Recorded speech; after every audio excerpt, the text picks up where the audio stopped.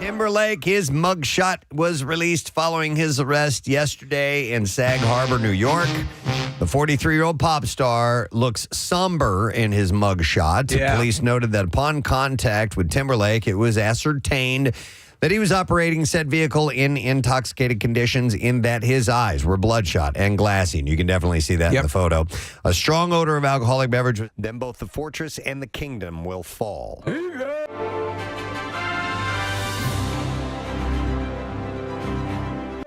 There are currently 7. 1, 2, 3, 4. Police report that he made the following admission. He said, "I had one martini and I followed my friends home."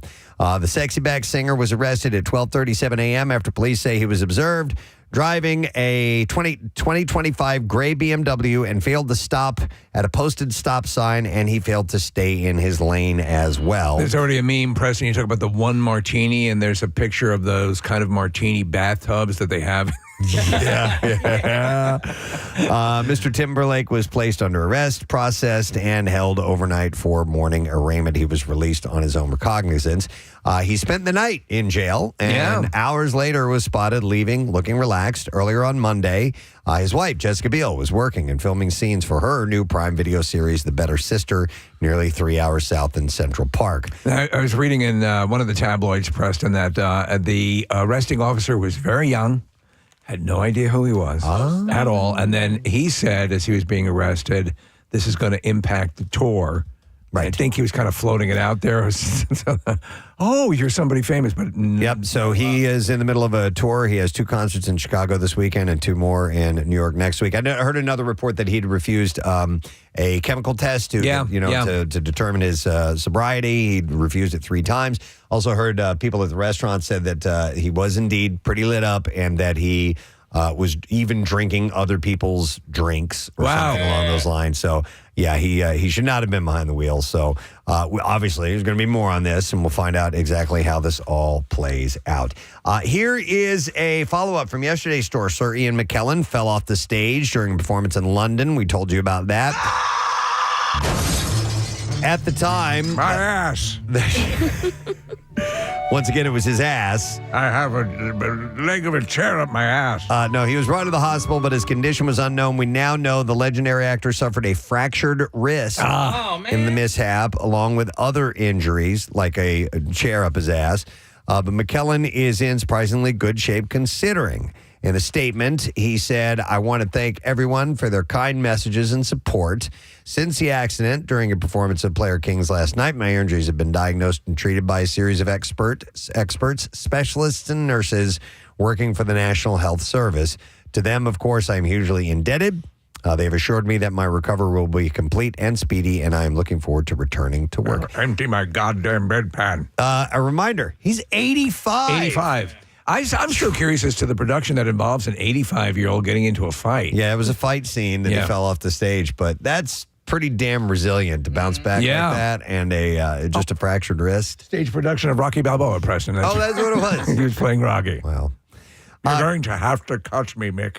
Kourtney Kardashian honored Travis Barker in a Father's Day post, but followers wanted to know where the love was for Scott Disick. Goddamn right. She's the mother to 4 kids. 3 of them are Scott's, and fans want to know, quote, "What's up with Dad?" What's up with Dad? Exactly. One follower commented under the Instagram post, "I actually find this so disrespectful that you haven't included your other kids with Scott. He is the father of your 3 children, in case you had forgotten about him and them."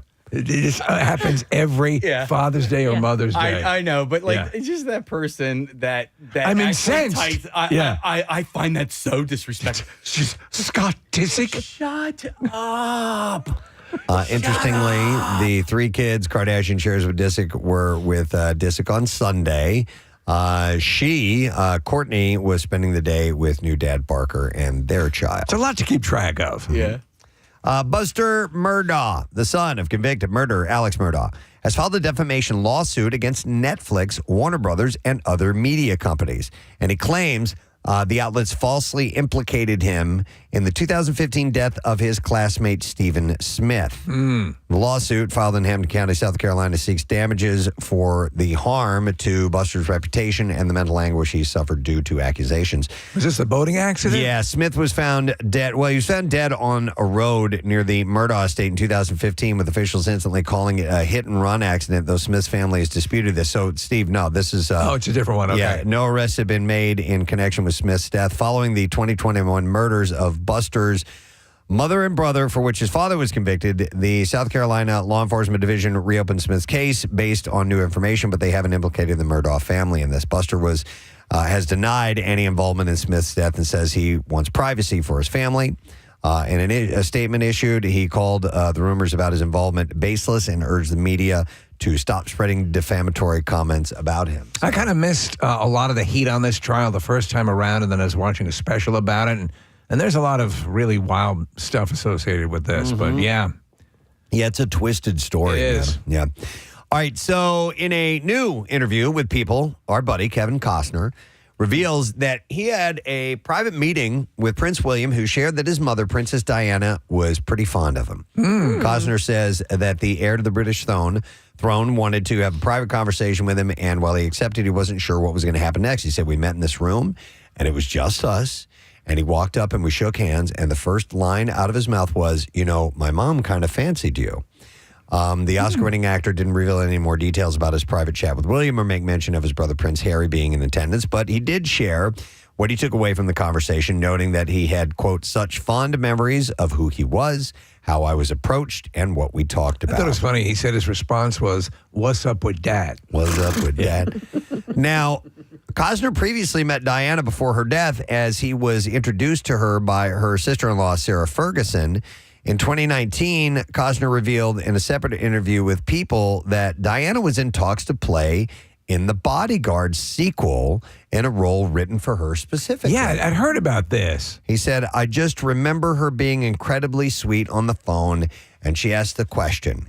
She goes, are we going to have like a kissing scene? She was interested in getting the role of Large Marge in Pee-wee's Big Adventure. Yeah. And he said she was very respectful. She was a little nervous because her life was very governed. And I said, yeah, there's going to be a little bit of that, but we can make that okay too. So they were working on that. Imagine that. She would have had a kissing scene with Kevin Costner. That would have been instead, years later, he's making out with us here in the studio. Yeah. Well, a lot of people fall in love with us when they stop by. Ariana Grande made headlines recently after a noticeable shift in her speaking voice during an appearance on the Pod Crushed show hosted by Penn Badgley.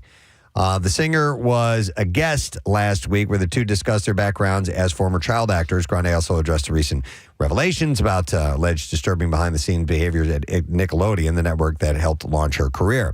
However, a specific moment in the interview caught the internet's attention. Grande's voice suddenly transitioned into a higher, whispery tone. The clip quickly went viral on social media, sparking speculation that the singer may have picked up the vocal habit from her upcoming role as Glinda in the movie adaptation of Wicked. She took to the comment section to explain her voice change. She said, it's a habit, speaking like this for 2 years, and also vocal health, she wrote, adding that she intentionally changes her vocal placement depending on how much singing she's doing as a technique to preserve her voice. You have some audio if you want to hear it. Okay. Yeah, that's weird. No, I watched the clip, and I personally didn't hear anything weird. I don't know. I could see if you're making a case like with the Austin Butler Elvis thing where he was kind of talking Elvis-y, but she just seemed like her. Yeah. I didn't pick up on it. Steve, are you watching the latest season of The Boys? Yes. Okay, so they're doing this weird thing with Homelander's son, Preston. His son is growing up, so him as an actual human being is, his. I don't know what he sounds like, but the voice that they give him, it's like it's dubbed. It sounds like it's dubbed. Do you think it is? Yeah, man. Because you look at him, he looks like his voice would be a little bit lower, and then when he talks, he's like, "Dad, I don't know." and it's like really like high pitched. I'll be honest, I'm not noticing that, but I'm not saying it couldn't be the case. Okay. Yeah. I noticed it, and my son noticed it, and we conferred together separately on this. I think it's weird. It's a little bit off putting. Now, if that's his actual voice, okay. Then we cool. We wet. We wet. The 30-year-old emphasized that it's something that she has always done in the comment section, accompanied by a smiling emoji. So I can see that as a singer, that they kind of just keep an eye on I their think voice. also if you're adopting a character's voice or vocal inflections over the course of a long time, some of that, I very much know that over the course of years, the way I laugh has changed. It just happens, And now I laugh exclusively like Ariana Grande. So we mentioned Billy Ray Cyrus yesterday. The legend. I hadn't seen his name in print in a long time, so I'm like, okay, I'll go with this story. And his estranged wife, a woman named Fire Rose. Fire Rose. My name is Fire Rose. She runs across an empty field. Across an empty field. Yes. Setting things on fire with my soul. Fire in the sky. After Billy Ray filed for divorce last week, claiming inappropriate marital conduct and financial misdeeds on his wife's part. Remember, we had said that she was spending tons and tons of money with credit cards. Like $6,000 a day. A day? The Australian singer has fired back in a filing of her own, claiming extreme verbal, emotional, and psychological abuse. No. Fire Rose filed a counter complaint in Tennessee court on Friday that claimed that Cyrus has substance abuse issues that make him unpredictable and volatile, and that he filed for divorce just one day before she was set to undergo a preventative double mastectomy.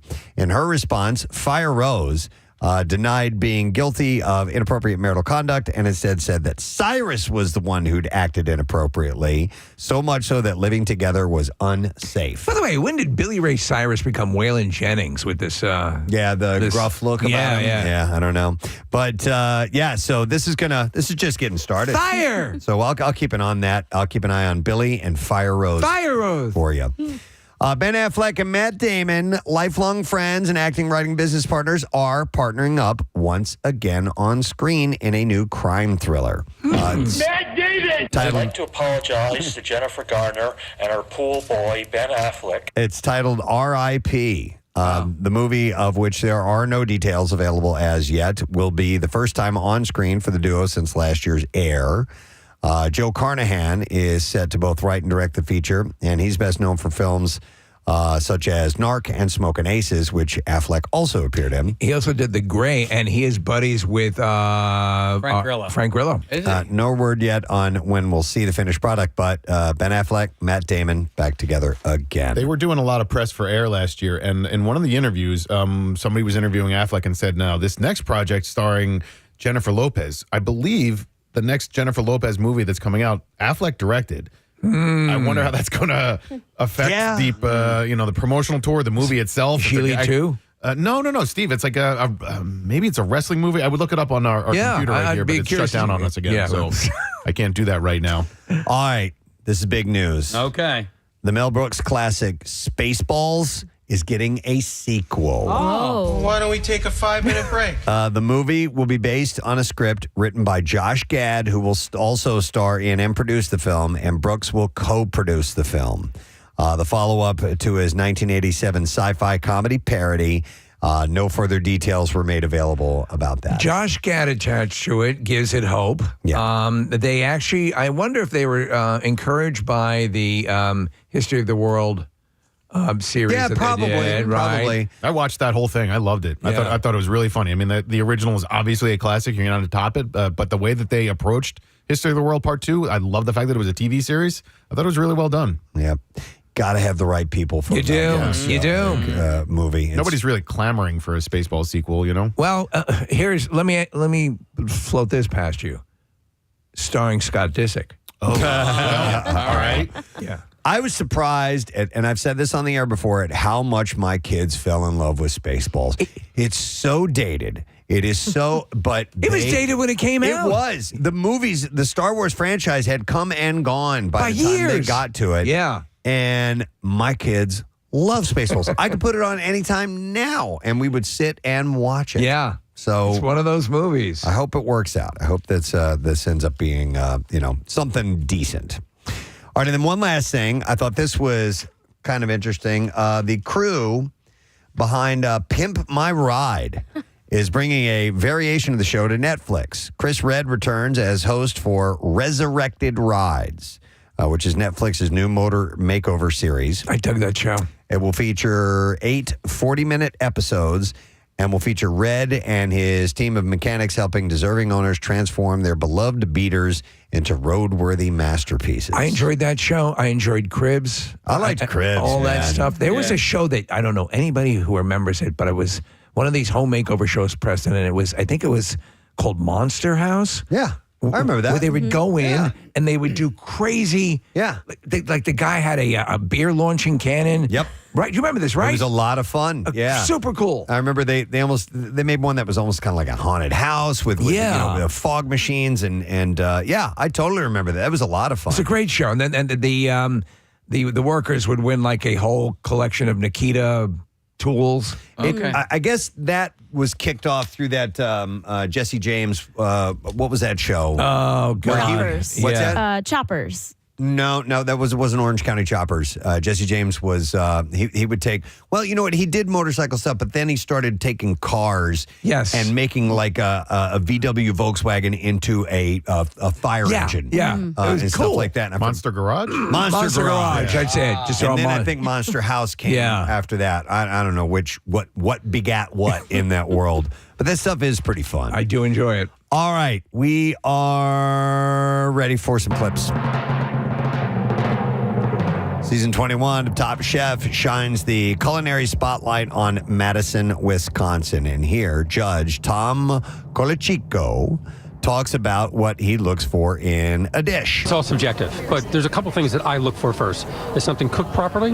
Is it seasoned? And then from there, you can go and say, okay, what was the challenge, and did you adhere to the challenge? Then you look at composition, how complex something is. You look at balance. You look at balance of flavor, balance of everything that's on the plate. Does it all make sense together? And you go a little deeper. So, but I start simple first, and then work from there. I'm gonna eat, goddammit. Season finale of Top Chef airs tonight on Bravo. Listen to the audio quality of that. Here's our next clip. Property Brothers' new show is unlike anything else on HGTV, helping people navigate property development. Here, Drew and Jonathan Scott describe the audience for Backed by the Bros. Here we go. If you have a project and you don't know when you're supposed to get a certain permit, or you don't have a certain trade lined up before another, if you mess up the order of things, it can cost you tens of thousands of dollars. It can cost you months and months of time. And we have all these different couples for the episodes that have come together, bought these properties, and they're drowning. It's a lot of tough love. We're like the Gordon Ramsay of the home space. We are going to tell you like it is. I don't give a New episode of Backed by the Bros airs tonight on HGTV. By the way, I don't know if we're instrumental in this recent meme surge of that clip. I don't give an F, but it is popping up all over the place. Oh, really? All I love over it. the place. It's great. It's from Step Brothers. All right, let's take a break because we got a lot to get to today. We have guests on the program. We have secret text word. We have another word for you to enter to end up with us at the Presidency Day Off at Dorney. We have an announcement to make. We'll come back and we'll dive into all of it, so stay with us. There are 7 in residence. A spokesman said Marlena's continued absence indicates to us that she may have sadly passed away. So that's Marlena. She is the queen. It is great dress for us as Marlene has gone missing. As you know, the legend of the kingdom will fall if we do not have 7 crows present at all times. So it is now that I must inform the matters. Thank you. So disgusting. We need a different spokesperson. Who hired him? Yeah, time to retire, bro. It's always some guy with big mutton chops. Can we get a young guy? I'm 27. Taking care of these birds will age you. He added, Merlina was our undisputed ruler of the roost, queen of the Tower Ravens. She will be greatly missed by her fellow Ravens, the Raven Master, and all of us here in the Tower community. But if you know Merlina, you know that's so Raven. I believe the people that work at the tower, I think they volunteer. I think they, I want to say I remember reading that. It was great. I really enjoyed going I'm a complete there. Anglophile when it comes to this stuff. The royal family, the tower, even watching The Crown is so much fun. Listen, some people don't get it. I love it. It's a dated concept, but it's pretty cool. There's nothing wrong with that, and embracing that and keeping that going. Yeah. Yeah, they're touristy spots in London that you'd think maybe are a little cheesy or whatever. This was not. I really enjoyed that tour, and I'd go back. And the Crown Jewels are there. It was really cool. By the way, if you do want to see the Crown Jewels, my only one-time visit there, my recommendation we got as soon as it opened, and it was the first place we went, and there was nobody there. And apparently the line... You're putting on the crown. We looked at out in front of where the Crown Jewels are, is one of those back and forth switchback wait line things, and you could just by walking through that, we're like, okay, this could take forever on a busy day, but we got right in. It was very impressive, so I thought that was pretty cool. The Raven Master, Christopher Scaife, said that he would be taking some time to mourn Merlina. Tower staff added that they had no immediate plans to replace her. And Charles is believed to have been the first monarch to officially decree that the birds must be kept at the tower at all times. So one of them's gone. And, apparently when numbers fell to just a single Raven Guard, Winston Churchill had ordered that the flock, which is known as an unkindness, that's a flock of ravens. An unkindness. Yes, was increased to at least 6. We want to grease the flock. Yes, in 2018, the tower launched... Get the flock out of here. A raven breeding program. Quoting Lethal Weapon 2. After his story. Of course. Yes. What did the shepherd say to the other shepherd? Winston Churchill was a visionary. Was it? Okay, I was in the first one, Winston. I'm sorry. I will have to throw that at you. But anyhow, it was becoming increasingly difficult to source the birds. So, all right. And that's all I have time for, I guess, in my thing that I just did. What was it? The junk drawer. Whatever that was. And that wraps up tonight's thing that I just said. I'm Tom Brokaw. It's called the news. We were talking about checking our mental health earlier. Yes. If you've been feeling stressed out, you may want to scream, and you should, as it could help you feel better. So we had the discussion about primal scream therapy and the song Shout by Tears for Fears. And the jury's still out as to whether or not that was actually a song about primal scream therapy, but it used to be all the rage for a while. Yes. Avi Klein, a psychotherapist, says, I think every emotion... You should do it! we feel... A little reverb on that, please, when if you're going to... You should do it! It's so therapeutic! He says, I think every emotion that we feel has a kind of correlating action that goes along with it. It feels really good or even healthy to discharge that emotion. John Norcross is a professor of psychology at the University of Scranton and says that no matter how you vent your feelings out, Mother, I have a strange discharge. It's a good way to relieve tension. Can you hit that again, please? Mother, I have a strange discharge. Okay. Klein notes that simply screaming won't face your issues. We can't play the whole one. Can we? I don't know if times have changed. And you'll still have to face whatever it is that's bothering you and work through it even after taking the edge off. Dad, can I talk to you for a minute? Jesus. I have a strange discharge.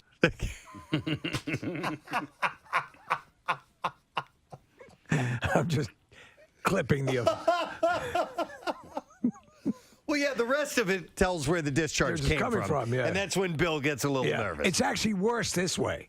Is it? I think, but by his reckoning, it would probably be better. Well, maybe he got let out of the army and it was strange, and he got a strange discharge, and he wasn't... Dad, can I talk to you for a minute? I have a strange discharge. I'm sorry, I was trying to read a book here, but yeah, please tell me about your drippy weenie. Yes. Can I finish my steak first? Dad, can I talk to you for a minute? I have a strange discharge. Wait. I nailed it so much better. I'll have to edit that down. I want to hear discharge. All right. Dad, can I talk to you for a minute? I have a strange discharge. There we go. Nailed it. And then, Mother, I have a strange discharge. What would a normal one be? What would a non-strange discharge be? You know? yeah.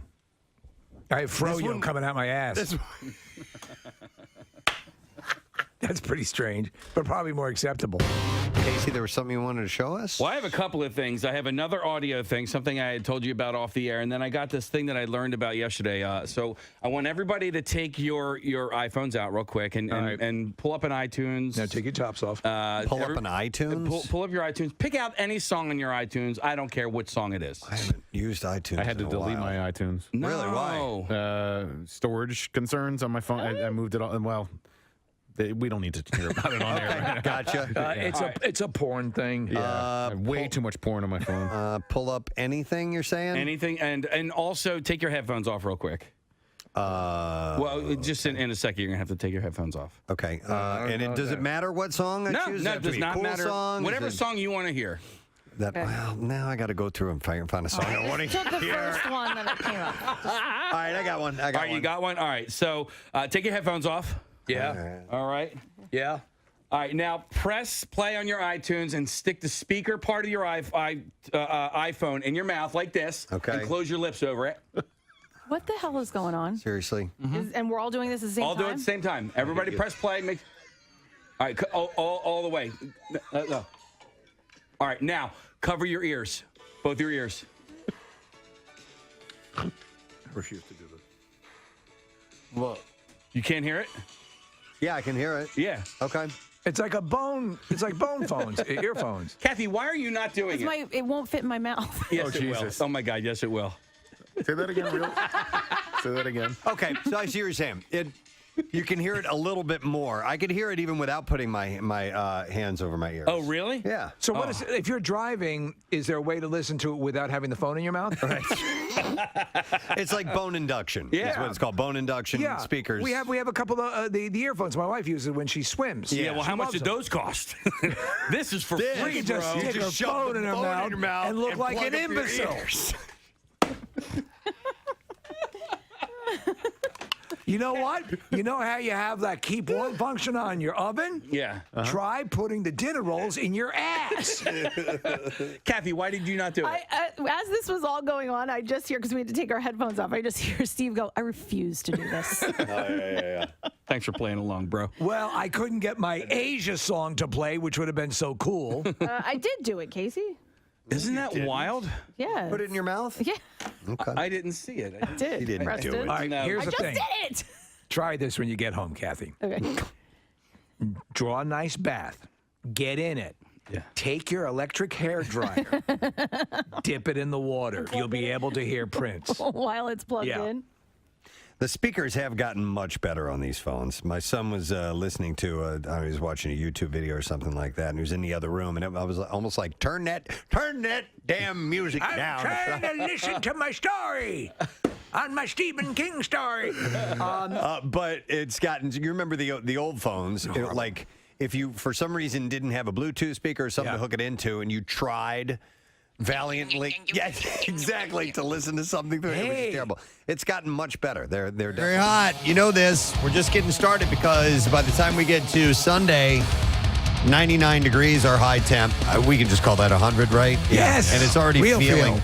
The heat index is pushing us over 100 degrees this week, but the actual number on the temperature gauge is going to be up around 100 degrees by the time we get to Sunday. It's working its way up incrementally over the next few days. We're going to take a look at traffic. Nick's got the information this morning. Kathy's out. What's going on this morning, Nick? Big problems on the Pennsylvania Turnpike eastbound. It is closed because of an accident. The Turnpike eastbound closed because of an accident. It's in between Willow Grove, exit 343, and Route 1, exit 351. Once again, it's the Pennsylvania Turnpike eastbound. It is closed. In Montgomery County on Plymouth Road, both eastbound and westbound at Germantown Pike, there's an accident, so it's slow getting through that area. On the Schuylkill westbound, in between Gladwin and Conshohocken, there's an accident in the left lane. The shoulder is blocked, so it's slow getting through there. Other than that, not a lot of problems out there this morning. This traffic report is brought to you by Whole Foods Market. Have a red hot summer at Whole Foods Market. Get organic red cherries for $4.99 per pound with Prime through June 25th while supplies last. Shop in-store or online. Terms apply. And that's your traffic on 93.3 WMMR. All right, thanks, Nick. We're going to go live on Fox Good Day in a little while. We have an announcement coming up. We're going to give you that special word for the day off at Dorney. So hang out for all that stuff. And then we have some other guests coming up in the program. But wanted to expand a little bit more on the whole Justin Timberlake DUI thing that he received. He was at a bar, drinking, left, drove, ran a stop sign. Said he had swerved down the wrong lane or something along those lines. And he was busted. One martini, right? That's what he said. He said he had one martini. So I'll share a little bit of information with you about DUIs. I am not an unscathed person. When I was 20 years old, I got busted. I got a DUI. I was drinking when I shouldn't, or driving when I shouldn't have right. been. My band had played a show, and it was 2, 3 o'clock in the morning or whatever, and we were like an hour away from home. And I'm like, I don't want to stay in a hotel, and I don't want to go home. And I got in the car and drove, and I only made it, 2 miles. Oh, really? Wow. Oh, yeah. Okay. Yeah, I was busted immediately. A state trooper got me in Illinois. No reason being on the road. Yeah, and so got pulled over, and so I learned a few things about DUIs because you have to afterwards. You have to go to these classes, or at least they did at the time, right? That you had to take, and that was part of your penance that you had to pay. You had to pay a fine, and you get points on your license, and then you have to go to these classes and stuff. And so I found out a few interesting things about DUIs, and I have questions too. So yeah, go ahead. Well, ask away. Go ahead. So what currently? When you what I did they do? don't know anything about current stuff. All right. So back then, did you have a regular sobriety test where you got out and walked a line? Yeah. So and what I found out after taking these classes is the old "I only had one drink" thing. Yeah, is almost always what drunk people say. I've only had one drink.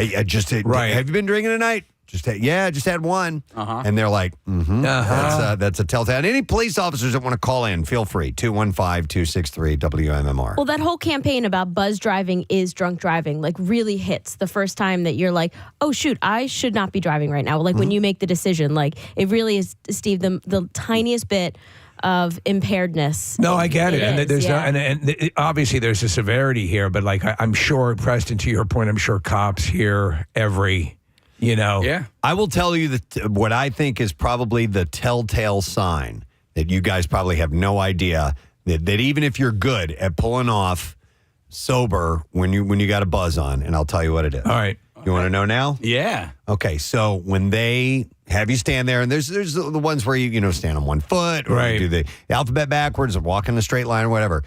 When they hold up a pen light in front of you, and they say, follow the light. When you look and you're following the light, and your eyes go off to the right or left, and they get in the corner, they will bounce up and down. Oh, no if you kidding. are No impaired. I didn't know that. Is that what they're looking for? Your pupils, your eyes will automatically. It's something that happens if you are impaired. That's what I was told, and that they can tell that's one of the telltale signs that this person has been drinking. Now, how much I don't know. They still have to prove that. Yeah. But do you remember the sobriety test of the man with two brains? Where no. It was a Steve Martin movie, by the way, for those who don't know. Juggling on one leg and everything. But I wondered if, so we've heard about the walk on the straight line. We've heard about that with the pen light. And then is there a breathalyzer test at that point? Will they do that? I don't know at what point, but they do. They have those field test breathalyzers. I got pulled over 2 different times where I literally had one drink. So the last time, it was, I'll tell you, it was a January 8th. I don't remember the year, but I remember the date because I was meeting my brother and sister-in-law for her birthday, and her birthday is Elvis's birthday. Coincidence? Yes, absolutely. But I was on my way back, and I got pulled over, and the officer said, "Have you been drinking tonight?" And I looked at him, I go, I literally had one beer, but I was nervous because I had one drink and there wasn't much time between my last sip and the time that I had gotten pulled over. Okay. But I had literally just gone to share a drink with them in media, and I was on my way back. And as those words are coming out of my mouth, I'm like, this guy's heard this a million times. Yes. You know what I mean? Yeah. So, but you were fine. I was totally fine. Okay. Yeah. I mean, he didn't pull me out of the car. And the other thing that I was a little bit worried about, because I know that they do the the walk the straight line. Right. I was wearing these clunky snow boots. You know what I mean? And in my mind, I'm like, and it's mid-August. If this dude, no, it was January. Okay. So I'm like, but if this guy asks me to walk a line, I'm gonna have to ask him if I could take my shoes off, because I was wearing the clunkiest of snow boots. Yeah. I'm like, but everything was fine. I was, I think in this day and age, it's and listen, when I was in my 20s and my 30s, I'm sure on multiple occasions I drove when I shouldn't have. 2 or 3 drinks or 4 drinks or whatever, too many to be behind the wheel. Nowadays, it is so easy to not do it. And two things. It takes a tiny bit of planning ahead of time, or even if you don't plan, just leaving your car wherever you are and then taking an Uber home. It's like everything you need is already in your hand with the phone. My best friend's his kids are a few years older than mine, and I was asking him about this a few years ago. I'm like, man, you ever worry about him getting drunk and driving, because he was definitely boozing it, not heavily, but we do on the weekends, and he's like, dude, they don't really worry about that much anymore. You get a ride. You get a ride share ride, and you don't have to. It's not even a concern anymore. Could you have people. imagined? So let me ask you this, because there's so much of this from my perspective, not drinking ever or ever being drunk. Would you, if you had access to that kind of Uber or Lyft capability, would you have become more of like a raging alcoholic, knowing that you always had the ability? No, okay, no, I don't think it was possible. No, but the idea, so when you're in Philadelphia, taxi cabs, you can walk out of a bar and there's a cab, but when you're in the burbs, they're not as readily available. So that's where Uber and Lyft really comes. I guess I'm always surprised when somebody like Justin Timberlake gets pulled over, because or any celebrity of any status with any amount of money. Aren't there people around him to protect him, to take the keys? And look, it's 2020 hindsight, and I don't know what the situation was. It's just I guess I'm surprised by it. Yeah, no, they're not as they don't have 24/7 people with them as much as we think that they would. And he was dumb. He could have easily gotten a ride from an Who Uber wouldn't or give a friend. him a lift?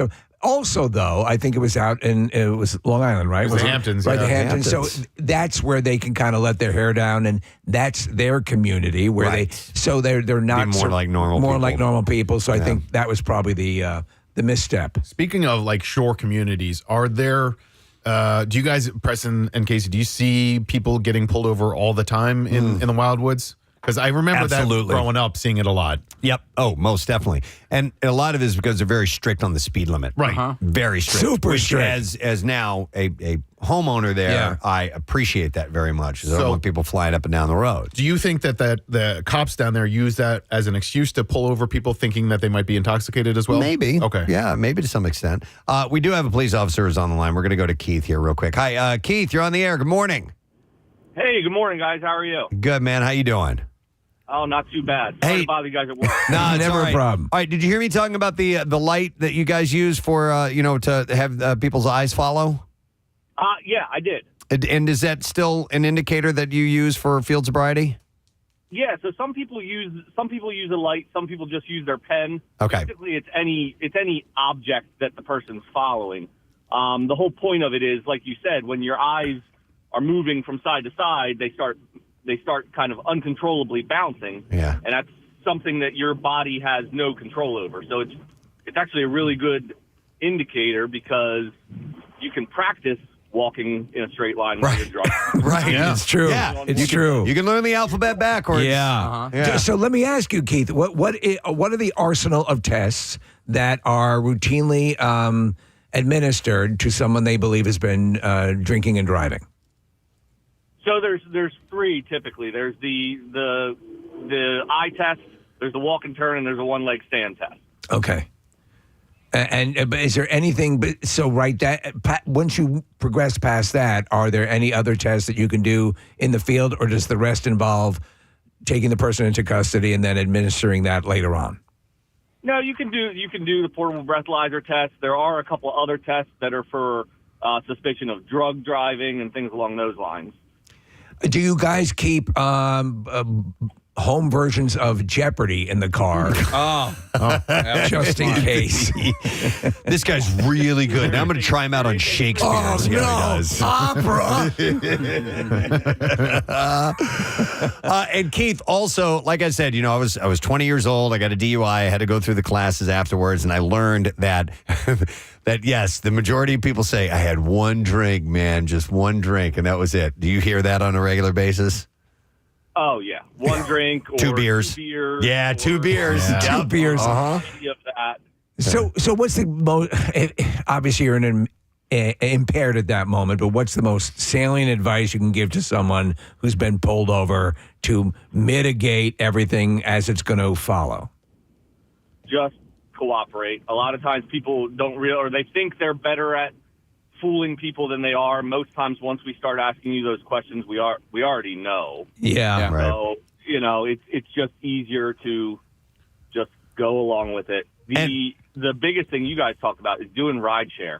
There's zero reason to get a DUI these days. Yeah. Just call an Uber. Hey, Keith, when you refuse any type of breathalyzer, blood draw, any of that stuff, what does that do for you legally?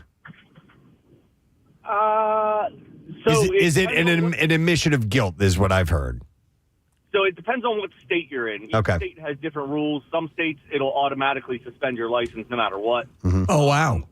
Refusing, because there's basically a what they call implied consent. Like once you get a driver's license, you're automatically agreeing to take any sort of toxicology test. If you refuse, you're then violating the terms of your license. So at the point at which you accept your license, you're also accepting that you must submit in this case or lose your license. Yeah, and again, that kind of varies state to state. That's all the stuff you don't read. No, when you're signing that for your it's like when you get an iTunes account, you don't read everything. Hey, Keith, you said when we get to that point, we already know. And what is that for you? Like, what is we already know? What's the biggest sign for you that, this guy's been drinking? I mean, you can smell it. Yeah. Yeah. You can smell it. You can see it in people's eyes, and you can, the way people talk. Yeah. You can tell. I mean, and anybody can tell. You can, as an adult, when you're talking to somebody who's drunk. Mm-hmm. Yeah. The funny thing is, having never been drunk, I've heard people say, and maybe you guys can validate this, that when you're drunk, are you aware you sound drunk? Now I am. There are times you're like, yeah, okay, I'm the words are having a hard time coming out. That's pretty far in, okay. But you can sometimes tell. All right. And then there are other times you're oblivious. You're oblivious to how wasted you are, but Keith, what is the weirdest, what is the most outlandish excuse or pitch you ever heard from someone you pulled over? I think a lot of it is just, I ask people, where are you coming from? Where are you headed to?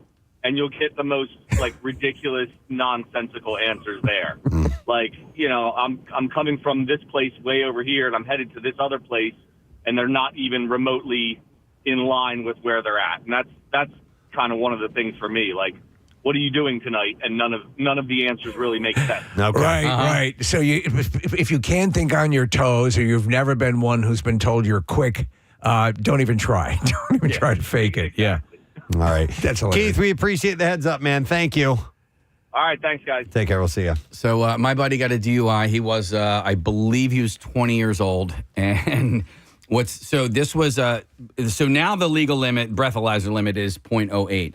But when he got pulled over, it was 0.09. And so he gets pulled over and he blows a 0.08. So he's not at the legal limit, right? So he is. But he's 20. And the cop didn't realize it until, he was about to drive away. He's like, okay, blah, blah, blah. And then, I think the cop even got back to his car and then he's like, wait a second, this guy's not even 21. And he's in a stroller.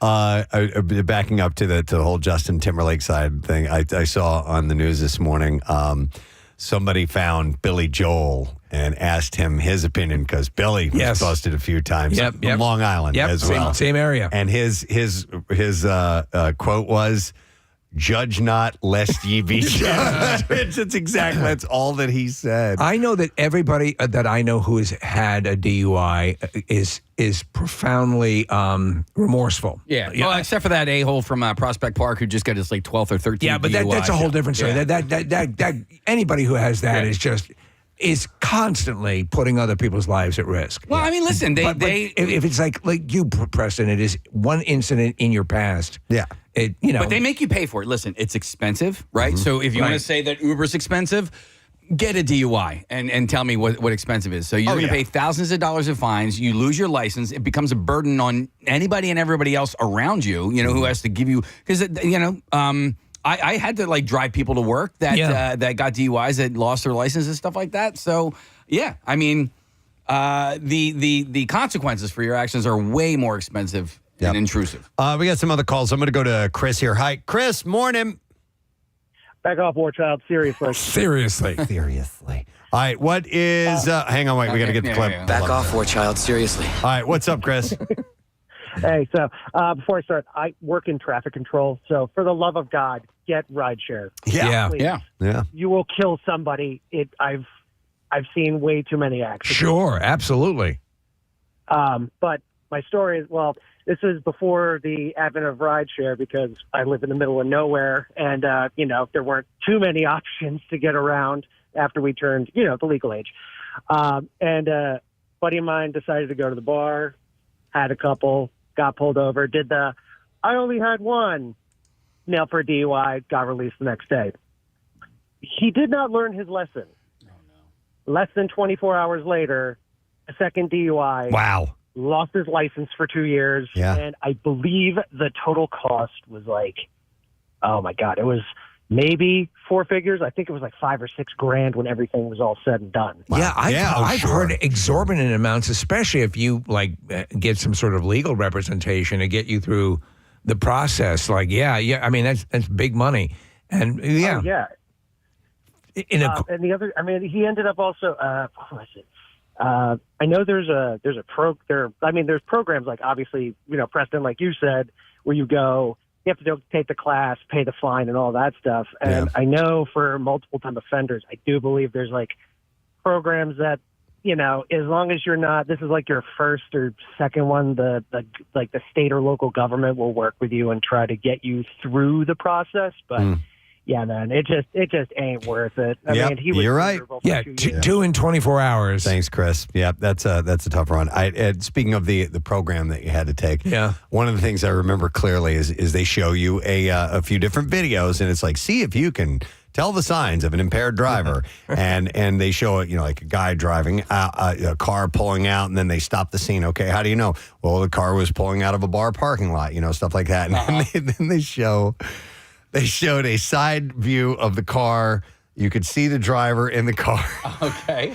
And it was like, it was as bad as those commercials with, how do you do all that lawn work? And somebody stumbling all over the place, dropping the hoses and everything, fumbling. This guy is like leaning over the steering wheel. His hair, he's got bed head. His face is unshaven, and he's all like, his face is twisted and everything. Yeah.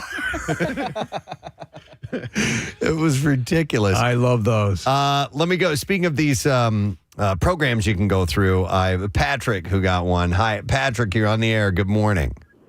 Hey, good morning to see you guys. Hey, what's up, bud? Hey, so back in 2012, I actually got pulled over, and I got a DWI. And luckily, the lawyer that I had got me into this program called the Accelerated Rehabilitative Disposition for Pennsylvania. And I got to go through a couple classes. I had to pay around $8 grand in fines. And I had to do like 80 hours of community service, and I lost my license for 2 years. Wow. But once I completed the program, I got my license back.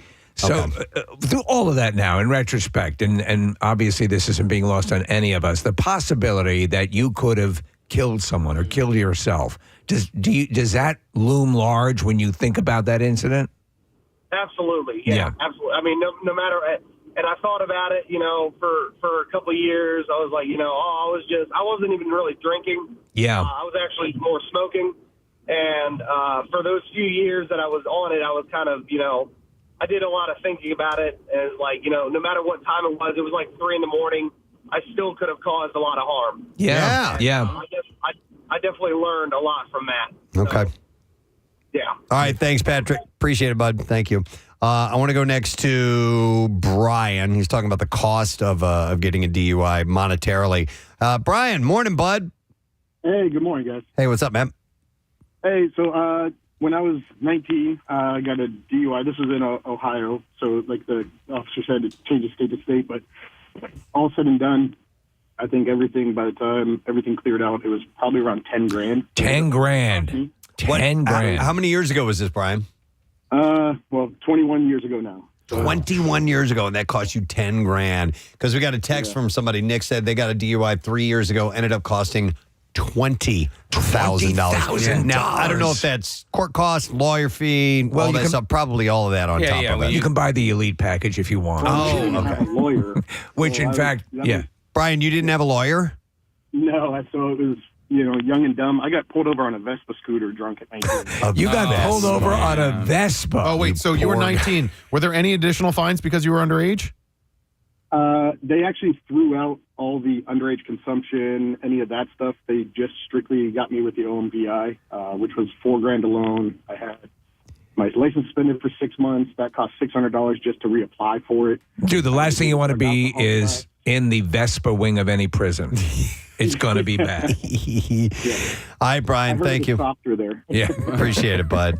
Now, I had a friend of mine whose spouse was had gotten a few occasions where I think maybe twice. Okay. And ended up having to do some jail time. Oh, yeah. Yes. On the weekends. So that I've heard of fairly often. So they... or it might have been, or maybe not the weekends, but it was a couple of days a week. It wasn't like you stayed in for a full stretch, but they did that because she still needed to make a living or something. Believe it or not, they can work out things like that. Yeah, that's my friend did that. And so he had gotten a DUI. He actually wasn't driving. He passed out behind the wheel of the car. His car was parked, but he was under the influence, and it didn't matter. So, like, his keys were in the ignition. The car was turned on. He ended up getting a DUI for that, and he had to do weekends at George Hill, which is in Delaware County. I used to pick him up on Sunday nights and take him to, we used to go to some go to the bar. No. I would take it to him meetings on Sunday nights, and then drive him home. So it's got to be. You say, I could do that. I could do the week. I could do. No, you're in jail. No, you're in jail. You're in jail. You're in friggin' jail on the weekend. Yeah. I mean, not to be too heavy about all this, but I had a friend in college who was killed by a drunk driver, and and that guy was his third offense, and then he still had his license, and my friend Mike was walking across Route 15 in Lewisburg, PA, and he just was not paying attention, and it just both of those lives and all of their families' lives were ruined because this guy couldn't not drink. Absolutely. Couple more quick calls because Tom worked in an emergency room and had to do the blood draws for blood draws for the DUIs. I have Tom. Yo, morning, Tom. Good morning, guys. How you doing? Good. What's up, buddy? Yeah, so I used to work at a hospital in Delco, so we used to get a lot of DUIs, a lot of repeat offenders. But, yeah, we used to draw the blood for these guys, send it off to the government, all sealed up and everything. Yeah. But I know from, the cop Keith was saying, we had a guy freak out one time. I'm not doing this, not doing this. They said, look, if you do this, we draw your blood, you can go home tonight. If you don't do this, you're going to jail and you're spending the weekend and getting the rain. So that's he wouldn't let us do it at all. It freaked out, lost his mind. You just reminded me of a similar situation, Tom. My mother-in-law tripped and fell. She was visiting us, and when we lived in Manayunk. Yeah. Went to the hospital up there on Ridge, and as we're there, they brought in some guy, and it was the same. You could hear him screaming. They were going to draw blood, and he was. This was after hours, like 11 o'clock at night. Every orderly doctor comes running, but it was pandemonium. So, I mean... Yeah, what do you do when somebody has like a legit fear of needles? Well, and drunk. This guy was clearly, raging drunk. That's what it was, Casey. He was even more aggravated. He was like, I can't do this. I'm afraid. And he was so drunk, it made it even worse. And they're like, calm down. We tried calming him down. He refused to allow us to do it. They re-handcuffed him and took him away. Wow. All right, Tom. Thanks, man. No question asked. Thank you. Have a good one. You got it. You too. All right, one last call, then we got to take a break because we're going live on Fox Good Day this morning. I'm going to go to Sabrina. Hi, Sabrina. Good morning. Hey, what's up, Sabrina? Well, I don't want to repeat all the costs and things like this. I wanted to talk about some serious jail time. I mean, I was 26 years old, a size 4. I was a total brat, with the highlighted hair and all this stuff. I got a DUI, and I had to go to jail for 48 hours. So my lawyer told me, I think he just wanted me to show up. He told me, you're going to be in the other DUI area in trailers and so forth. Like a county lockup? Yeah, I got it in Philadelphia, so I thought I was going to. He was trying to get it in Bucks. He was trying to make it easier for me, so I had to go to Philadelphia. But he was telling me I was going to be with the other DUI people. No. I had to go to Pick on State Road and do some serious jail time. I mean, it was only 48 hours, but for a 26-year-old, he was a total brat and entitled. I was in there, and they were like, it's shower time. I was like, you don't understand. I'm only here for 48 hours.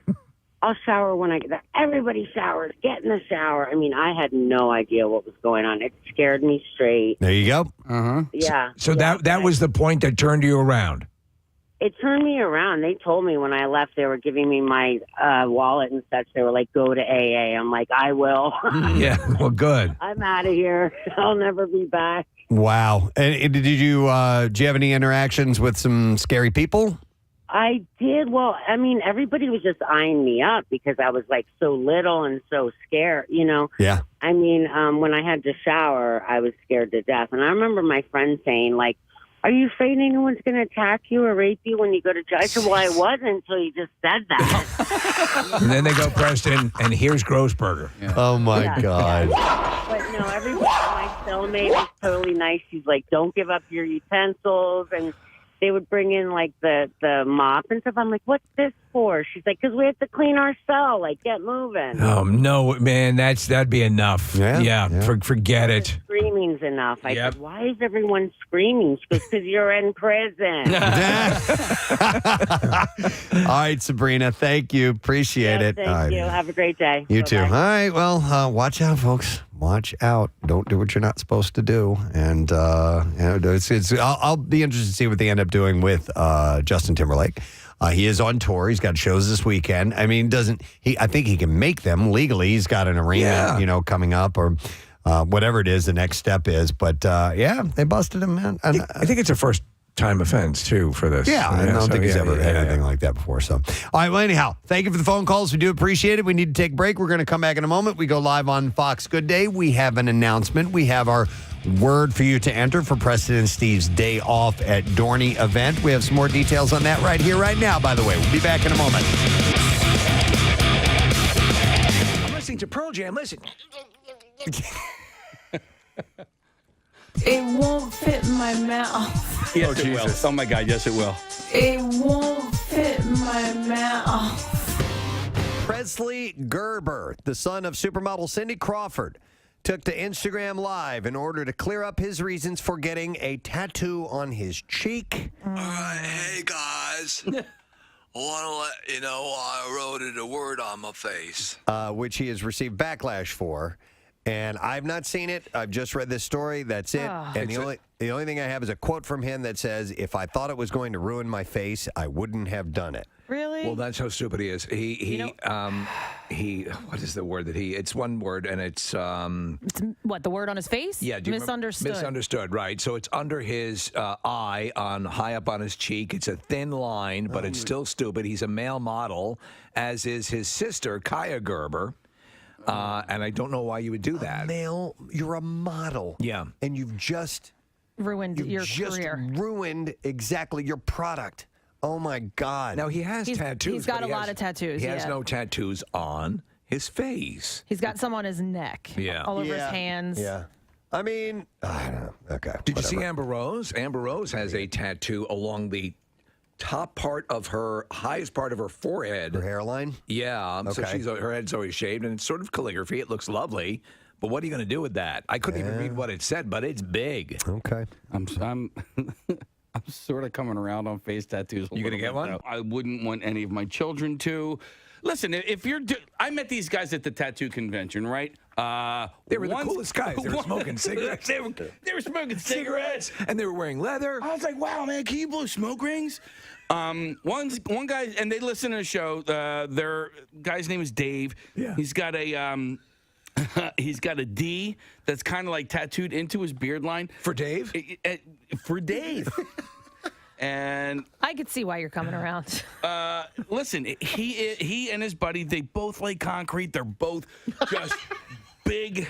They are like concrete. It's not that they actually like concrete. Oh, I said lay. They both They're like fans of concrete, I thought he and did. various gravel. What did he say? Lay concrete. I thought you said like. I did thought too. they both I was like wondering- concrete. A huge fan of cement. Big fans of concrete. They're big fans Just of love it. No, no. metamorphic and sedimentary and So okay, so What does that have to do with it anyway? Because listen, they lay concrete for a living. What the hell does it matter if they, they face tattoos or whatever? They're not your lawyer, They're not a judge on the bench or where, somebody that you would not want to have face tattoos. If someone wants to do it, that's absolutely fine. Yeah. In this case, we're questioning a male model whose livelihood depends on his looks getting a word tattooed on his face that will always have to be attended to whenever he does something. Sure, but he already has tattoos on his neck as well. I mean, so clearly it's not that big of a deal. Here's an argument for you for why it's a bad idea, okay? Yeah. So in human interaction, and when you start to meet someone for the first time, whatever the scenario may be, you engage in eye contact and facial reading of emotions and things like that. Yeah. If you have stuff written or placed on your face, it's a distraction from that. And Okay. I think it's a lack of being able to communicate effectively. But what about like a giant mole on somebody's face? You going to tell them to get that removed because it's distracting? If possible, yes. Yes. Very distracting when we talk to you. Yes. Can you get that removed? I have a Facebook page. And take your called- friend with the face tattoo. You don't like There's a concrete, great Kathy. line from Uncle Buck where he goes, why don't you go down to the sump dump and have a rat gnaw that thing off your face? A woman's got a big mole on her face. Mole, mole, mole, mole. Mole. So here we are, Valentine's Day. You can feel the love in the air. Hopefully you have someone in your life today. If not, that's okay too. Yes. But we love you. Remember that. Yes. Just not in that way. No, but we can for the right amount of money. Yeah, exactly. And you know what? We had a nice discussion last week about first kisses and how well we remember them and how important they are in your life. Yeah. And you had a great one? Yeah, I had a wonderful I had a great one? Yeah.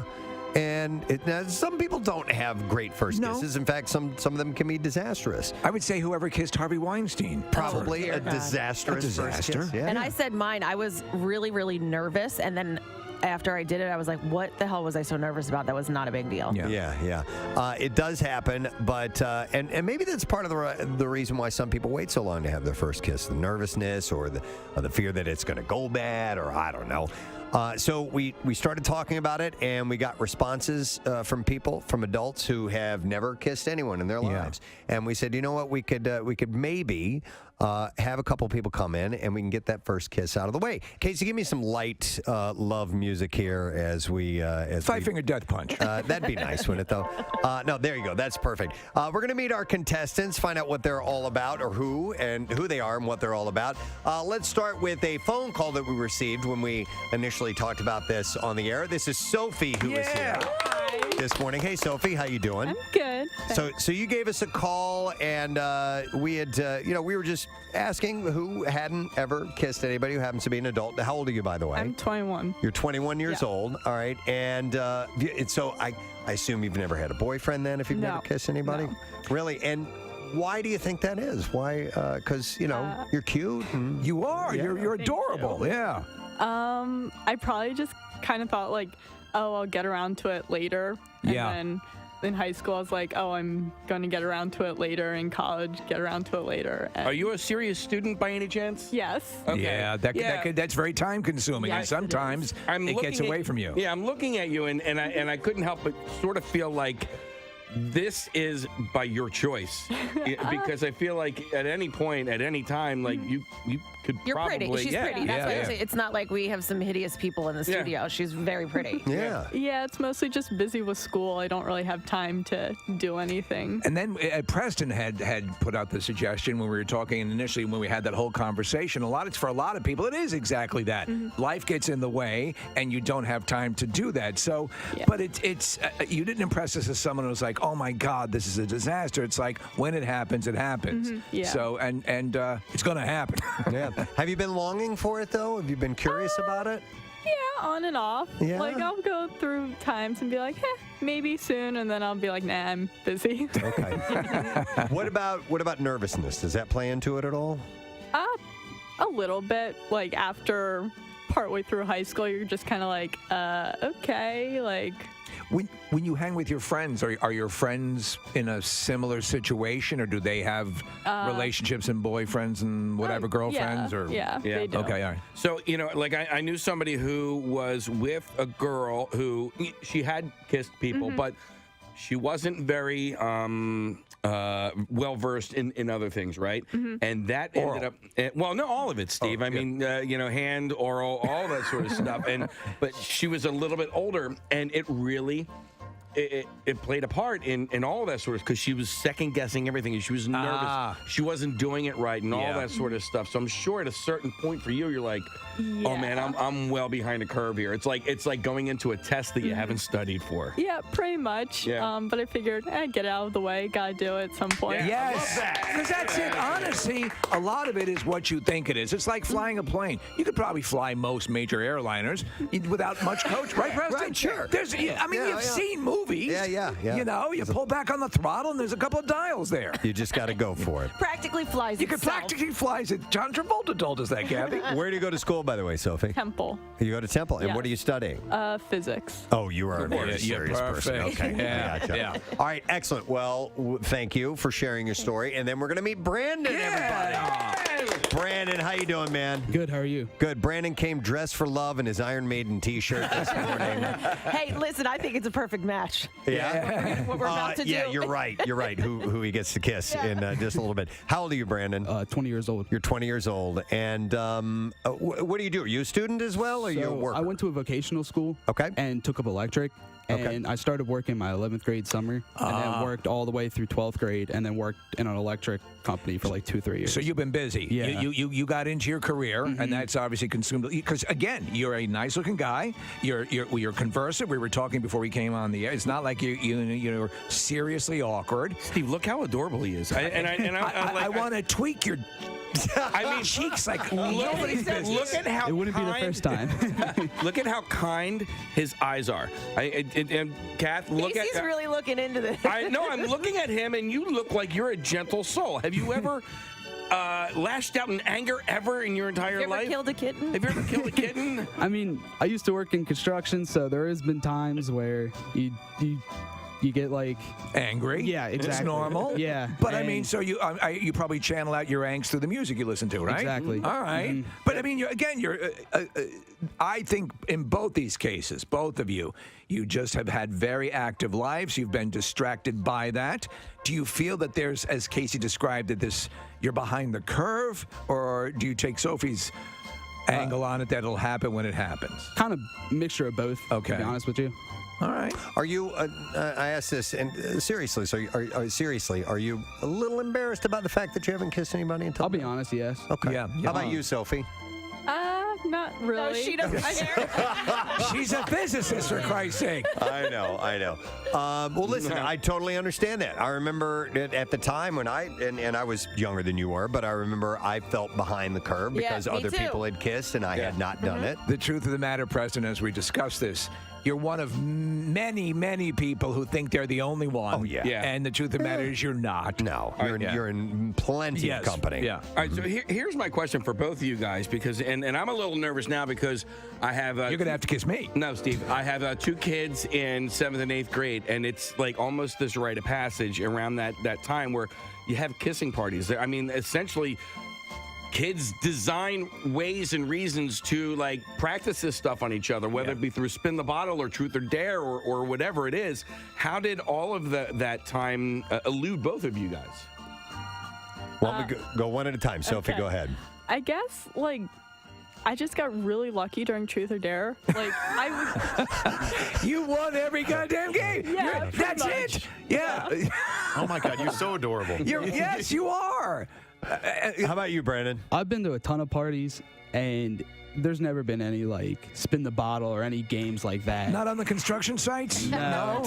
No spin the bottle? No spin the rivet? You act like everybody played that. I never played those games. No? No. No? No, to be honest, there were very few of those when I was growing up. Kathy, I'm sure you and I both did the same thing. We went to physics parties. I didn't fit in there either. All right, well, you know what? I think we need to get ourselves prepared for this. We've met them. We found out their stories, and now we got to get them in the proper shape. Yeah, training is everything. Yeah, so... As with anything that you want to be good at, you've got to practice. Yeah, so what we're going to do is we're going to... So they're not going into this completely cold. No.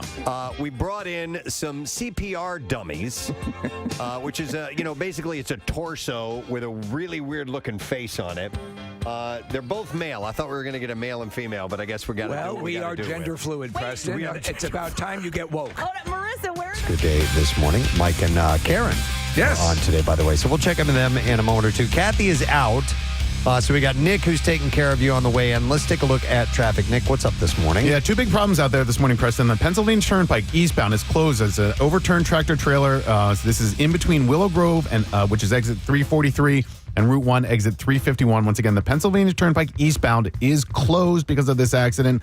Vine Street Expressway, this is also a big problem as well. This is eastbound at Broad Street. There's an accident. The left lane is blocked, and that's stopped all the way back to 76. In Montgomery County on Plymouth Road, both eastbound and westbound at Germantown Pike, there's an accident. It's slow getting through that area. And then on the Schuylkill westbound between Gladwin and Conshohocken, there's an accident in the left lane there. The shoulder is blocked, and it is slow getting through that area. This traffic report is brought to you by Allstate. You're in good hands. Some people just know the best rate for you is based on you with Allstate, not one based on anyone else. Visit allstate.com or call for a quote today. And that's your traffic on 93.3 WMMR. All right, thank you, Nick. A reminder, secret text word. Today we have a chance for a 4-pack. I said a pair earlier. It's a 4-pack of tickets for Day Off at Dorney. Make sure you do that now. Text secret to 39333. Music means we're going live on Fox Good Day. Steve, we all know when you call a business or something and they put you on hold, they play that kind of annoying music, right? Yeah. So we're going to play. We noticed in the Wall Street Journal they did an article on hold music, and this one. I'll play this music for you. This actually has a name. Okay.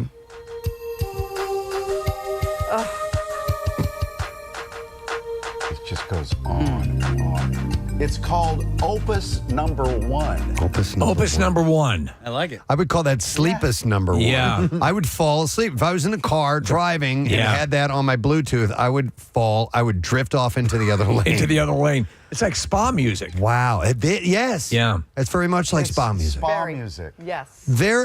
On a couple of occasions, I'm sorry to jump in here, I have been on hold with places, waiting to get some tech support or whatever it may be, and have been given the option of the format of music that I would like to listen to. Or, that's a nice one. Or if you want to listen to music or just have it silent. Or silent, yeah. Is that maybe Apple that does that? Maybe it's Apple, It might be, yeah. That's great. What's the format what's your go-to? It would depend. I don't know. Wailing songs. Songs, I think it's a wonderful time of, reminds me of my youth. We actually, I have audio of, so we do a nightly conference call. 6 o'clock every night, the group of us our group gets on. And if you are the lucky person who happens to be the first person to call in a conference call, you get to listen to our on hold song. I kid you not, Every day. This is what we hear. This is it. Well, I've been sitting here all day. I've been sitting in this waiting room. We all know it by heart, by the way. And I've been waiting on my friends. I'm waiting on this conference call. All alone. And I'm on hold. I'd be the last to call in. Well, yes, I'm home. Steve, I hope it's not all day. I hope it's not all day. Not all day. I agree with you, Mike. I mean, we know it backwards and forwards. Now, why don't you change it? We can't. We can't. It is a free conference service. So, but it's very reliable. So the one thing you have to do is be ear molested with that song. Do they even? We used to call this. Sorry. We used to call this elevator music, but I don't think elevators play music anymore, do they? No. In fact, what you're finding more and more in elevators these days are the little news screens that are up on the wall, like we have them here with like the Dow Jones and then what's going on in Tunisia. Yeah. You know, bizarre stuff. But but the whole music is, when you get that, you're going to be in for a long ride. Yep. Bye, kids. Bye, guys. Love you. And I guess we'll wrap it up there. All right. That segue was seamless. That was seamless. Bye, guys. All right. Here's what I'd like to do. Since it is 8 o'clock on the nose, Casey, do you have the word for Dorney that I can pass along? So obviously we are giving away for the secret text word today 4-pack of tickets for us at Day Off at Dorney, Thursday, July 11th. And we also have your chance to win in a different way, and that is through WMMR.com and PrestonandSteve.com. You go there and you enter this word. You'll find the Dorney link, the day at Preston and Steve, Day Off at Dorney, and enter the word Snoopy. That is our word for today. The word is Snoopy, Snoopy.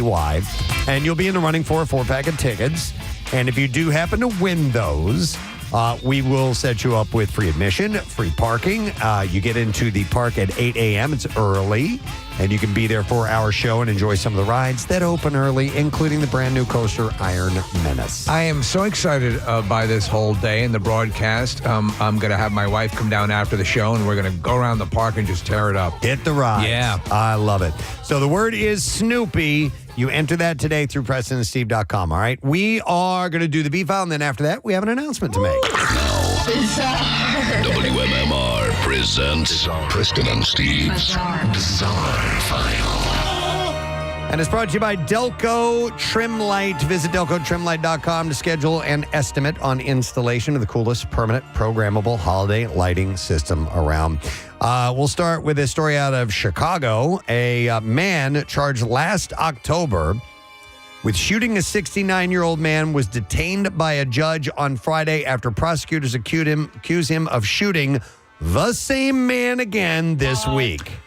I'm going to guess he does not like this guy. John Castanes is charged with attempted first-degree murder. On October 10th, Chicago police responded to calls of a person shot. The 69-year-old man had been shot in the stomach and arm. According to an arrest report, officers detain Castanes, who made, quote, an excited utterance to the effect of, "It was me, I did it, and I shot him." He's very happy. The police released Castanes pending further investigation. Prosecutors charged him with aggravated battery by discharging a firearm about a week later. Today's the one-year anniversary of me shooting you. They dropped the case on December 8th, and on Friday, prosecutors charged that Castanes, they charged him with shooting the same man again. At about 10:47 a.m., the victim, now 70, got into an argument with Castanes. Castanes pulled out a gun during the altercation and began firing, striking the victim in the right arm. The victim drove himself to a nearby immediate care clinic and was transferred to Advocate, Illinois Masonic Medical Center. In the meantime, neighbors called 911 and Castanes flagged down a police car and they arrested him. Is this going to be an every year thing, do you think? I guess it is. The shooting victim has a colorful history. In the late 1980s, he was convicted in a major federal case involving an arson and extortion ring as well. This is a lovely man. All happening in Chicago. Wow, man. All right. Well, this happened in Massachusetts. Chicago! Which is next to Chicago. No, right next door. A man and his moped burst into flames after a crash involving a car, sending the man running naked into a smoothie shop. I know. Well, it has cold stuff in it. Yeah, I see the appeal. Yeah, and if you want to put some, basically it's like soothing ointment. Troy Betancourt said it happened incredibly fast. The gas tank was right there, and it exploded. The entire person burst into flames. Everything was on fire. There's a Benihana and a smoothie shop. As the man's clothes burned off his body, he ran into natural juicing naked. Betancourt, who had just walked out of the El Porto Mexican Bar and Grill, said that a couple of people took off their own shirts to give to the man while some staff members from El Porto grabbed fire extinguishers and put out the flames on the moped. Other people were moving the debris out of the road. He said, I led him to the back where the bathroom was. I tried to calm him down. I gave him water. This was the owner of Natural Juicing. She's trained in first aid and helped him as she called 911 and waited for the ambulance. I have a perfect burn smoothie. By the time the police and fire departments arrived, smoke was coming from the moped in the middle of the street, but the fire was out. The man involved in the crash is still hospitalized, according to police, and the crash is being investigated. I'm surprised that a moped would generate that kind of fire. Yeah, gasoline in it. So yeah. A Maryland man was sentenced to more than 3 decades in prison on Monday after he was found guilty of road rage shooting in 2021. He had fired 13 shots at a car with a woman and 2 children inside. What? Jeez. And then he started shooting at bystanders, authorities said. Kenneth Miles Davis Jr. was sentenced to 32 years and 6 months. Is this guy on his way to Chicago? Chicago! Chicago! I'm practicing. Stunning surveillance video footage showed the shooting. A woman was driving in heavy rush hour traffic that evening when she tried to get in front of a silver Maserati. Davis, the Maserati driver, jumped into the street and then popped off 7 shots at the woman's car. The woman was hit in the shoulder and survived. Her children, ages 5 and 11, were in the back seat. The 5-year-old was cut by broken glass from the shattered windows. The 11-year-old was not physically injured. Video showed multiple bullet holes through the rear windows near the children. After shooting at the car, Davis turned and he fired 6 shots at bystanders. Fortunately, no one was hurt in that. After a 3-week trial, Davis was found guilty of 1 count of assault with intent to kill while armed and a bunch of others as well. So he's going to jail for 32 years. This guy's driving a Maserati? Yeah. 32 years. Not anymore. No. In a twist of fate, a wanted man's attempt at eluding law enforcement was foiled by his own cell phone. The Polk County Sheriff's Office in Florida encountered what could have been a challenging search had it not been for the fugitive's ringing phone that led them directly to his unusual hiding spot.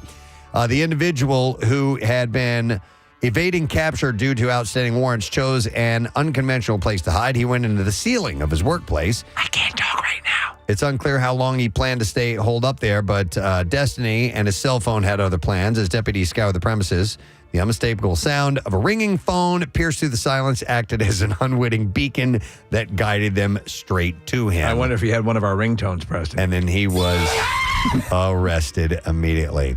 All right, and then we'll do one more story and wrap it up. You guys probably saw this. A mirrored monolith was spotted in the desert, and Las Vegas police have no idea how it got there. Super cool. In a post on Facebook that was shared on June 17th, the Las Vegas Police Department confirmed that a monolith had been found along a popular hiking trail. Police said, we see a lot of weird things when people go hiking, but not being prepared for the weather, not bringing enough water, but check this out. And then they showed the picture. Over the weekend, Las Vegas Metro Search and Rescue spotted this mysterious monolith near Gas Peak, north of the valley. And how did it get up there? The post was accompanied by 2 photos of the large reflective object. How tall is it? Do they say? In this story, I didn't see how tall it was. I saw a picture of it, but because it's mirrored, it's hard to tell how big it is. Okay. Police went on to encourage hikers to stay safe while hiking. With a summit of almost 7,000 feet, the Gas Peak Hiking Trail is the highest peak in Las Vegas and is about 20 miles north of the city. Of course, this hasn't been the only mysterious monolith sighting in recent years. Back in March, a hiker across the pond stumbled across a silver monolith in Wales, and back in 2020, a number of structures were popping up around the globe. Well, I think this is great. If you are a hiker in the area, now you have a place to go brush your teeth. Yeah. Yeah. You can see right. whether you got shave. that stuff out of your teeth. Or shave. Yeah. Yeah. All right, and there you go. That's what I have in the bizarre file for you this morning. All right, so reiterating real quick, we just gave the Preston and Steve Day Off at Dorney digital word of the day, which is Snoopy. You got to enter that at PrestonandSteve.com for your chance to win a 4-pack of tickets to join us for that. But we have another announcement to make right now. We want you to save the date. Take out your calendar app. Get ready to plot these dates because we have an announcement. It is time to reveal the dates for Preston and Steve's Camp Out for Hunger. Can you believe it? Yeah, here we are, like 95 degrees today, and we're talking about something that's happening in wintertime, or at least close to it. So the Camp Out for Hunger 2024 will be back again at Xfinity Live, of course, inside the Wells Fargo Center complex. And the dates, a little bit later this year, December 2nd through the 7th. Yes. That's when we will be doing it, December 2nd through the 7th. The reason we choose the dates that we do have a lot to do with what events are taking place at the sports complex, because our setup takes like 5 days to get that stuff pieced together and put in place and everything to have it in running order before we start. So we have to make sure that the parking lots aren't being used up, because that's obviously where we get our equipment set. So December 2nd through the 7th makes the most sense for us to do it. So we routinely had done it for years and years and years that week right after Thanksgiving. Mm-hmm. So it's kind of a return to form, but the best we could get prior to it was 3 days, and that just wasn't going to be enough. And then we had to go way early into October, which didn't feel right. Yeah, we did that one time before, and all of us, when we got done, we're like, that's not the right time of year to do it. I was chatting with our next guest, Preston, and it's really cool to be in that complex. We love it every year, and I think it's great that the Flyers and the Sixers kind of pay attention to what's going on across the parking lot, too, because if they can stop by, they like to do that as well. Yes. All right, so the donations, of course, will go to Phil Abundance. The mission is to drive hunger from our community. We'll have more announcements later on this summer, but you can go to WMMR.com and sign up for the new Camp Out for Hunger email list and receive information right in your inbox. I love that. It's a pretty easy way to do it. So there you go. All right, we are going to take a break, and Nick had mentioned, I guess we are going to have Garnet Hathaway of the Flyers stopping in this morning, and also Cindy Stutman, who is from the Flyers Charities, will be in the on the program too. So we'll come back with some cool news to share with you in that regard. So stay put. We'll be right back. We have a wig. We have a wig to put on Yeah, we one? have 2 blonde wigs. Okay, all right. So we now can just put one on one. Let's go with Sophie first. All right, Sophie. We have Joe. You can leave your headphones on. Yeah. Who's going to hold up the dummy? Wow, this is really setting the mood All right, here. if you know what? Can we have some romantic music from Josh and Haley while we're doing this? So I think maybe that'll make you feel a little bit better. All right. So. All right. You're going to put. Can we get a profile on this? By the way, there we go. There you go, Thank you Joe. so much. Okay, so put your hands up around his neck, Sophie. Yeah. And you also have to lean your head one way. So that's perfect. She's leaning it to the right. And go in and just give a nice kiss, nice easy kiss. Aw, she's awesome. Yes, yes. How did she do? She did great. How is Sophie? You're awesome. Yeah. Her approach was perfect. Her head tilt was perfect. You're adorable. And you know physics. The pressure that she applied to the dummy was perfect. The one thing that I saw, duration was too short. Oh, okay. Well, So it was if a you go dummy. in for the kiss, it's not going to be quick. You need to let it Preston, linger just a little It's bit. an eraser she's kissing. That's true. The That's next true. thing that she kisses will be kissing back. Yeah. But I do want her to be ready. So one more time, but just a smidge longer, okay? So she's leaning in, hands on. There you go. She's got a hand.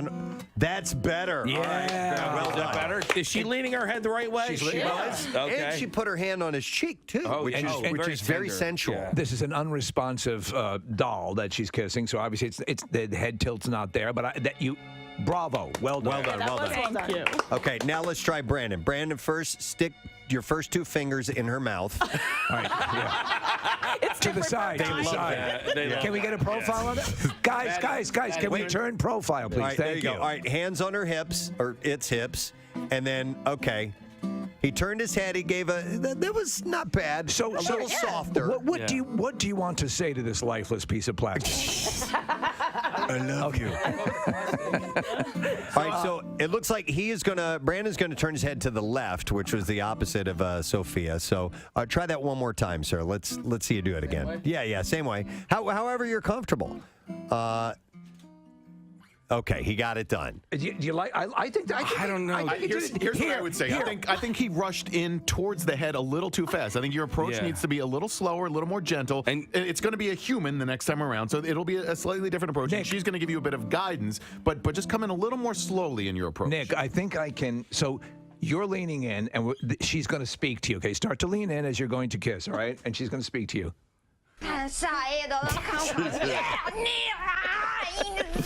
Are you turned on? Okay, that was Nell, Jodie Foster, who's very attractive. I love how you guys are so delicate with Sophie, but not with him. No, by the way, his first kiss was absolutely fine. Just a little bit more, because I think I hate to say this, and this is probably a dumb thing to say, when you're leading in on the kiss, the onus is on you to just be a little bit more, tender. Yeah, I know. Listen, tender. Because you're genuinely a nice, gentle guy, and I think you can rock a kiss. And in this social climate that we live in today, I'm looking. It looked like the mannequin didn't want that kiss. You know what I mean? I was reading it completely. Look at the mannequin's eyes are completely closed, and in fact, they're sealed over with a fleshy layer of skin. By the way, and also another suggestion as well is eyes closed. Yes, it helps. It just helps with the moment. Yeah, at that moment, just get lost in the kiss. Hang on, you have to go in with your eyes open, but the second your lips touch the other lips, then you softly close your eyes. Otherwise, you're going to headbutt your partner. Yeah, you know what I'm saying? Yeah, you don't have to get up on the turnbuckle and jump on them. Yeah. When you're close enough and you know your lips are going to touch, that's when you can close your eyes. All right, so let's go one more time. One more time, Brandon, if you wouldn't mind, please. Eyes closed, lean in. Nice. Better. I'm glad we did that. Yeah. Damn good. Well done. Okay, and we're getting this wonderful romantic music from Josh and Haley here. Okay, so I think we're set with the practice. We've got that out of the way. Now we Both need our to... CPR dummies just secured lawyers, Preston. Oh, dear Lord. All right, well, now we need to freshen. Now we need to make sure that we're ready. Right. So we have a variety of oral products here to make sure that the mouth is fresh. Yes. And set and pleasant for everyone. For the person, and this is good advice for anyone this weekend or today, and in general, when you're with someone, you want to make sure that they know that you cared enough to make sure your breath is fresh. Yeah. So we're going to start with a little antiseptic generic CVS mouthwash here. Oh, yeah. Which is... only the good stuff. Smells lovely. I'm going to give you guys... it's just as good as Listerine. It's the same ingredients. It absolutely is. You're just not paying the same, So open that up, and we're going to have you gargle. If you can, make the noise when you gargle, Like so we want to Chewbacca. hear all that. By the way, I was always a Scope guy. I always thought I liked that minty flavor of Scope. I wanted basically, and I was for the longest time until for Listerine, you just get the sensation that you're boraxing out your mouth. I agree. Yeah, I feel like it's better. All right, gargle. Very good. So, Sophia almost swallowed it when Casey played the Chewbacca bit. All right. Brandon? Gargle, please. You spit in that. I started laughing when I heard Chewbacca. Did you swallow it? No, I spit it out. All right. All right, and do you think they need breath mints, or is that good? Would you guys like a breath mint, or you're fine? I think if you're good, you're good. I think I'm good. Okay. Okay. All right. So are we ready for the? I think we're ready. Yes, and you know what? By the way, webcam's on, so if you're listening in at home, you can watch this too. Oh, we've got this romantic music. It's fantastic. I'm loving it. Okay, so the first one of these two that's going to get their kiss is going to be Sophia. So we're going to bring in our first professional kisser this morning. He's a very good friend of the Preston and Steve show. He's a good-looking guy. He is a very good-looking He's guy. had many kisses in his time. Our good friend Kyle McCarty is here this morning. Handsome. So, Brandon, we're going to have you step away from the microphone a little bit, and we're going to have Kyle step up. And Kyle's a professional singer. He's an amazing videographer and editor as well, and also does a fantastic podcast. What's the name of that show, by the way? The podcast is called the Tri-Jam Podcast. And he's a great host and he's one of the nicest guys I've ever met. Beautiful eyes. He's got gorgeous eyes. Thank you so much. Well groomed, his head shaved. And I approve of that. And he's the guy, just to remind you, I know you probably already know this, but he gave us Kathy's fall activities. He does the jingles. He does the Delco jingle, has sung with the Temptations. I have. Yeah, he's amazing. So you're getting a really quality guy here, Nice. Sophia. Okay. He's building this up a lot. I want to. So, do you remember your first kiss? I do. And was it a pleasant experience, a memorable experience? Yes, it's actually, it's kind of a hefty story. I got to bridge it if you actually want to hear it. Sure. I was actually 19 years old, so kind of a little late bloomer for myself. Sophie, and listen to this. So here's a guy, again, like as with you, a very good-looking guy, but 19 years old. Okay. I kind of grew into myself as I progressed through my teenage years. So you had a lot of hanging foreskin and stuff. Yes, yes. Grew into it. Yeah, kind of snipped that off and got it. Okay. So I had actually met someone online. I was living in New Jersey at the time, and she lived in Washington State. Wow. Whoa. So I wanted to go meet her. I wanted to go. We've been talking for months. So I'm an artist too. I drew a couple of cartoons, sold it to my cousin's auto decal company. So he was making like decals, and he paid me enough money so I could buy a plane ticket. And I went out to Washington State, and that's where I met her. And I had my first kiss. So there was a connection. Yeah. There was something that said, "I need to go see." And, yes. And did that blossom into a relationship? Was it or was it just a kiss? And it blossomed into a very short week-long relationship. And okay. Yeah, she kind of cheated on me the day after I left Washington State. Well, let me ask you this: was at least the initial kiss well worth the trip? Yes. Okay. Yes. That's all you want. She put a pillow over my face. I didn't even see it. There you go. Yeah. All right. It was nice. Well, listen, part of the leading up to this is the anticipation. And certainly we've teased you with enough of that. We've been doing 30 minutes about talking, kissing, and now it's time to actually kiss. Let's get to kissing. So, did you hear us talking about the type of kiss we want to go for in this first run?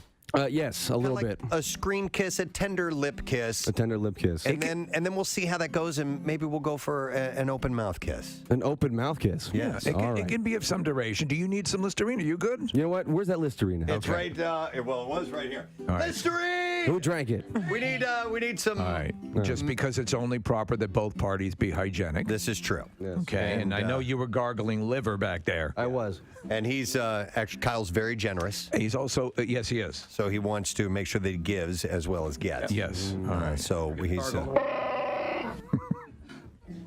Okay. Wow. All right. Okay. That was aesthetically pleasing, I'm sure. He did it over the actual gargle. Okay. All right, you ready? Yeah. Okay. All right, well, guys. let's have this moment. We're going to bring the music down, and Do we're we going to want have. the lights down as well, or would that be bad for video? It might be bad for video. Okay, I don't know, Kyle. You're the video guy. I mean, I'm sure Nick Murphy would rather have the lights on. Okay. Yeah, okay. Yes, he's shaking his head. Yeah, because he likes to watch. Okay. Sophia, are you ready? Yep. All right. Let's do this. Here it comes. All right. They're leaning in. Oh, that was That's sweet. very sweet. Sophia, come over here. How did that feel? Not bad. Not bad. Yeah. Not Yes. bad. Did it feel anything like you thought it would? Vaguely, I guess. Yeah. Okay. Not really All sure right. what I expected. So you got the first one out of the Yeah. way, and I'm going to ask this. And how did you feel? Was it you're a kissing machine now? So, Thanks, yeah. So how did it feel to you? It felt nice. Yeah. Okay. Yeah, she A has nice lips. Oh, Very good. encouraging, Sophie. Sophie, what about the stubble of the mustache and beard and stuff? Did you feel that? No, you don't really notice it too much. Okay. All right. All right. Sophie, do you want to try a little bit more passionate kiss on this second one? Why not? Okay. All right, let's go for a couple of seconds here, and then that can go into 1 hour. No, go for a couple. Kyle, jam your tongue down. All right. You No, got don't it. do that. All right. A nice, tender, open mouth kiss. Now, this is going to feel totally different. Okay. And you just want your tongues to play a little. Don't even think of us here. Yeah. Get lost in that. They don't think of the thousands and thousands and thousands of people listening. Right. You just have your tongues do a little dance. It's nice and light and easy. You don't want to like that. Just nice movements. Sorry. Did I get you turned on, Kyle? Yeah, that's so hot. I would say you have to follow what Kyle is going to do. Yes, exactly. Remember, this lunatic flew to Washington for a kiss. All right. All right, let's try this. This is the real. And guys, have Kiss ready to go after this. All right. We're not even here. We're going to be absolutely quiet. Go for it. All right, here we go. This is the real deal. They're leaning in, mouths open. Oh, yeah, keep going. And whenever you're ready. Oh, yeah! How about this? Woo! Nice. Yeah, damn good. Did that work? Absolutely. Okay, good. I got a couple of notes here that I want to just give. If we're doing this like this like a play or something like that. So I'm going to give you some notes. I think the kiss needs to be tapered. Yes. All right. That's the one thing. On both sides. He's right. Right. All right. So I couldn't think of the right word. I think hockey. Absolutely. That's what I think. Trying to stay cool. That's what we're trying to do. Mentally stay cool. But actually, we would like to welcome to our studio. We have two people with the Philadelphia Flyers organization. We have, she's the head honcho of Flyers Charities, who is here this morning. In fact, the exact title is Executive Director of the Flyers Charities. We'd like to welcome Cindy Stutman to the program. And playing right wing for your Philadelphia Flyers, Mr. Garnet Hathaway is here too. Hi, guys. Hi. Good morning and welcome. Thanks for being here, Garnet. Thanks. Nice to meet you, by the way. Oh, you too. I'm pumped to be here. You're pumped to be here. Now, listen, I had mentioned, obviously cooler weather is when you kind of think about hockey, but playing outdoors, playing in the summertime is how you keep your chops going. And you guys at the Flyers organization are helping out these young ladies in this roller hockey rink that they wanted to keep alive. Was it going to be taken away or something like that, or? Yeah, it was in a little bit of a rough condition, and it was going to be not only taken away but replaced with a pickleball. Pickleball! No. Pickleball! It's everywhere. So these two young 11-year-old powerhouse little girls fought the township and saved their rink, and we were able to jump in and participate and help be part of it. This is it's a David and Goliath story. And listen, a lot of people love pickleball. That's fine. But there's only 250 million pickleball courts right now. So to have this one thing that they enjoy and that they love, and it's a cool sport, have them have some place to go makes sense. And is that what spurred you guys on to get involved? Well, we heard the story from 100 different directions. Everybody was telling us about these young girls. And for us, it's important that hockey be available and accessible to young kids and be able to play. And when we heard that there was not only these two girls, but a lot of neighboring towns and people in their town that were looking for a place to play, it was a no-brainer. Yeah. Now, Garnet, you grew up in the Maine area. Did you grow up playing pond hockey, I assume? Yep, I grew up playing pond hockey. Grew up playing ball hockey inside one of the rooms in my house, which I wish I had one of these awesome courts. Yeah, right? Yeah, and I think that you just see how much it can grow the game. But yeah, that was my childhood. Yeah, no kidding. I mean, and that's where, you learn the game as a kid. I mean, that's it. If you don't have the outlet to it, you might be missing out on something that A, you really love, and B, you might be really good at. Yeah. Think about also the you're drawn to something that gets you outside, that you're not sitting inside on social media. I remember that the basketball court near my house, or anything that was there that was available to go use, it was salvation. So if they lose this, or to lose this would have been a nightmare. Hey, I got a quick question here for you, because you do a podcast with former line mate Nick Dowd. You guys played together, and I'm just looking on your Wikipedia. It said that you lived in Philadelphia for about a year when you were younger. Is that true? No, I don't know who added that. It might have been you right now. I did not add that. Were you in Avatar? A whole year. No, that's definitely not true. All right. So maybe this is written poorly, and it's Dowd that lived in Philadelphia for a year when he was a kid, but it does not indicate. It just says he lived in Philadelphia. I was like, oh, that's kind of cool. Wikipedia is not always reliable. It's not. Even though it's the People's Encyclopedia, you get to realize a lot of people are dumb. Yeah. So last season was your first with the Flyers, and but you're an East Coast guy. I mean, obviously in Maine, and you played in the D.C. area. What do you think about what kind of vibes did you get in the city, in Philly? Playing against you guys for so long, and just I think the first thing that comes to my mind is the crowd. Yeah. Which is just ruthless, to be honest with you. But so nice to have on my side now. Yes. And I think that's probably the biggest thing that I have noticed since being here. It's just the passion around the game of hockey, around the Flyers, really around all sports, but hockey specifically. And it brings it back to Lily and Natalie, and it's like, well, people love hockey around here. Yes.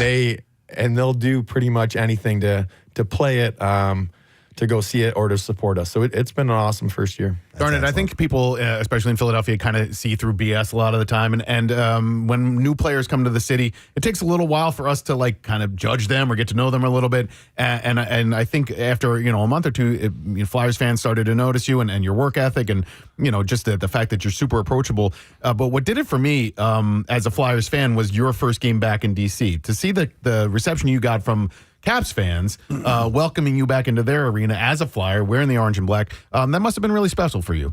That was like February, though, Nick. Jeez. How long did it took you that long? I'm a tough judge of character. No. Oh, my gosh. That was emotional. I didn't know what to expect going back. I had played against them already, but I hadn't been back to D.C. And, yeah, to see the support, the jerseys, the signs, and the stands, it took me a second after warm-ups to kind of get my composure back and realize that we had to, go out and win a game. But it was a special night, a really special moment. How long did it take before they let you know they thought you were scum? Yeah, no, it didn't take long.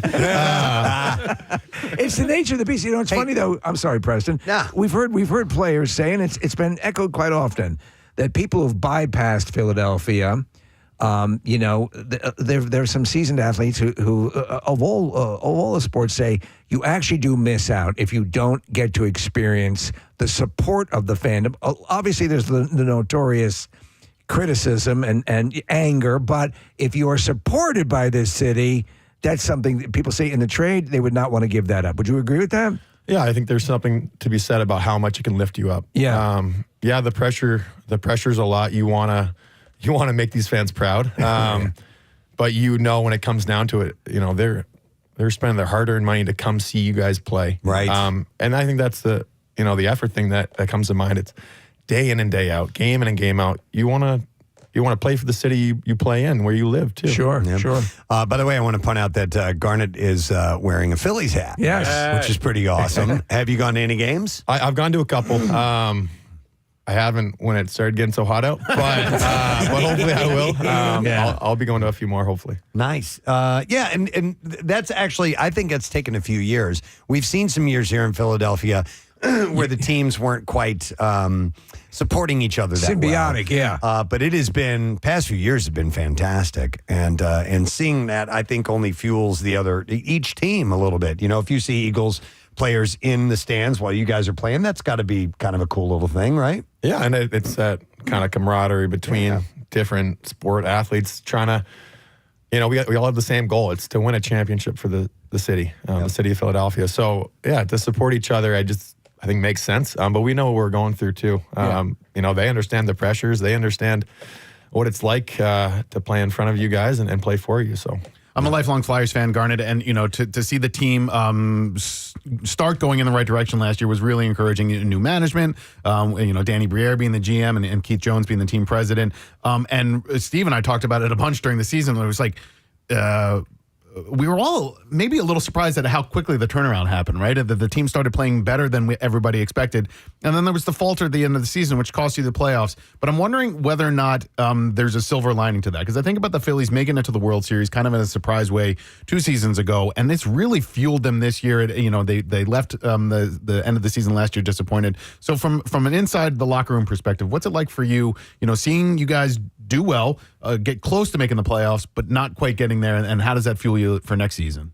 Yeah, I think there were so many different learning experiences throughout last year. I think we did a lot better than a lot of people thought we would. Yeah. We got Coots back. We got Cam back. We got guys back playing the top of our lineup, and they played unbelievable. And we started out a lot better than most thought. And then you go through the ups and downs of seasons that happen. And I think when, I've talked about it before, but when you look at the teams that are super successful, continuously make the playoffs, make a run for the Stanley Cup, they just know how to weather those times, whether they're good or bad. And I think that's something that maybe the younger guys, but everyone in the room learned a little bit this year. And that's hopefully the kind of the foundation of how you get to where you want to be.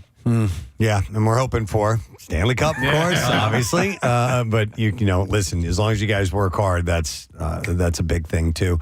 This is a kind of an off the wall question, because I was thinking about this when you talked about the other teams supporting each other. I think hockey is the one sport. So let me give you an example. Like a basketball player probably pick up a baseball bat and hit a baseball. They could probably throw a football around, and vice versa, and those things around. Nobody can get on skates and get out there and play the game. It's not as easily acquirable. Exactly. Yeah. I think. What do you think? What other sports athlete would have the best chance at learning how to play hockey? Do you think? Oh, geez, that's a weird question. That is a weird question. Yeah, and you put me on the spot. Obviously, I don't know. I think when I think about just, man, I think baseball. I think baseball too, and I think it's. I just think of the skill it takes to play baseball. Yeah. Like, I think vice versa, you put me in a batter's box. No. Like, I grew up playing baseball. I love baseball. not a chance. Just not a chance. No, and the skill set in baseball is so weird because like you have to be able to hit a ball, which is completely different from being able to field a ball. You know what I mean? Those are two completely different skill sets that, don't necessarily complement each other, outside of baseball. You know what I mean? I want to hang on a second because I want to. My son plays rugby, and there's a kid on his team this year who had never played rugby before. He's a hockey player. This kid was a dynamo right off of the bat. And I'm like, yes, this makes perfect sense because rugby can be a tough sport. Hockey is maybe the toughest sport. And so the skill set that translates to rugby that he had in hockey translated to rugby so well. Do you know what I mean? Like it's fast, it's kinetic, and he wasn't afraid of it at all. You know what I mean? Yeah, I do. I get that a lot. And I think that just highlights how hard it would be to flip the other way. A rugby player hopping on the ice. How long is that kind of that barrier to entry? Like what does it take to get on the ice and play? It's not. You can't just flick a switch. No. It's all about nuance. And I kind of know essentially what I'm supposed to do, but there's a billion different things that have to come into play. We're watching the Stanley Cup Finals right now, and Chuck, who is our boss, he's the biggest hockey fan that I know. He's like, he doesn't care who wins the Stanley Cup. He just wants to watch, the team hoisted. And he said that the Stanley Cup is the toughest trophy to win. And I don't know if you agree with that, but you got to figure there's an 82-game season, and then 2 months of playoffs. 2 months of playoffs, and I mean that's rough. I mean, that is quite an accomplishment. It certainly seems like the hardest one to win. Mm-hmm. I've never won it. I would love to win it. There's nothing more that I want, hockey wise, is to win it. But yeah, I think American Idol. That seems very difficult. The next spot on the show is me playing karaoke. I think it's tough. Yeah, I mean, to compare it to other sports, it certainly seems like it. We're talking to Garnet Hathaway. If you're just tuning in, Garnet, you've made Philadelphia an off-season home, or at least for the most part, which is refreshing to see. A lot of guys head back out; they have roots elsewhere, which is really cool. What made you decide to? You and your family, by the way, because you got a third child on the way in September. Why stay put here for a while? That definitely played a part in it. But I also think where we ended up living, I'm over in just across the bridge in Jersey, and. Mm-hmm. The town that I'm in is perfect for my kids right now. It's been great. And, now it's funny. I feel like I'm driving around the town and I know how to get to the practice rink, the game rink, and that's about it. And the grocery store. And now my wife's like, all these streets now. And I actually feel like I'm kind of becoming a local type of thing. And what exact address is that? Yeah, exactly. The important things, the hockey rinks, Wawa, you got to find your you're Wawa, good. And that's all I knew. So it's, but why I'm staying here, the training facility is unbelievable. And I didn't know that coming in. The medical staff we have, like the athletic trainers, the strength coaches, they're all there all summer. Yeah, I was going to say, you can access that year-round? And that's where I've been. And it's been, last summer I was up in Boston. I got traded to Boston, and then I trained with the Bruins guys for a bit. Then I had to find a new home when I signed with the Flyers. And it was just kind of a cut-up, broken-up kind of summer. And that's just made me a little more excited to say, hey, I've had these strength coaches for a whole season. Yeah. They know what I need. They know what I want to get out of my summer. And there's guys coming in and out too. So it's the facilities that are unbelievable. It's the players coming in and out because there's guys here right now. And then it's pretty wild. Yeah, and I think that's what you want too. And when we get on the ice a little bit later, and we'll ramp it up even more and more and more. And that's what you want. You're going to have guys kind of bonding over how tough it is to train for the season. And then you're going to roll into the season and you're already going to feel like a team. Are you seeing more people do that? Because I know in the past it was like taking my time off. Yeah. And then, of course, there's a couple weeks ramp up and then you start are more guys starting to do this all off-season training thing? You definitely need to take time off. I took a lot of time off, and I think especially for my family and myself physically, mentally, that was what I needed. Yeah. And you learn what your body needs, as you get older and as you keep playing more years. So this year won't be the same as any other off season I've had. I'll tweak things and figure out what I need.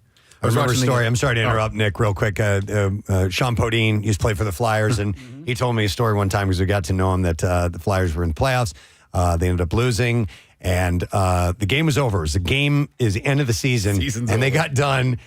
And Rod Brindamore got on a bike and started working out, and he's like, "Dude, it's over, okay?" But there are some people that are just, go, go, go. I just thought it was a funny story. It is. I mean, it's sort of, but Rod is a winner, right? Like, he won the Stanley Cup with the Hurricanes, and he's a great coach. And speaking of that, Garnet, I was watching the game last night, and the Panthers have built a really good team, right? Then the East Coast, the Eastern Conference has been represented by teams from Florida for the last 5 years in the Stanley Cup Finals. Lightning did it 3 years in a row. Panthers the last 2 years. And then with Edmonton, you have a superstar in McDavid. When you watch those teams or you watch those games, what do you see in either the Oilers or the Panthers that you would like to see on the Flyers? Like, building towards what we all want, what you want, which is obviously a team to make a run in the Stanley Cup playoffs. That's a tough question. If I could pick and choose random things from each team. No, the Flyers are the Panthers are so deep. I just feel like through this playoffs too, it's just kind of come to light where you see their forecheck, how they roll into guys, and then their top players are producing. And then you see Draisaitl and McDavid on the other side. I watched a little bit of the game last night, and I mean, they're generational, right? It's tough to say, hey, would I want those guys in the team? Yeah, I think any team would.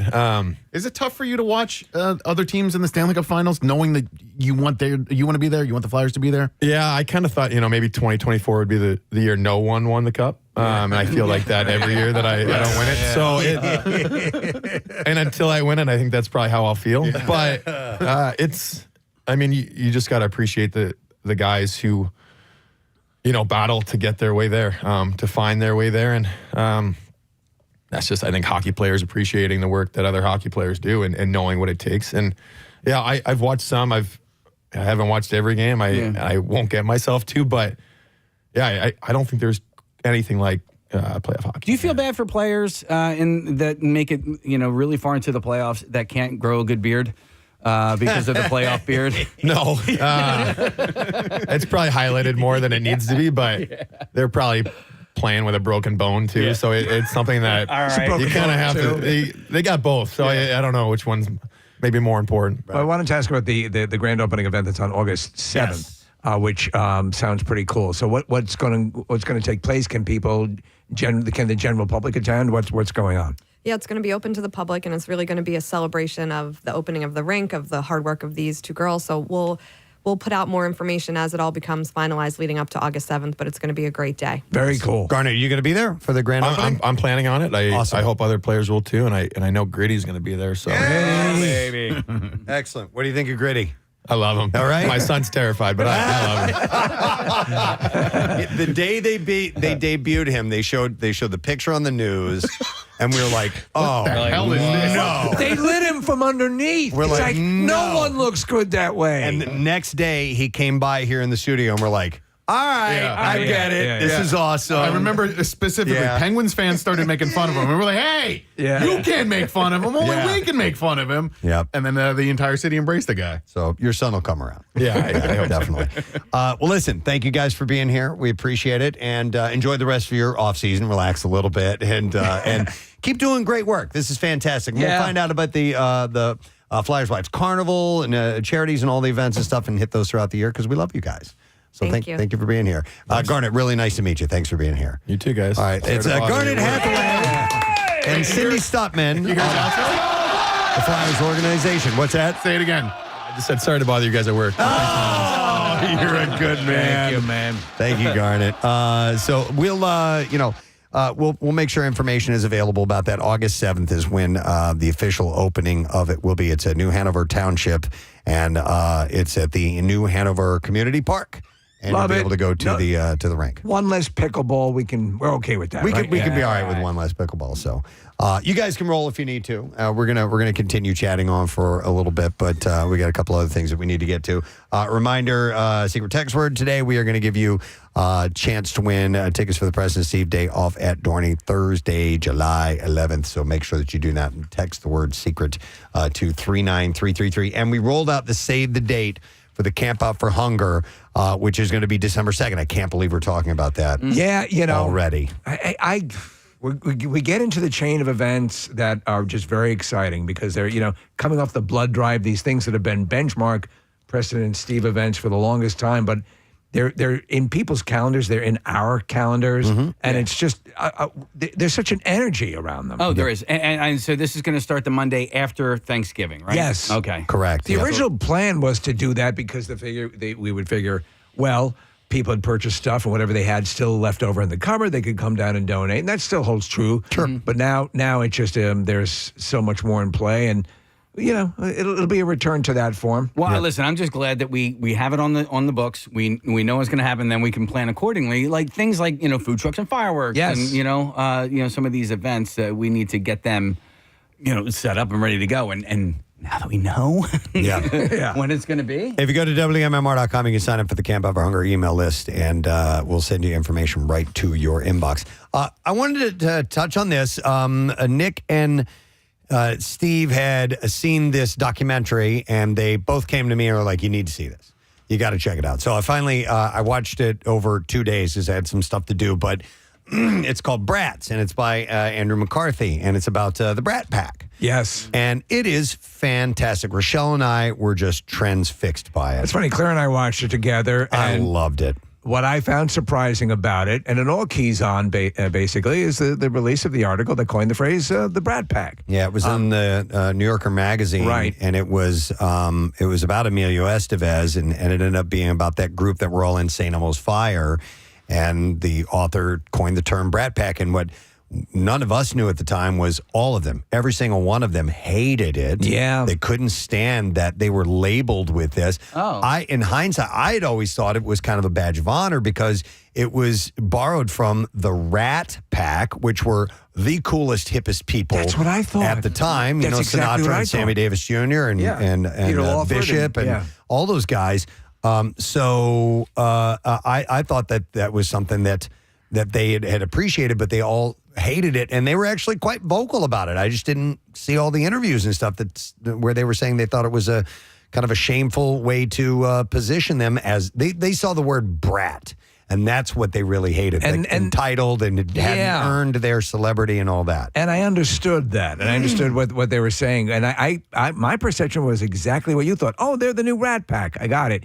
What they were saying, and what a lot of them do say, is that gigs or potential offers from people like Martin Scorsese or whatever never came because that's it's a big puff thing. It's like this big PR thing, and we don't want to be associated with that. And they all, because of that, didn't want to be in projects with each other because it would be labeled a Brat Pack movie. And you know what I didn't realize until I saw it was that era had ushered in, I wasn't aware, a whole slew of young adult-based movies that were not goofball comedies and things like that. Yeah. It was. They were taking serious, and obviously there are funny moments in movies like The Breakfast Club and so on. But the overall tone is serious about social class. It's about human relations and things like that.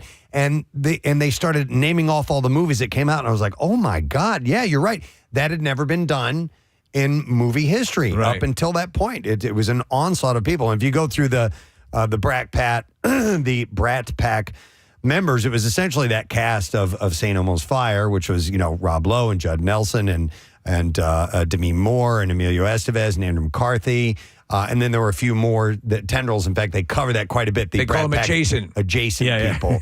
It's a really good doc. Yeah, I loved it. I'm glad I watched it. I found a lot of it revelatory. I thought that Demi Moore's take on everything that happened in the 80s was especially deep, like sort of the psychology of it, and how the name Brat Pack really affected Andrew McCarthy the most in a negative way. I mean, he took it to heart. It affected his career. He also addresses a lot in the movie, like, these guys weren't friends. They haven't really seen each other in 30 plus years. So for him to reconnect with all of them was like strangers getting back together from people that they knew a long, long time ago. It was almost as if they, like, when you were a teenager and you worked a summer job. That's it. And those people you worked with, and you had a great summer, but then you never really saw them again after that. That's kind of what their relationship was like. What you will find if you watch this documentary, whether you gave a rat's ass about the Brat Pack or not, is that it things that you experience in life, friendships, like you say, Preston, that group that can only understand this time in your life. And that's really what it's about.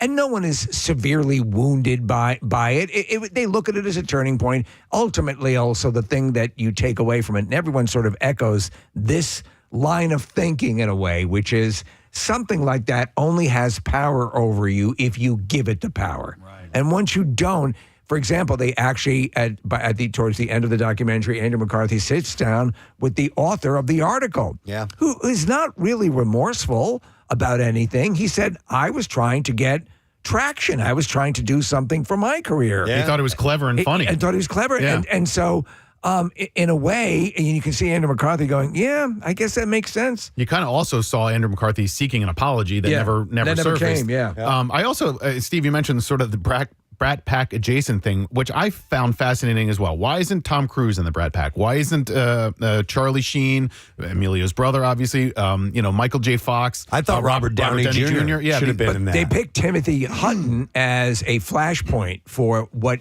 set in motion with Ordinary People and Taps. And so, but I don't think anyone would immediately think Timothy Hutton when you're talking the Brat Pack. Yeah.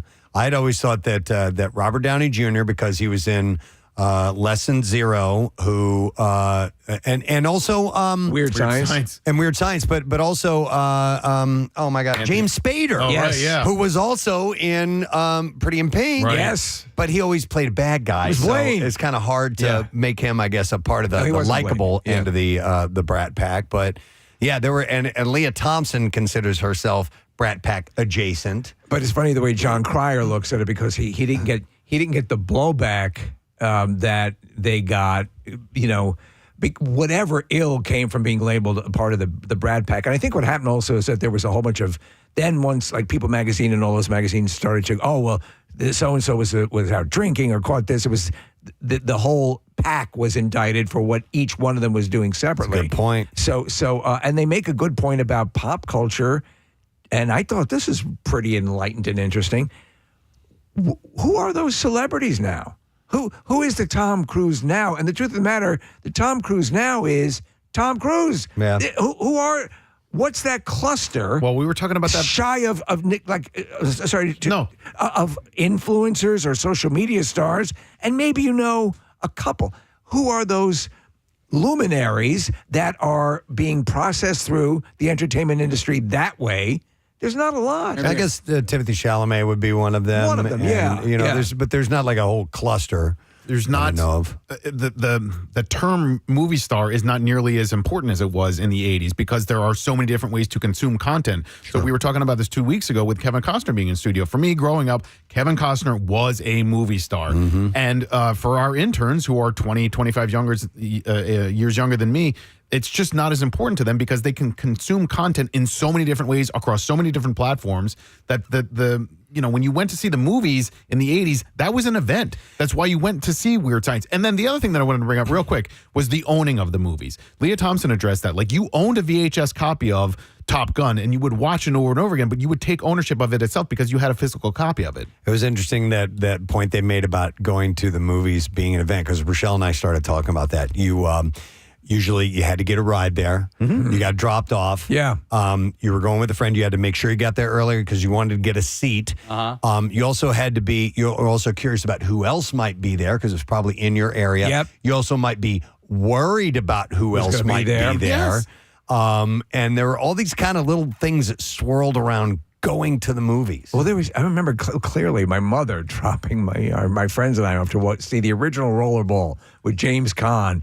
And I think it was R-rated, and we didn't know that. And so my mother, she's like... She have to talk him into letting you in? She stayed and watched the goddamn movie with us. It's the only way we could get in. So my mother sat there watching Rollerball. But, it's a dynamic that does not exist anymore. The waiting in line without a cell phone to distract you. And, I hate coming back to, like, these damn cell phones. It's a distraction all the time. But it is true. Like, you would interact with people while waiting in line because you needed something to occupy your time while you were bored. Does anyone even know the Morse code for LOL? I don't think so. By the way, I've forgotten how much of how adorable Ali Sheedy was.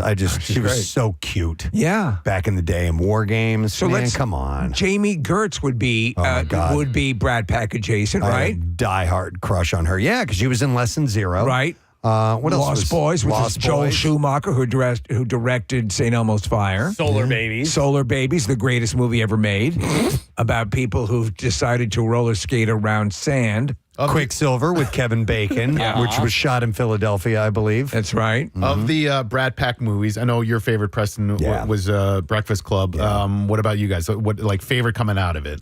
So it's hard to argue with the Breakfast Club being, I think, it's perfect. In as much as it still speaks to all sorts of people. But I love that. I do dig St. Elmo's Fire for as overly wrought and dramatic as they try to make it. Yeah. And to me, it's almost like Reality Bites. Reality Bites was trying too hard to be a movie of the time. But I still enjoy it. Yeah, I haven't seen St. Elmo's Fire in God knows how long. Rob Lowe is the sexy saxophone player. Oh my God! My wife had a massive Rob Lowe crush. Super good looking. And then Andrew McCarthy. It's funny when it's Rob Lowe and Andrew McCarthy they'll be talking to people who are fans of the movies of the time, and they go, talking to Rob Lowe, saying, "I was such an Andrew McCarthy." I'm right here. I need to go back and see Pretty in Pink again sometime because it was never really one that was a big one for me. It was very, very female centric. It was focused on Molly Ringwald, and at the time that didn't interest me as much. But there was the clash of the social class was huge. What I found fascinating, Preston, I forgot the gentleman's name they're talking to him, but he talks about something that actually does happen as you're growing up, or at least it did happen. Maybe it still does in some way or another. Yeah, where he's talking about specifically about the Ducky character, and he's saying.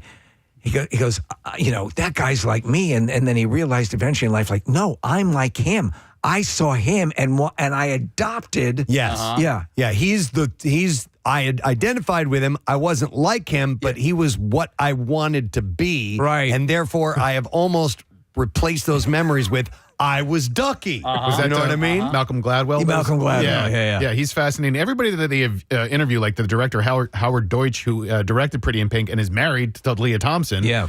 He's a part of the documentary. So the only people that they didn't get were Judd Nelson and Molly Ringwald, and that's public knowledge. It's not a spoiler. Right. It's too bad that they weren't in it because I would have liked to have heard their how they remembered it as well. And by the way, I'm not going to spoil it. But the ending is awesome. It is. Yeah. The very end is, and I loved that. Yes. Nick. By the way, this just in. That's LOL. LOL. Now you know. Molly Ringwald, I think, probably might regret.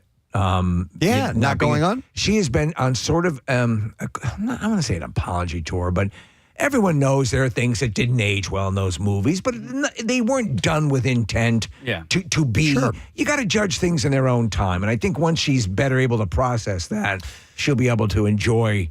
Well, and speaking of things not aging quite well, they do touch on John Hughes and the lack of any diversity in any of those in all movies. And I forgot who the guy was who was commentating. He might have been on the production side of things, but he was African American. He was saying, he's like, hey, a lot of people in my community couldn't identify with it. There were zero. There were no African Americans in that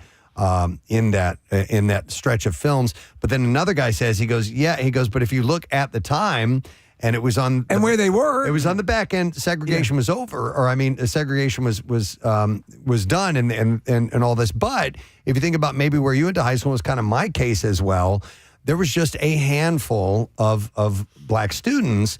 And so that was happening in where John Hughes grew up. Right. And so therefore he's writing about what he knows. And that's it. And that's kind of what a good author usually does is write what you know. But he did tackle the social class. He said that was mainly his thing. But and they were upper middle. And I'd never really thought about that before. I'd never thought about the fact that there was very little minority representation and next to none in all of those movies. I'd never pinpointed that. That guy's name was Ira Madison. In Brad says talking about. He's a writer and producer. He invented the elevator. No, that was Otis. Invented the elevator. What's the deal with that business? I've heard that there's a lot of ups and downs. That's right. Yeah. Well, a lot of people get into the coffee business, but they find it to be a grind. Yeah. What about stairs? Stairs, well, they always lead to something. They're always up for something. Yeah.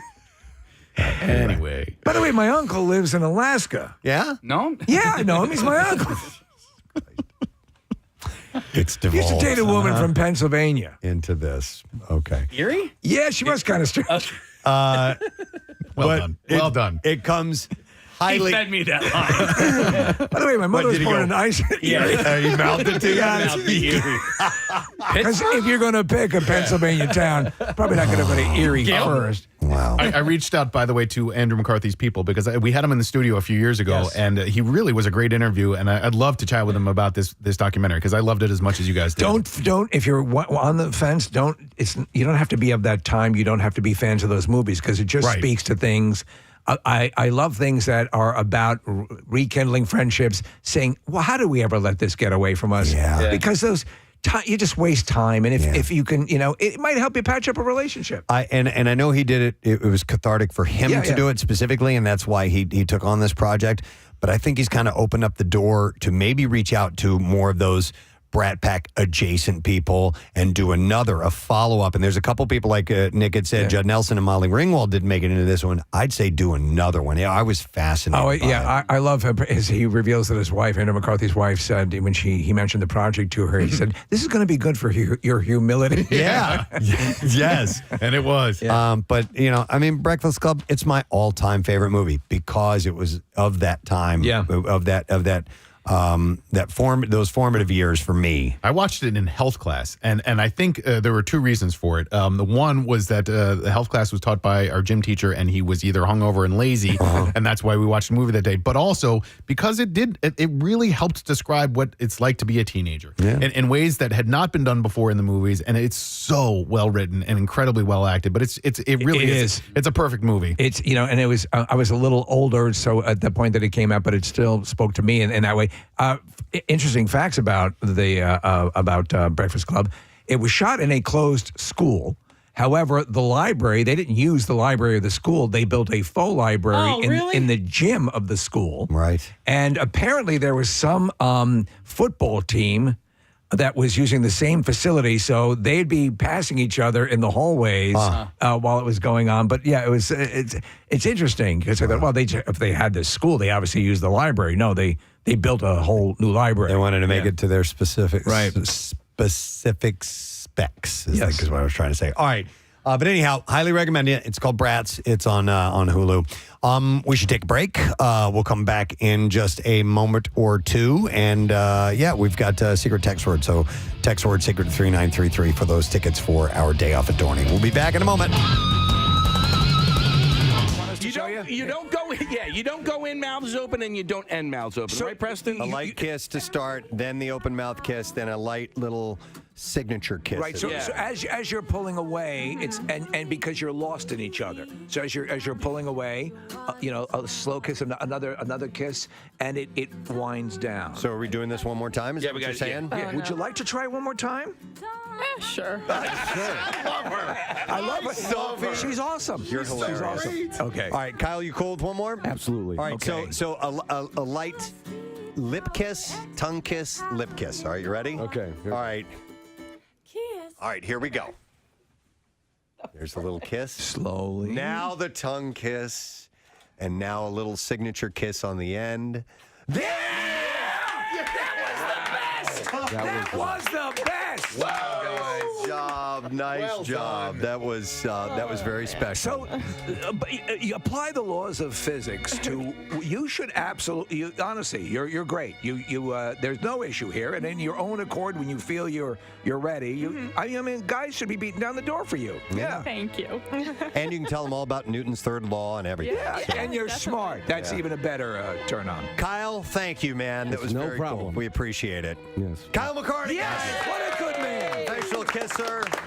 And Sophie is now over that hurdle. Yeah, and a nice hug. That's wonderful. All right. Sophie, we're going to switch up. We're going to put Brandon where you are. So let him take your headphones. Good job, Kyle. And then we're gonna get this done for him. Same way. And you know what? You get the benefit of going second. You've seen how it's done. We don't really need to coach you because we did all that with Sophie. So you think you're ready to give this a try? Sure. Okay. Remember, you're a good guy. You're a hard worker. You have a pleasant way about you. you, you're going to kill this. You're going to go great. All right, we need our professional kisser to come into the studio now. It's yet another worker here. She is a production assistant on the Preston and Steve Show. She's been working with us for a while. And what's wonderful, Valentine's Day is her favorite holiday of the year. This is Mars. Her name is Damara. And she is going to be your first kiss, Brandon. So good morning, Damara. Hey, good morning. Nice to see you. What do you think about all this? I think it's really cute. Yeah. I'm actually like a little bit nervous. Are you really? Yeah. It's because you have Valentine's Day is your favorite day. You embrace love. You're very much into we've talked about this and vampires and the sexuality and all of that stuff. The romance and the gothic romance involved with that sort of stuff. So this is something that's very important to you. Do you remember your first kiss? Okay, I really tried to think about this, and I don't remember my first kiss. I had a boyfriend in 6th grade, and maybe we kissed, but like, I don't really remember. Really? There's been a lot of people. There's been a lot of people. All right. Okay. My bad. We're a little different then. You got to understand, she's so cool, Damar. She's just a unique individual, and we love her to death. But listen, but you march to the beat of your own drum, which makes you that much more special. I mean, so we were all surprised to find out that your favorite holiday was Valentine's Day. We assumed that it was going to be like Halloween. Damara drives around with the skeleton in the passenger seat of her car. Which I just realized that was her maybe like a month or two ago. I said something to Casey, and I'm like, you know she has a skeleton in her front seat, right? Casey was like, yep, drives with it every day. And she posted a picture last night of her chewing on raw meat for Valentine's Day. Don't worry, I She's brushed my teeth today. certainly a unique character. And also, I guarantee you this, Brandon, you will never have anyone in your life from here on out that has a more unique makeup application than she does, and you're getting this for your first kiss. So Damara has very, very unique eye makeup that she does. It's really every day. cool, very precise. And It has hearts today. In fact, she did it once to you. She did. Yeah. She did like a corpse face on me. You're pretty rocking. Damara, you want to give out your Instagram account while we're on the air? Oh, yeah. I mean, my radio account is radio.dmp. That's not the one I'm talking about. Oh, my God. Yeah, my modeling and everything else where you can see the raw meat picture. That's, it's ossuary_angel. Thank you. Spell that for people. It's OSSUARY_ANGEL. And by the way, I had to look up ossuary. I was curious when I saw your screen name, and that means what? It's a cemetery, but it's like basically a cemetery underground, and so it's like a crypt where you can see like the skeletons and corpses. Like, How's this sounding to you, buddy? It's pretty cool. Because he's into metal, right? Yeah, look at him. He's wearing an Iron Man shirt with a corpse on the front of it. Eddie's a corpse. Yeah. Did we score for you or what? Yeah. Nice. Is that like the catacombs in France? Is that an ossuary? Yeah. All right. Okay. Okay, so did you watch Kyle and Sophie? I did, Okay, so I think we should follow that same thing. First time, just a nice little tender kind of screen kiss, lips only, and then we'll see where we want to go from there, okay? He's a nice guy, isn't he? You just hear him, and he's just a warm and gentle guy, so I think this is going to be very special. So, all right, Brandon, you ready? Ready to finally do this? She need to freshen her breath first, though? Would you like to? Yeah, would you like some raw meat? Raw meat last Let's night. get Josh and Haley with some guitar music, just some romantic acoustic music. By the way, they're going to be performing tomorrow night at Scanlon's Saloon in Manayunk from 9 till 2 a.m. It's nice little acoustic guitar music. And they play romantic music. They play fun music as well. So But this morning we wanted some romance. Okay, you ready? All right, let's get this underway. Here we go. First kiss for Brandon and begin. All right, they're leaning in. Oh, that's a nice kiss. Nice. Yeah. It was a little bit short, and Mars did this really nice thing where she took his face in her hand. Yeah. And very nice. How did that feel, by the way, Brandon? Cool. This dude's chill, man. He's totally chill. This is great, though. You feel comfortable and supported here. That's cool. And that the hand thing on your face, did that make you feel a little bit more relaxed? Yeah. All right. All right, so let's go for something a little bit more passionate. You ready to try this out? And remember, take some time and turn yourself over to it. It's a dance. Yes. Yeah, exactly. It's a dance. Okay, whenever Dance you of the guys are ready, mountain. here we go. Mars is smiling. Here we go. This is a bigger, better kiss. Oh, they're doing it right. Ah. That looks. Really? Wow. Yes, they are. Oh my God. Wow. Oh, wow. Wow. Yeah. There it is, buddy. Look at that smile. Look at that smile. Yeah. Yeah. Yeah, that's what we wanted. Oh, you can go home now. Guess who's going to be king of the construction site? Oh my God, Brandon. You got boner? I was kind of thinking the same thing. I didn't even think about that. Because we do. I do. Brandon, he's blushing. That's awesome. Honestly, that was wonderful. Get over to this mic. Is your heart racing a little bit? A little bit, What'd you think? Oh my God. That was pretty cool. I mean, the texture of somebody else's tongue on your tongue is there's nothing else like it, right? No, it's not weird. Like you think it's like something weird, but it's not. Do you know what it is? It's honestly, people. It's an expression of coming together. It's a physicality. There's nothing like it. You know. Hey, Mars, by the way, how did he do? What do you think? I think you did pretty well. You're kind of like going a little harder with your tongue than you need to, but otherwise it was fine. So you would say, a little softer. and soften up the tongue. And wouldn't you say that that's the key to any bit of intimacy? Yeah, Right? ease up, and then if you feel the other person going for it, that's when you make the move to go a little more forcefully. Do we want to try again by any chance? Like, would you be okay with that, Mars? That's fine. Just a little bit of notes. All right, I mean, that was a home run, but I don't. Right? Yeah. All right, let's try this one more time. A little softer. Whenever you guys are ready, let's go ahead. Here we go. There we go. Remember what you said. Mars and Brennan, a little softer, a little easier. Wow. And see, Mars is doing. Yeah. Oh, wow. That's. Yeah.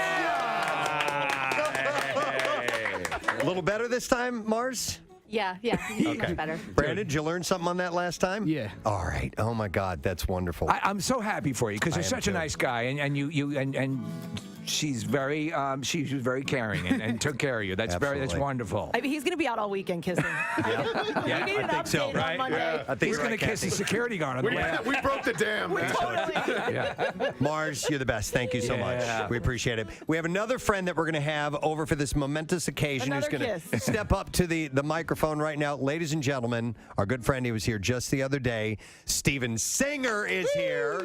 Good morning, guys. Nice to see you, sir. Wow, is that a gold rose in your pocket, or you just happy to see me? Steven This is exciting. Steven wanted to be here because it's all about love, and you guys are, well, you're love experts down to Steven Singer I am in the love business. Buddy Love is here. He thought he was going to have to stand in and kiss somebody, but That's your dog. he's available. Yeah. Buddy the jeweler, he is here, kissing all the girls and flirting. Wow, you guys did great. Yeah, Well, thank you. I don't know how you made something out of this bit, but you did. Yeah. God bless you. Brandon and Sophie, come up over here by Steven, because I think the reason we have him here is you've got something for these guys to mark this occasion. Absolutely do. And this has inspired me here. Okay. This whole setup. Like He's opening up a box. this is like the Condoms. Diamond encrusted rubbers. extra large. Wow. This is like the. Rose gold condoms.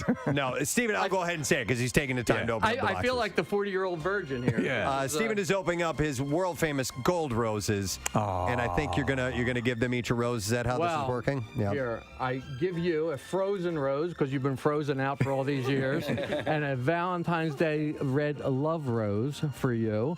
And you can both start your Valentine's Day quest, but we're going to have to give Our kissers? The kissers are going to have to get. She's got to get a black diamond rose with that makeup. yeah, I have a black diamond with platinum rose. Oh, because she'd love that. That's killer with that look. Yeah, Man. Nicole. And then we'll Man. get Kyle one as well. Absolutely, we're going to give Kyle. They were great.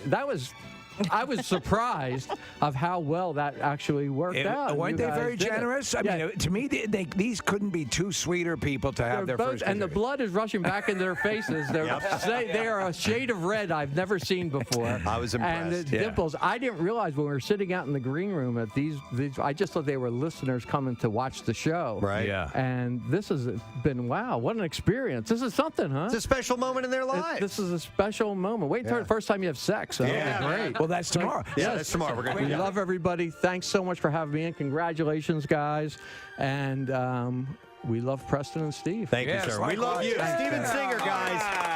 All right, I think this has been tremendously successful. I'm very happy for these guys. Wonderful. I'd love to have them keep kissing, but we're way over budget on time, and we got to take a break. Well, they can certainly hang out. We'd love to have them. Absolutely. Yes, We highly suggest that they do. And thank you to Josh and Haley for supplying the live music this morning.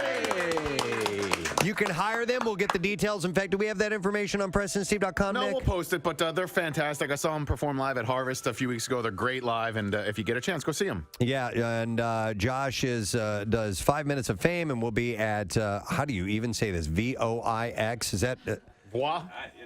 Voix Karaoke Lounge tonight from 9 till 1 a.m. And then tomorrow night they'll be at Scanlon Saloon in Manayunk from 9 till midnight. All right, we're going to take a break. That was wonderful. It was great. Congratulations, everybody. Coming back with the B-File. Stay with us. So here's what I saw this article, this other article. That was a different one. This one is this a better article? This is a better article. And it is essentially a quick way that you can do a mental health check. All right. So this is a way that you can find out where you are. And use the healing powers of alcohol to help you through it? Of course. Didn't we all learn that that's the key to it all? Yes. No, but... okay, so let's hear it. So you can do sort of a diagnostic... Yes. And see where you fall, how you're holding up. Because I think more people would be amazed to find out that they're actually doing better than they think they are. All right, so yeah, do I still find joy in the things that once brought me joy? So that's a question. Okay. Am I being irritable or snapping at people? Yeah, sometimes I know why that's happening to me, though. And it's usually... that time of the month. No, it's usually hunger. Oh. Yeah. You get hangry. Mm-hmm. Okay. You're prone to hangry? I'm prone to hangry. He's like a 5-year-old that needs his snacks. No, I'm like a human being, Kathy. I'm like a human being. Fussy. No, my wife is the same. Yeah. And she admits it. Yeah, me too. She admits it. If she gets pangs of hunger, it'll manifest. Here's the other thing. My son, and I've had to say to him time and time again when I'm eating, because he's affectionate with me, right? Right. And hugging and all that stuff. Right. But I'm like, dude, when I'm eating, don't touch me. Yeah. Don't touch me at all. And because we sit next to each other. We sit next to each other at the dinner table, and he thinks it's like huggy, like wrestle time. And I'm like, dude, I don't love you. I don't love you. Not right now. Right now, I don't love you. I don't even want to know you. Kathy, do you remember the time? I was just curious what Casey's little protein bar tasted like. Can I take a bite of that? No. No, I said just tear off an itty bitty little crumb for me. And He said, "This is all I get. I'm not sharing it with you." He just goes, I can't do that, man. Diving into the city beat right now. He's the me behind the beat with those so photogenic feet. Preston Elliott. All right, I do have some stories to share that are intrinsic to our area. I will start with this one. The Pennsylvania Turnpike approved contracts to spend $50 million to place gantries at each toll plaza and remove the toll booths that have not been operational since 2020. Let me get this straight. Each toll plaza will now be launching rockets? Yes, the gantries will launch rockets. No, when a car passes under a gantry, the toll reader position overhead will read the Easy Pass or license plate, and drivers have already seen this in some of the interchanges. I was curious about this because I live off the Northeast Extension, and they have been building some structures there that we didn't know what they were. And there were buildings on the sides, each side of the highway. And then there was a gantry that goes across the top. And we're like, well, are those going to be signs? Are they going to be what? And now they have placed there all these sensors all the way across. But the thing is it's miles up the Northeast Extension. Yeah. It's not at the Mid-County interchange. So I'm assuming that's what this is. I can't think of anything else that it might be, but I don't know why they have put it there. There's no a morass of confusion clear on and off. Yes. So I don't have my Easy Pass on the windshield. I have it in a little the console. I pull it out and just make sure it's readable whenever I'm going through a toll plaza. But yet, a number of them now don't even need that and are the plate readers, correct? The tag readers. Yeah. So where exactly? So I'm trying to figure out the uniformity here. So are those primarily on the turnpike? Where in Jersey going down to the shore? It says Pennsylvania Turnpike has approved the. Okay, so are they similar on the Jersey side? Don't know. I only have the PA information here. But Chuck was on hold with New Jersey Easy Pass for at least a half hour yesterday. I think he got the same chick I got who hung up on me, Aisha. I'm going down that road this week. I have to change mine. So he's so pissed off, and I get it because he was getting this. He would go through the thing. It was a call Easy Pass because there's something up or whatever. So he calls this woman. She says, "Oh, your what is transponder. It? Transponder is expired. Yeah, we'll send you a new one."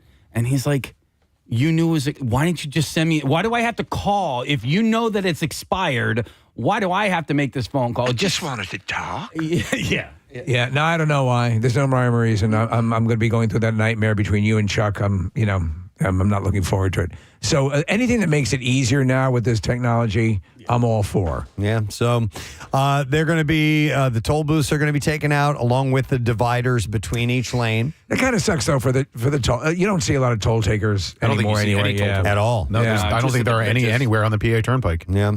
But they're going to get rid of those lane dividers, and that'll make things move a little more smoothly. And even though it gives you something to collide with, though. Even though there are some areas where you just take the Easy Pass lane, I guess I don't know what they're going to do. I don't know if they're going to make it the 2-3 lanes through there or what. They're eliminating a lot of the toll booths entirely. Yeah.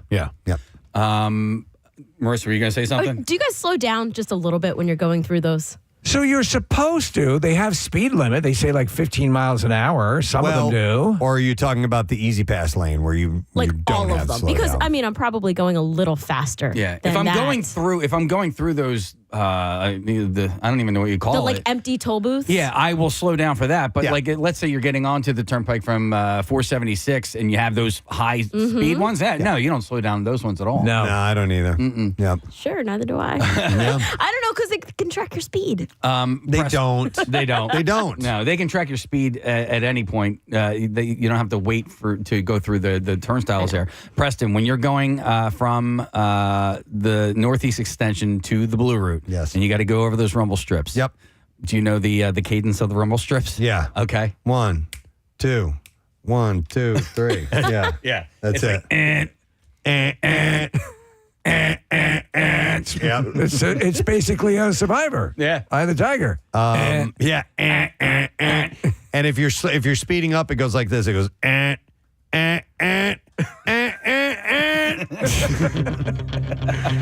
you go. Because it changes the pitch depending on the speed that you go over. So maybe they did it on purpose to be kind of like Eye of the Tiger. I don't know.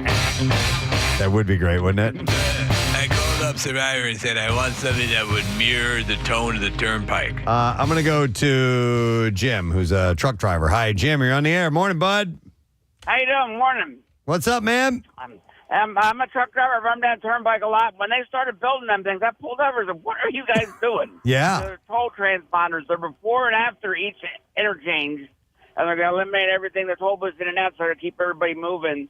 And they're not right at the interchanges, but they're between them so they'll know where you got on and where you got off. The computer will figure everything out, they say. All right. So you as a truck driver, what's it like for you trying to figure out all this stuff?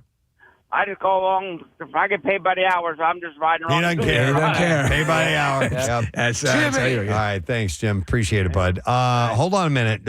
Jody has an interesting comment. Hi, Jody. Good morning. Good morning. How are you? Good. What's up, Jody?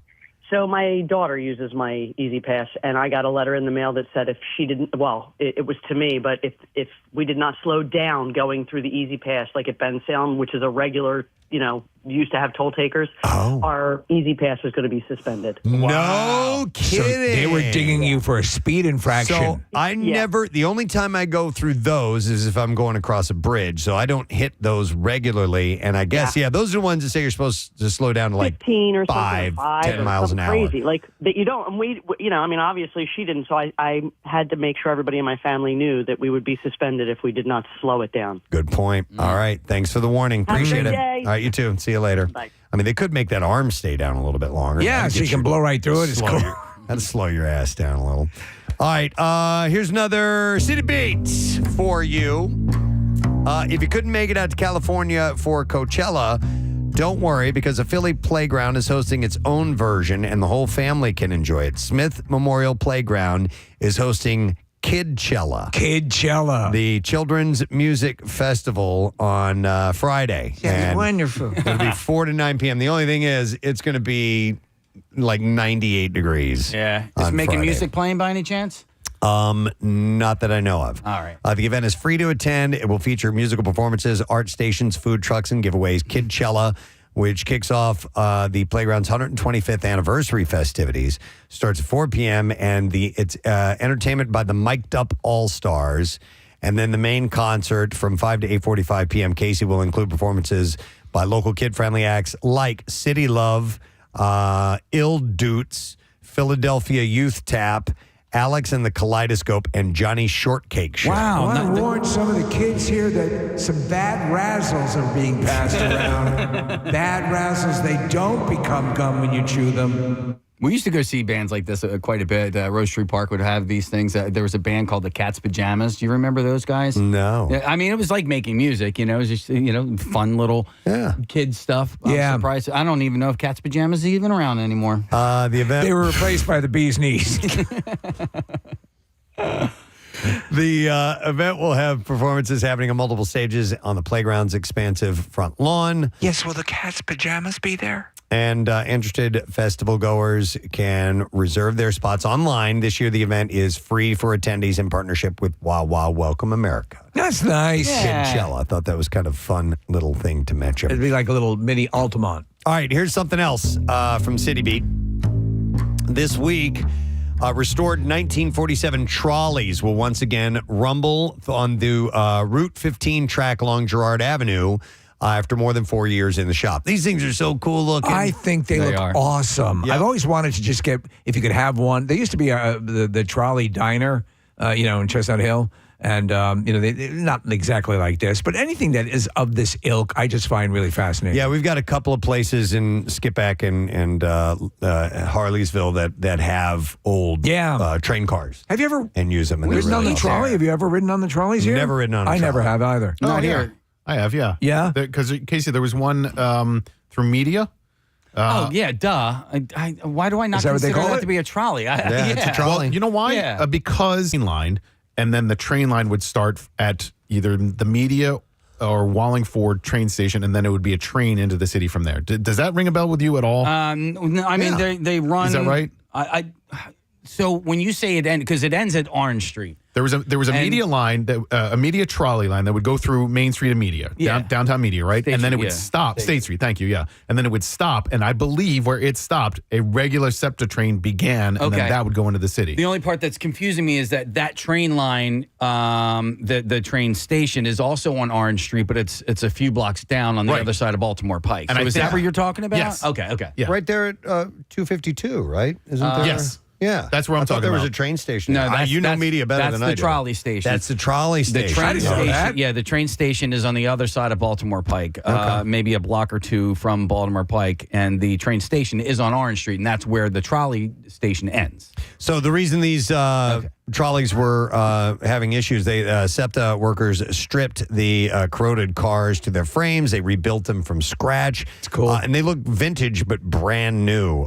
8 as new PCC2 trolleys began servicing, I believe, on Sunday, which was 9 months later than promised. Buses, which have been running the route, will need to meet rider demand, while 10 more trolleys in various stages of undress are finished at the Woodland Avenue shop. That stretch of road, because my son, he goes to school down there, and so I go down Girard Ave quite a bit and have to drive. And I'll, in like the rush hour times and stuff like that, I completely avoid Girard Avenue. I just kind of duck off and take a parallel road.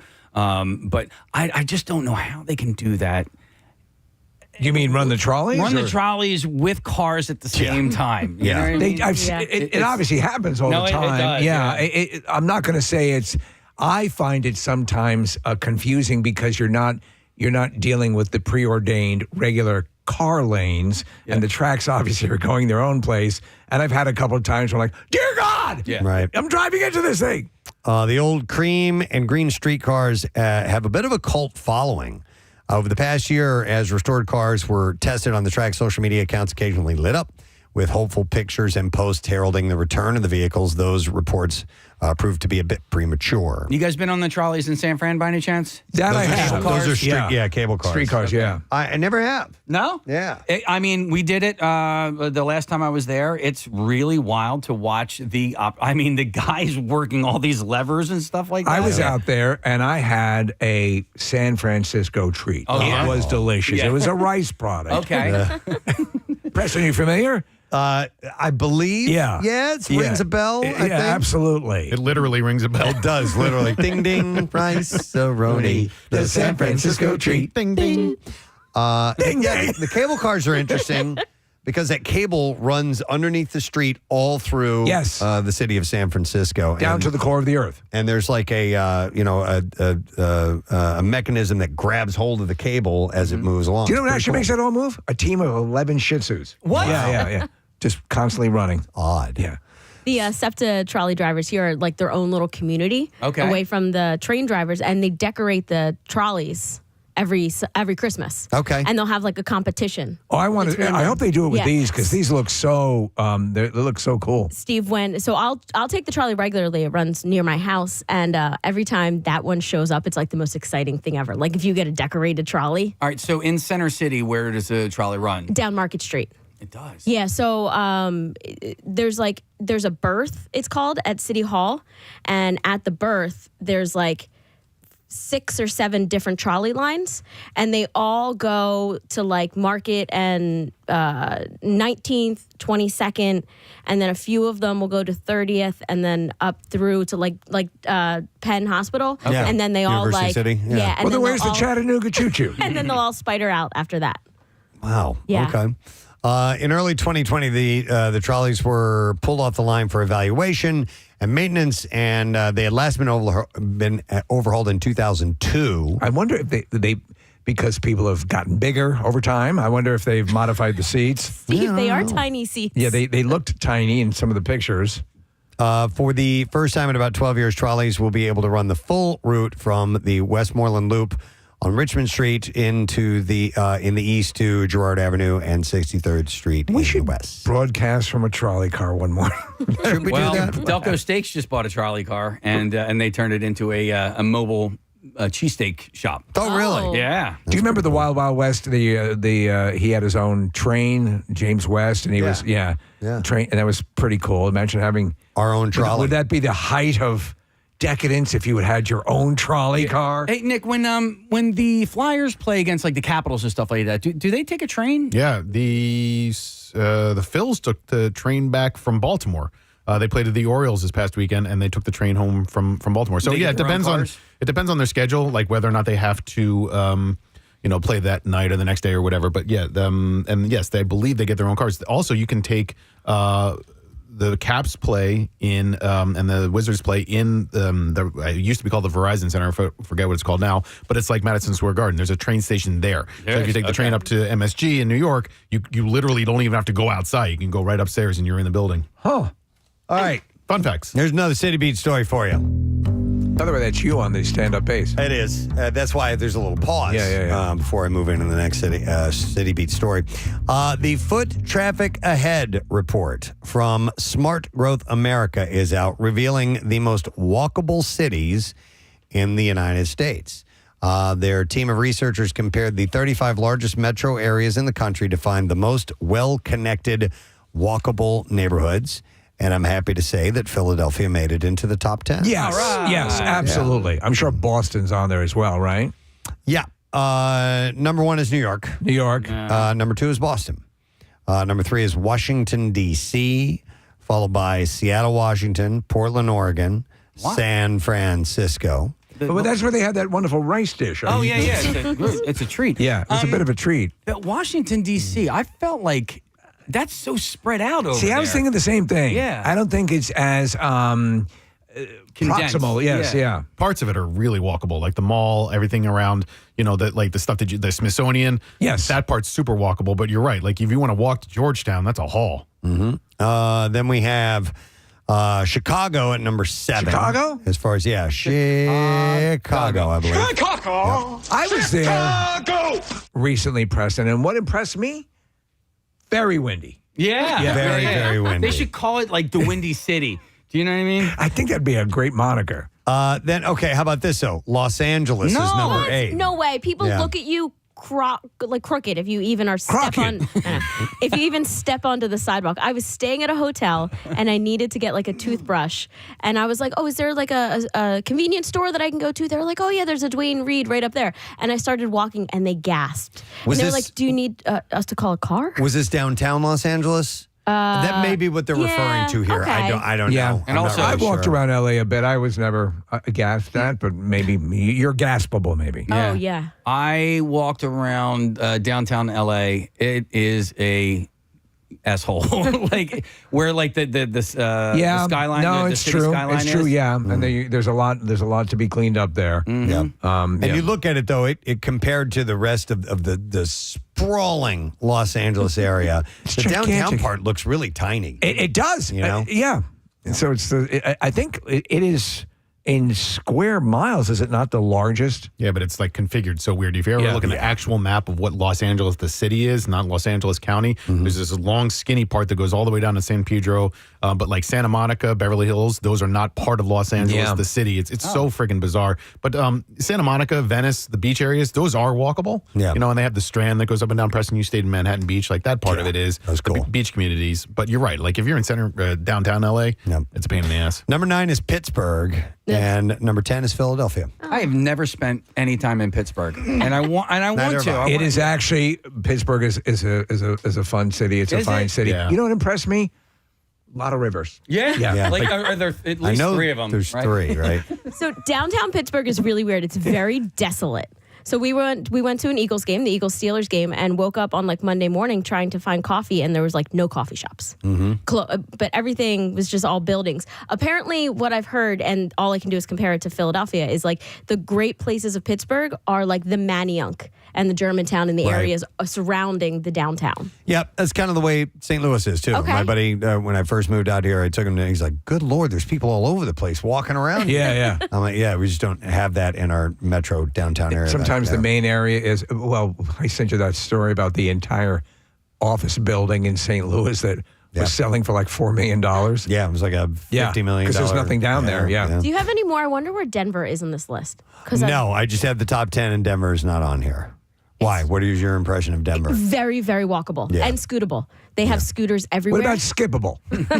You want to come out with me, Steve, and skip through Denver? I would love to do that. Skipping Denver with Marissa Magnata. You shouldn't skip anymore, Steve. You had that injury. Bad injury. Lost a lot of good people that day. All right, so, yes. No, I was going to say, you were talking about scooting. My sister broke her elbow on a scooter in Denver. She fell off of one of those electric scooters. From Touchstone Pictures. It was bad. Yeah, that would hurt, man. You'll never play the piano again. Yeah. Well, who's playing this? Oh, yeah. So, we made it in the top 10, which I definitely think Philly's a great walking city. Anytime it's a positive list, we'll take it. All right, let's go back to the city beat. Steve sent me this information. Netflix announced Tuesday a little more details.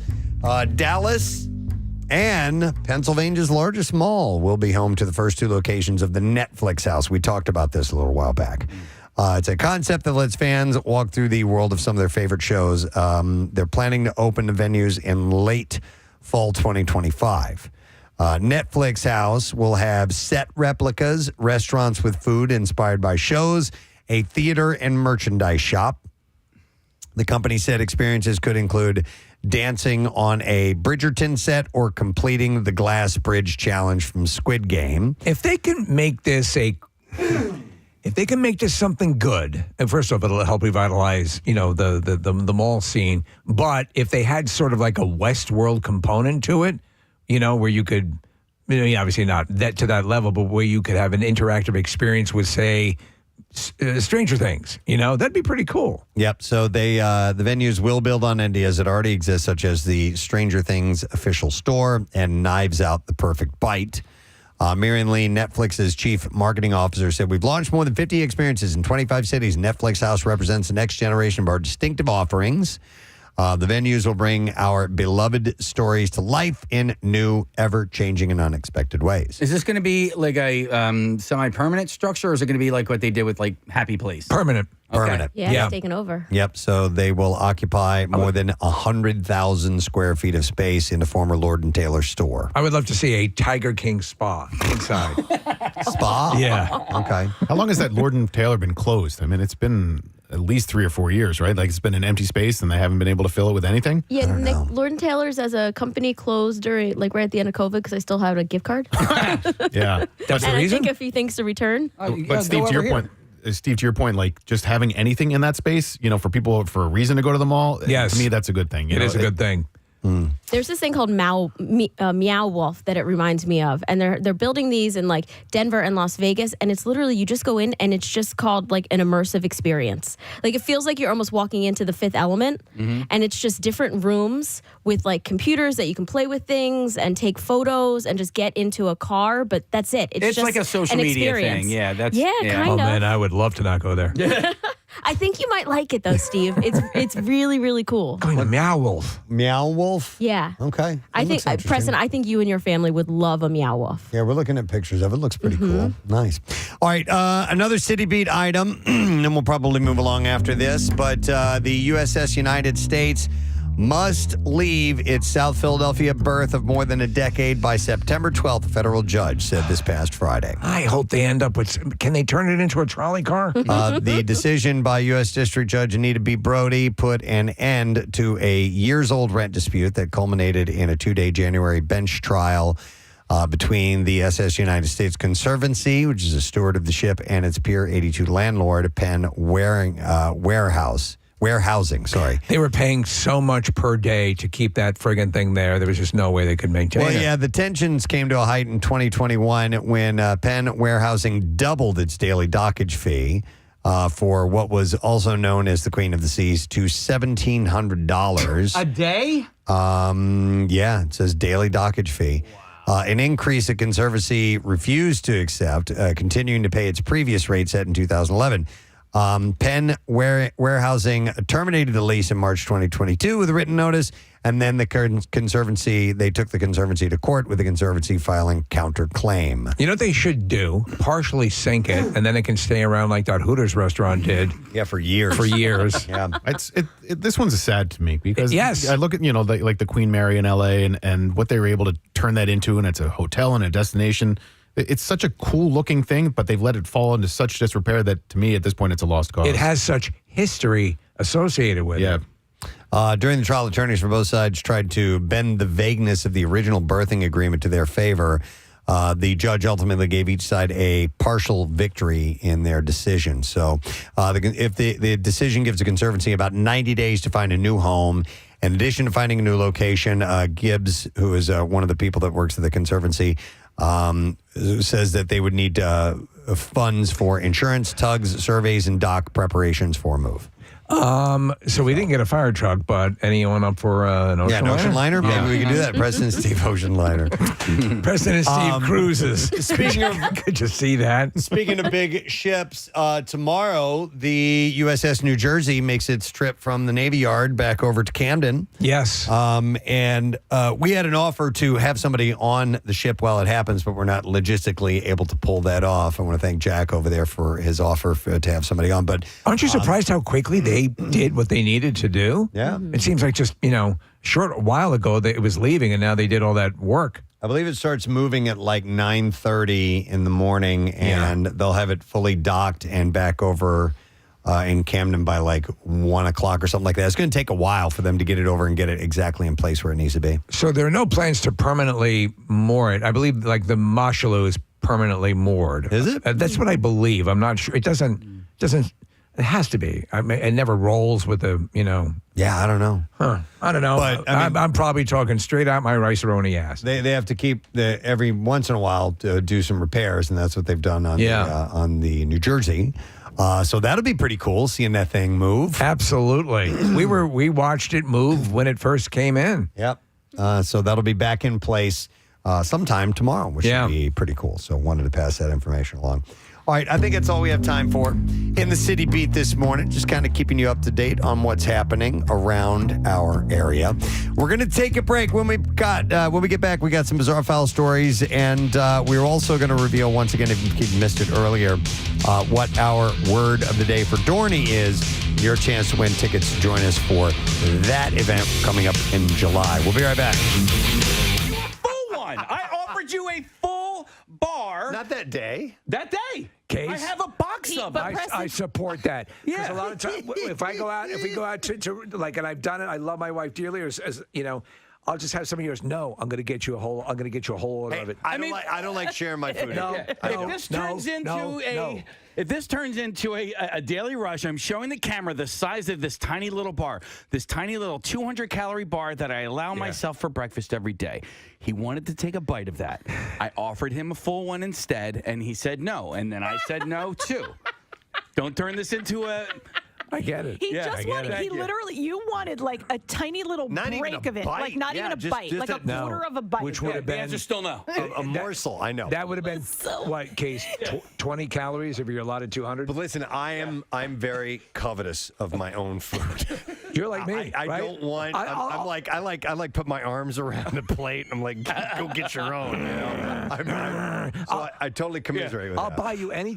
if you want to taste it, I have this and you'd like to try some? Yeah. I'll get you. Especially if you're looking forward to it. Sometimes I'll okay, have a little bit. But for the most part, no. My buddy Jeff, when we go out to dinner, we'll ask for bites of my dinner. No. All the time. No, that is not okay ever, got unless such it food is envy. your husband or wife or significant other that you share other things with. You should not be sharing your food with people, even before the pandemic. Kathy, he has food envy. He has food regret. No. Right? He'll order something and then... I wish I got and that. then he'll go, oh, man, I should have got the Yucky instead. You tell me you go straight to hell. Go straight to And I help people with their ordering. I always say this. Here's my system. Claire will ask me, my wife will ask me, what should I get? All right, assessment, hunger level between 1 and 5, 5 being the most. Right. I'm very hungry. Then go with something you know you like. Yeah. Okay, hunger level 2.5. You can be adventurous. Right. You're not going to get burned. But you know you're going to regret it if you're really hungry and you get something that sucks. Kathy's motivation, though, is different than about not allowing someone to take some from their plate. Germs. It's a Hers gross is a factor. germ thing. Yeah, But it's weird. Why would you ask for a bite of my food? But you could, the frig out of here. You could cut it off and put it on their plate, and no germs have been transferred. Buy one of these yourself. Why? You ordered what you ordered. I'm not asking for a bite of your food. I win. I pay. Yeah, I bought food I actually want. Yeah, seriously. Marissa, what's your take on this? Because you were shaking your head as well or something. She shares all the time. She share with a whole table of people. I hate all of you guys. Table we can't be pancakes. friends. Yeah, we can't be friends. I literally, when I go out to dinner with my friends, the first thing we say is, so are we sharing? Are we getting picky? Preston, don't you remember the table pancakes? Yeah, I remember talking about it. No, I'm the same way. We'll buy. Let's just buy a bunch of stuff. Yeah. If you do that, if that's the agreement at the beginning of the meal, absolutely. If you're going like tapas style, and that's part of the deal. And you're just going out for like appetizers. Yes, but Not everybody's getting. But if everyone gets their own meal, I'm not going to be like, Marissa, can I taste your vegan whatever you're eating? Literally, every meal we go to, everybody's sharing everything. Okay. No, I'm on board with that. I like. If you've ordered an entree, I'm with Kathy 1,000%. All right, back to mental health. We took a little journey there for a moment. Am I being irritable or snapping at people? That's a question to ask yourself. Check. And Casey does, yes. Check. All right, this is a cool thing from the Just Saying Institute. Just saying. And this is about medical advancements, and this is encouraging. Now, there's going to be a long way to go, but German researchers have enabled mice that are paralyzed after spinal cord injuries to be able to walk again. I mean, oh my God. Reestablishing a neural link hitherto considered irreparable in mammals by using a designer protein injected into the brain. You know the ramifications of that? Yeah, it's going to destroy the mouse wheelchair industry.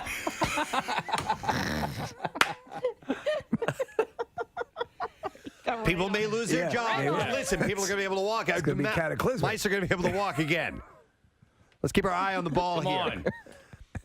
Now listen to this. Spinal cord injuries in humans often caused by sports or traffic accidents leave them paralyzed because not all the nerve fibers that carry information between muscles and the brain are able to grow back. But the researchers from Ruhr University Bochum managed to stimulate the paralyzed mice nerve cells to regenerate using a designer protein. Dr. Turdballs is very encouraged. Right. Which is pretty wild. So when I thought I had ALS, I was having these muscle spasms, are called fasciculations, and it really scared me. And so I went to a couple of neurologists, and one of them explained to me the way nerve cells work. And I may be a little bit off base on this, but for the most part, the nerve is a single cell. It's one thing. Yeah. And once you lose that, there's no way to regrow those. That's the thing. You can't regrow nerves.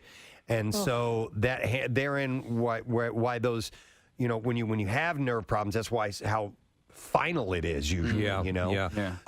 This has been the holy grail. This has been the thing. Now we have things that are prophylactic, or I should say, a separate, like exoskeletons, mobile exoskeletons that could allow people to walk with these, like a war machine. To at least have some ability. But if you could regain, and if you can regain that ability to walk, then as you get older, or people who have just natural deterioration, I assume you'd be able to refresh that ability as well. So people have balance issues. The main doctor, Dr. Turdball, was it? Said with a relatively small intervention, we stimulate a very large number of nerves to regenerate, and that is ultimately the reason why the mice can walk again. The paralyzed rodents that received the treatment started walking after 2 to 3 weeks. That's amazing. The treatment involves injecting carriers of genetic information into the brain to produce the protein called hyperinterleukin. Mousewalkatosis. They're going to have to change that when they get the humans, though, right? Hyperinterleukin gluten-glauben. Interleukin gluten galban 6. Yes. The team is investigating if the treatment can be improved, and he said that we also have to see if our methods work on larger mammals. Right. We would think of like pigs, whales, dogs, or primates, for example. And then if it works, we would have to make sure that the therapy is safe for humans too. But that will take many, many years. So probably not in our lifetime. But never say never. Yeah. That's what James Bond taught us. And I think that this is... a lot of times people will, everything starts a geometric progression. I mean, knowledge fires off additional knowledge. Everything goes out in waves. So I think this can increase exponentially. I wouldn't be surprised if we're looking at something, these things come and people say, I never thought we'd get there. I'm always amazed, like when they said, travel at the speed of light. Yeah. Never be achieved. And it still seems like impossible. However, they're starting to do things where they're sending particles at the speed of light. So, we'll see. You never know. Yeah. We're also going to have a bunch of really, athletic mice. Right. I thought that was pretty great news. That is good news. So, every little, baby steps or mouse steps. Mouse steps, if you will. Speaking of challenges, of online challenges, there was one, Steve. It's called the Skull Breaker Challenge. This dumb thing. Yeah, I saw this a few weeks ago.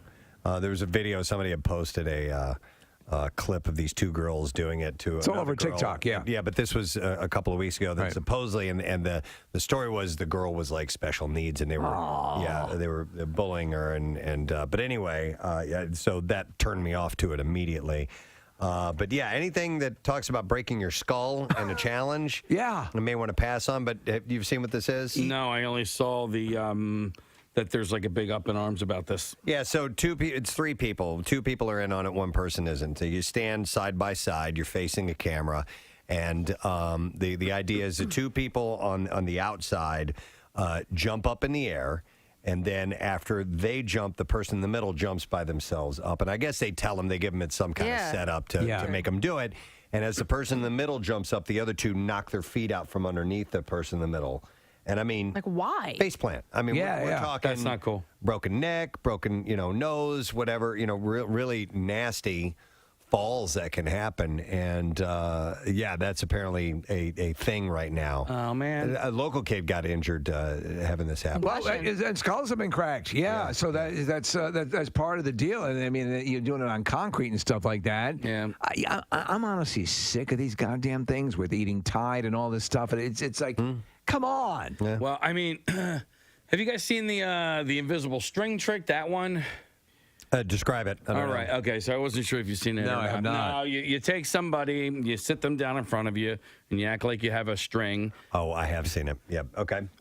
It's a little bit funny, right? It's Okay. kind of funny, yeah. All right. So go ahead and finish describing how this works. So you walk up and you say, all right, I'm holding the string, and you act like you're putting the string into their ear and then pulling it out the other side, and then you ask them to hold one side of the string. It's a joke. They don't think there's really a string Right, there. of course, It's just play along, follow me, do this for me. All right, so you're holding one side of the string. I'm holding the other side of the string. Okay, now yank that side of the string really hard. And so when they yank it really hard, your hand slaps them across the face because it's holding onto the other side of the string. Yeah. So it's similar to that is funny, but you're not gonna smash someone. There's one that involves also with the AFV has videos of it constantly with trying to catch the dollar or the card against the wall with their forehead. You've seen that. Yes. My son tried to do the string one to me. Right. And I go, I've already seen it. And then he's like, no, you got to do it. I go, but I've seen it. Yeah. He wanted so bad for you to do it. Oh, so guess what he did? He just slapped me across the face. Why not just cut out the whole act? Just and do punch that you in the face. Or, hey, you want to see something? Whap. I've tied an invisible string to the end of this baseball bat, and I'm going to put it through your ear. So yank on it hard. I saw this other one. A mother's been filmed letting her teenage son slap her breasts to the tune of a song as part of a TikTok challenge. What? Uh-huh. No. No. Aiden Ridings, who is 17, filmed the video and uploaded it last week in a strange attempt to gain more followers. The 8-second video starts with the two standing opposite each other as the 2008 hit Undercover Martin by Two Door Cinema Club plays.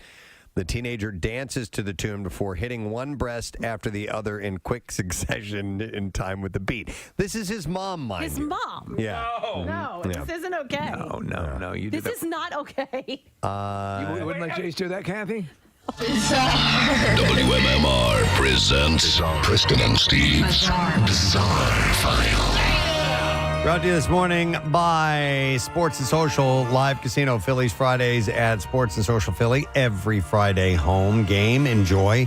Free caricature drawings, Budweiser specials, giveaways, memorabilia, and more. And you can visit sportssocialphilly.com. This is in Minnesota. Michigan, I'm sorry.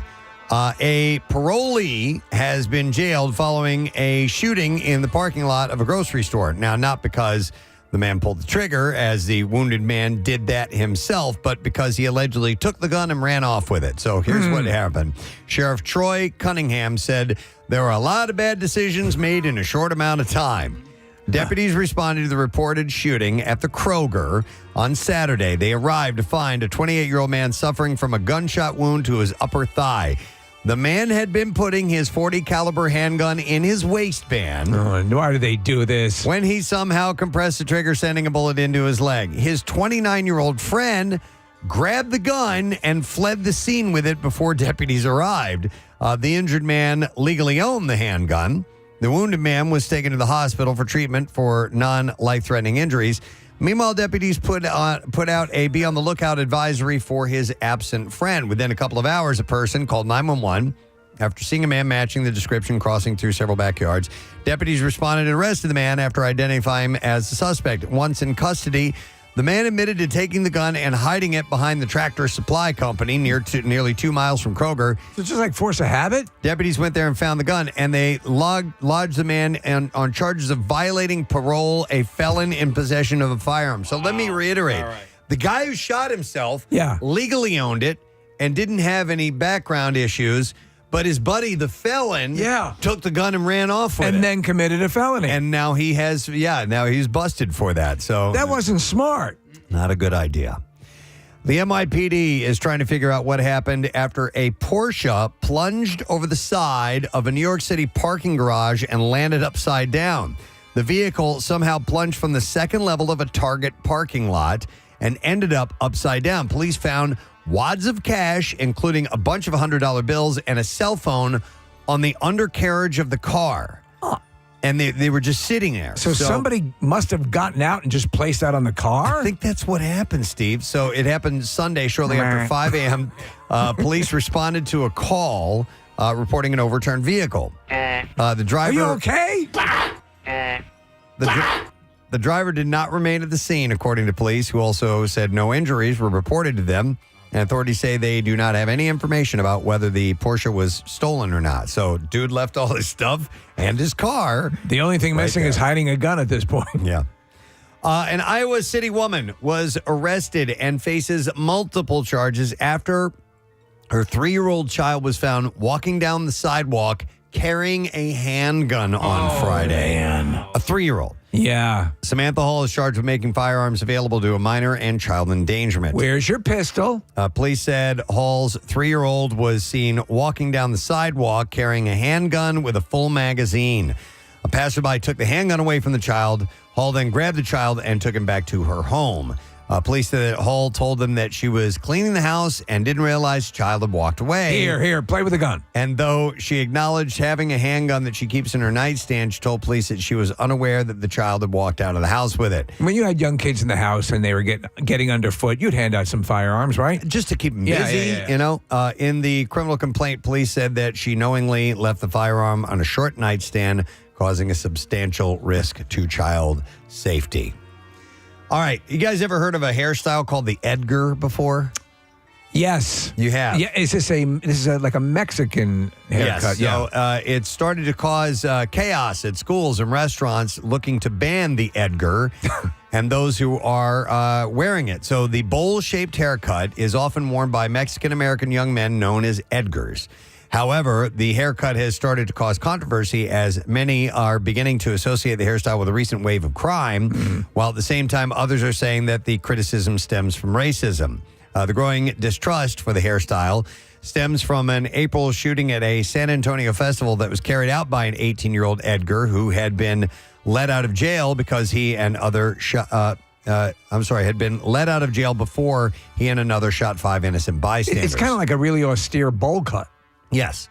The suspect, Mikey Valdez, was eventually shot and killed alongside his accomplice by police who responded to the shooting. After the shooting, Ricky Ortiz, who owns several restaurants in the area, posted about no Edgars sign suggesting those with the haircut not be allowed in establishments like the ones he owns and the event where Valdez opened fire. I don't know why the name Edgar makes me laugh, but it does. It makes me laugh because of Edgar suit and Men in Black. Yes. He's wearing an Edgar suit. He wrote that the organizers of the event needed to have a no Edgar policy. No Edgars. And that they should charge more so that it was unaffordable to them to attend. Not everybody has agreed with Ortiz's comments, as the San Antonio Current reported that several people online felt the remarks were a new form of racism. But Ortiz explained himself, saying that the claims that he was racist were unfounded. He said, people are accusing me of this. They're speaking from a place of ignorance. He's first-generation American of Mexican parents. What if they change it from Edgar to Jugdish? So it's interesting that now, they want a haircut to be banned. So we'll see how far they end up getting. I've seen some bad haircuts. There are definitely some bad ones out there. Ban the mullet, please. All right, and then one last story. An ex-con landed behind bars again after allegedly striking his girlfriend in the face while arguing over a honey bun. It's according to Florida court Was that records. the pet name or the food? No, it's the food. Okay. Investigators say Andre Eason and 39-year-old victim were in their car Friday when the kerfuffle began. At the time, the couple who live in a hotel A kerfuffle over honey buns. were outside the Walmart Supercenter in St. Petersburg. During the honey bun dispute, Eason allegedly smacked the victim in the face, causing minor redness An arrest affidavit does not specify the nature of the honey bun clash, though history indicates that one of the parties likely consumed the honey bun before the other could partake. I think it's appropriate at this point to announce that I am absolutely pro honey bun. Eason was subsequently arrested for domestic battery and booked into the county jail, by the way. They were a staple in the McElwain kitchen growing up. Yeah. Aren't they good? And then if you heat them for just a few seconds. Steve, the toaster oven honey bun, fan-freaking-tastic. Honestly, Yeah. there's no... I would let loved ones die in pursuit of a freshly toasted honey bun. Wow. Yeah. I think I've ever had a toasted honey. Honey buns are good. Yeah. You know what I had a while back? I hadn't had in ages? A sweet roll. Sweet rolls are good, too. They don't have the glaze like honey buns. And they're not, though they would suggest that they're very sweet, I like them because they're not so sweet. They're lightly sweet. Are they different than cinnamon rolls then? Yes. They're less sweet. They're not cinnamony either, I don't All right, think. so let's do this important task. Rank cinnamon bun, honey bun, and sweet roll. Cinnamon probably number one for Thank me. you, sir. Yeah. And then now, just because I had a sweet roll, I wasn't, all gaga about it or anything like It just that. reintroduced. You're a practical man. Yeah, I just had forgotten that they even existed. So I'd probably go cinnamon roll, honey bun, and then sweet roll. Yeah, there you go. Are we all in That's agreement? it. Uh-huh. Yeah. Casey? Yeah. All right. Casey's good. I'm going to throw in here's an outlier. Where does the cinnamon scone fit in that? Well, see, I wouldn't get a cinnamon scone. What would you get? I'd get either the orange scone or a blueberry scone or vanilla scone. Or chocolate chip scone? F the cinnamon scone. Yeah, there's a whole separate cinnamon subdivision case, Steve, because you could do cinnamon bun. Yeah. You can do cinnamon Danish.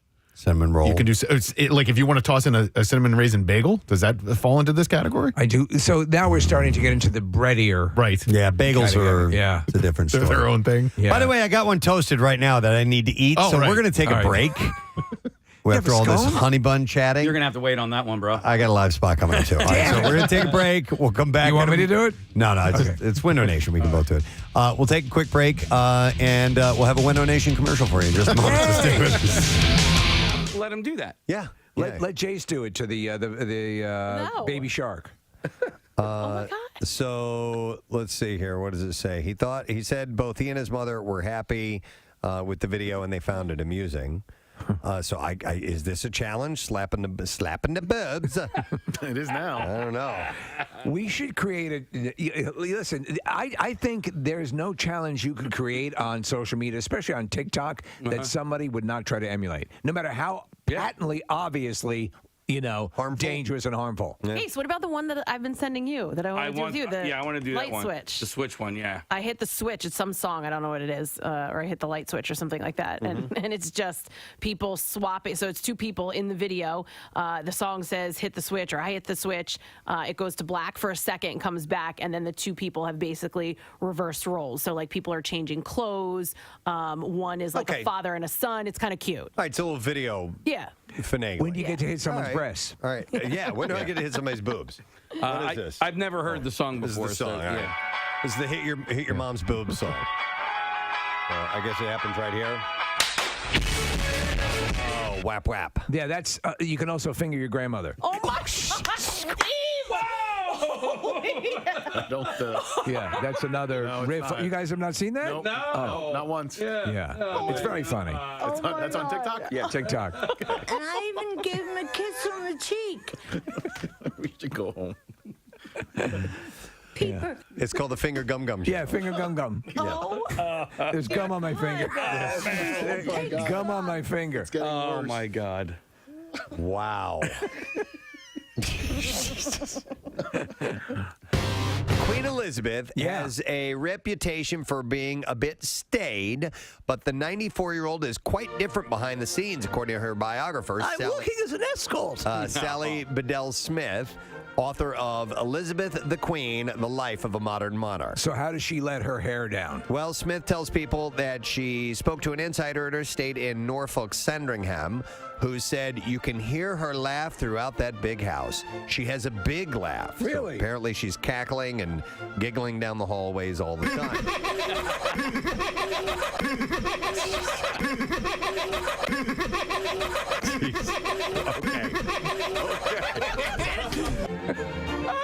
That is a big laugh for the Queen. All over the palace.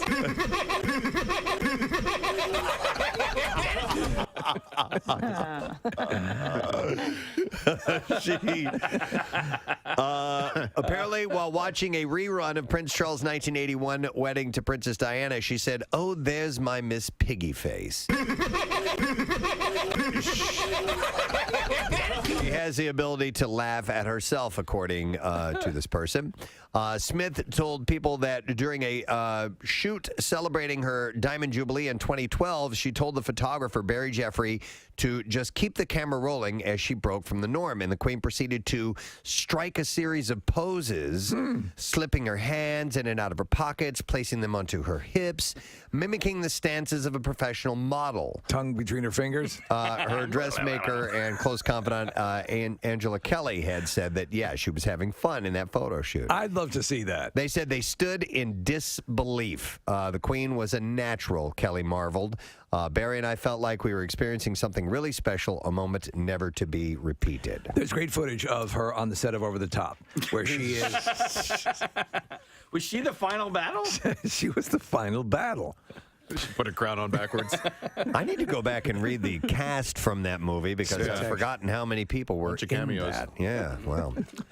I did see it was like a Reddit thread recently, and someone was talking about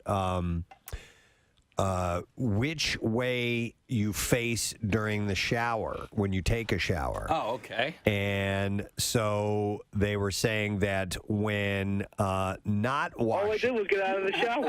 not washing their hair, they face forward. When they are washing their hair, they face with the shower to the back. And I assume this is a woman who may not wash her hair every day. She has long hair, so some women don't. My hair's moderate length. But I didn't know.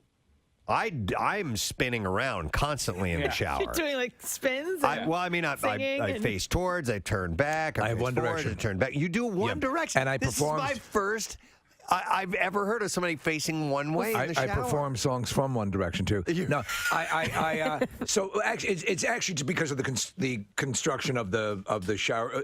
So my bath, I have my own bathroom. When we bought the house, it was more like there was a tub with a. With a curtain that went across, and it was so. My brother-in-law built a shower stall, a walk-in shower. Right. So, but it's shallow. So, if I were to stand, my shoulders might be touching both sides. So I turn to the side, and I have the shower. Oh, okay. So I'm facing the glass. I'm facing the wall. I'm facing the four cats looking at me naked. But let me ask you this: when you get out of the shower, do you immediately wrap yourself in a towel? I do not. Oh my God! I dry off in the shower. Oh, me too. I do. Yeah. I do. I don't wrap in a towel. When I lived at home with my mommy, and I had no concept. Mommy, come dry me. I had no concept of what people did around the house. Like I used to use 2 towels every single time. Like now I use 1 towel and I use it a week. For like a week. Yeah. Because I'm like, oh God, laundry sucks, right? I know. Dude, my mom had like 2 towels every single time. One around my waist, one around my torso. I have a completely separate question because Kathy said with drying the hair and getting too hot and sweaty. After a workout. Oh, yes, the worst. And then you shower and you get out. And I'm sweating? like, I'm sweating. I have to shower again. I have to take a shower. So here's what I do in the summer. I hate that. I have my clothes laid out back in my room. And the AC, I'll put the AC on the ceiling fan. I come out of. You stand in front of it? Yeah, I go out. Yes, I would. It's a good idea. Just to dry off. Sure. I didn't go through all this to re-sweat. When I was in high school on the swim team, our practices were 5 a.m. I had no idea that. Dude, listen, you're swimming like 2 miles in practice. That's a workout. That is a workout. Sweating? I was sweating, but you don't know you're sweating because you're in the pool. Yeah. You don't know that you're sweating until you go to put your school uniform on, and everything is just sticking to you. Yeah, I had no clue. Somebody wants to vouch for the towel warmer. I'm going to go to Tom. Hi, Tom. Good morning. Good morning, guys. Good morning, Ed. What's up, bud? Should I just say that every time now? Okay. All right, Tom, what's up? I don't know. We were getting our shower now. Oh, my God, he's possessed.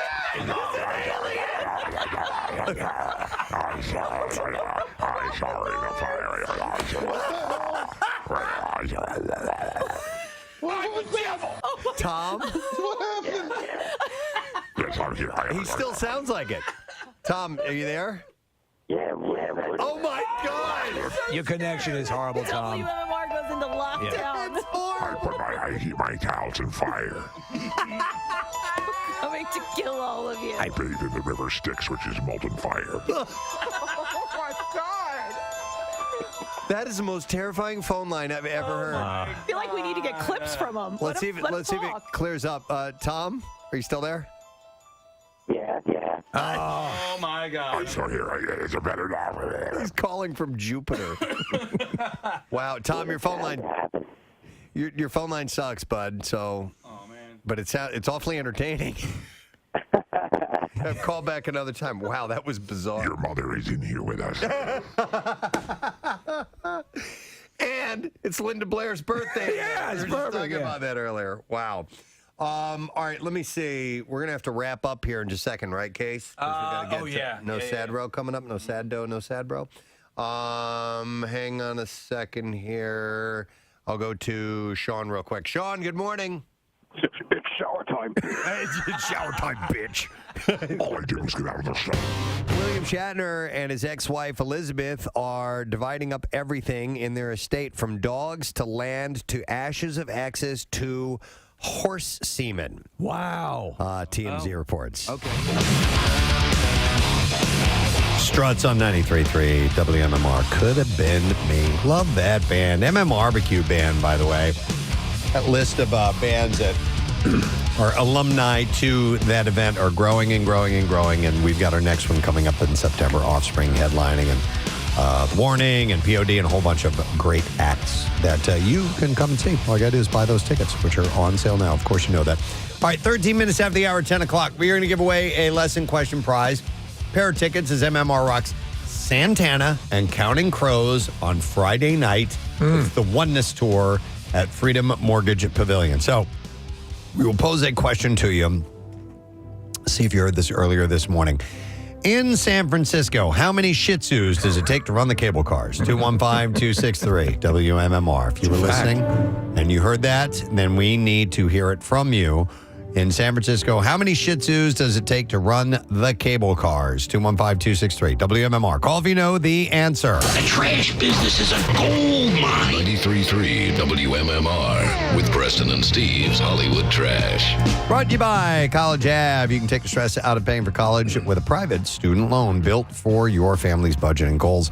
Get college covered today at collegeave.com. What's up this morning, Steve? Well, Dr. Oz was called into action during a flight from New York City to Cabo San Lucas after a fellow passenger passed out.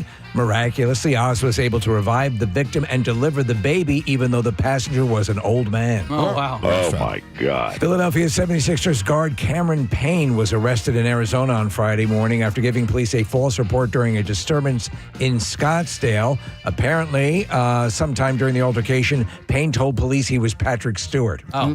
Hey! No, that's not true. And finally, according to Khloe Kardashian's personal trainer, Don Brooks, she puts in a super intense workout every day of the week. Brooks says Khloe's goal is to one day be able to flex her face. All right, to the phones we go. Let's see if you know. In San Francisco, how many Shih Tzus does it take to run the cable cars? 215-263 WMMR. It's Mike that gets to take a shot at it. Hey, Mike, good morning. Good morning. How is everybody today? Awesome, bud. All right, so in your memory, tell us in San Francisco how many Shih Tzus it takes to run the cable cars. A full team of 11. 11. Yes. That is correct, sir. Hang on, Mike.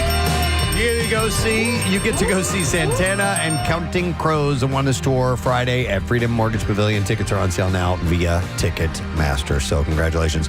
Before we segue into music news, a reminder that our word for today, the day off at Dorney, digital word, is Snoopy. And it's easy to enter. You just go to PrestonandSteve.com and you will see the Preston and Steve Day Off at Dorney link, and that will lead you to where you enter the word. So Snoopy is the word. And if you win, you get a 4-pack of tickets to join us for the live broadcast. You get in early, get free parking, all this stuff, and you'll be able to ride Iron Menace. It's exciting, so make sure that you do that now. All right, let's do music news. Now, Preston and Steve's Music News on 93.3 WMMR. Yeah! got bronchitis. Brought to you by Cool Cars for Kids. Experience the roar of Jaguar legends at the 7th Annual Philadelphia Concours Classic Car Competition. And it's on June 23rd at the Simeone Museum. And for information, you can visit coolcarsforkids.org.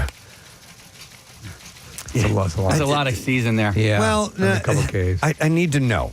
So if you were phonetically saying this, they have something spelled out phonetically for me. The word is concourse. Yes. And it's spelled Kong, K-O-R. Should I say Kong, K-O-R? No. The word is concourse? Yeah. But it says concourse. in parentheses, Kong dash K space O space R space. What? No. Exactly. No. You know what this is like? It was like during the graduation ceremony when everything was written out phonetically. Yes. You can't help but mispronounce it. Okay, sorry. All right, that's work-related stuff. Yeah. Moving on. Bon Jovi fans are not that pleased about what they claim are faux photographed copies of the band's new album, Forever. Fans have taken to social media to vent about this alleged issue. One fan wrote, "Buyer beware. The Bon Jovi store is sending out auto pen signatures. Talk Shop Live is also sending out the same ones. The UK signatures appear to be hand-signed." See, Bob Dylan got into trouble for this. Do you know that? Yeah. Another fan wrote, looks like Bon Jovi is the latest to sell auto-penned as autograph. Dear Universal Music Group, it's costing you a lot of money to lie about your products. How many people are getting a refund on this? I know your time is so precious, but lying to fans ain't the win. Nobody wants auto-penned. Is this? Of publishing, neither UMG or Bon Jovi have addressed this particular accusation. Speaking of Bon Jovi, he delivered his own category on Jeopardy a couple of days ago. Oh, that's pretty cool. Yes. They did a little video thing. Nice. Megadeth is returning to North America this summer for a 34-date trek. This leg of the Destroy All Enemies tour will immediately follow the band's run in Europe and Latin America. 2 shows a week apart will be happening in Los Angeles. Other cities include Boston, Vegas, St. Louis, and more. The closest they will get to us will be in Reading on September 9th. Tickets are already available via Ticketmaster. And then one last thing. The lineup has been announced for the 13th annual Monsters of Rock cruise. Monsters of Rock. Setting sail for the Port of Miami on March 10th, and there will be performances from over 35 artists on multiple stages. Some of the acts scheduled to be on board and perform include Tesla, Extreme, Winger, Queensryche, LA Guns, Slaughter, Faster Pussycat, Crocus. Wow, so that's fairly monsterish. Stephen Pearcy of Rat, and others. And you can see the full official Monsters Rock cruise. What about Josh Groban? Website online if you want to go. Starting now, cabins for the 6-day cruise. Starting. You raised me up. Shut the f*** up. I guess he's not going to be. He won't be there. Cabins for Ahoy. the 6-day cruise start at $2,700 per person, by the way. So Fish just announced they always do a Riviera Maya concert in like February, and they just announced it yesterday. I'm really thinking about going next year. Really? Yeah. It's. Well, you listen. I didn't do the Sphere. You didn't do the Sphere, and you honored commitments to friends and family, and so you took the hit on that. I think you owe yourself this one. It's right around President's Day every year, isn't it? They moved it up. Okay. So now, and Nick, you know what it is this year? The theme is everyone gets a free swim spa. No. Just this year, Just though, this right? year, though. Yeah. Every year around the same time, Dave Matthews and Tim Reynolds do the same thing, and so it's like an acoustic thing on the beach, and it looks like a lot of fun. And then this year, Casey Trey joined Dave and Tim up on stage. I don't know if there's any crossover with the Dave Matthews camp into the Fish world, but it really does look like an awesome time. Yeah. I can see why you'd want to go. But I want to do the lady who does my hair, Jackie. She's been on like Matchbox 20 and Goo Goo Dolls cruises, and I mean that's not for me, but it seems like it could be a lot of fun. Is this a cruise? No, that's not a cruise, but it is a destination. They just happen to be passengers on the same.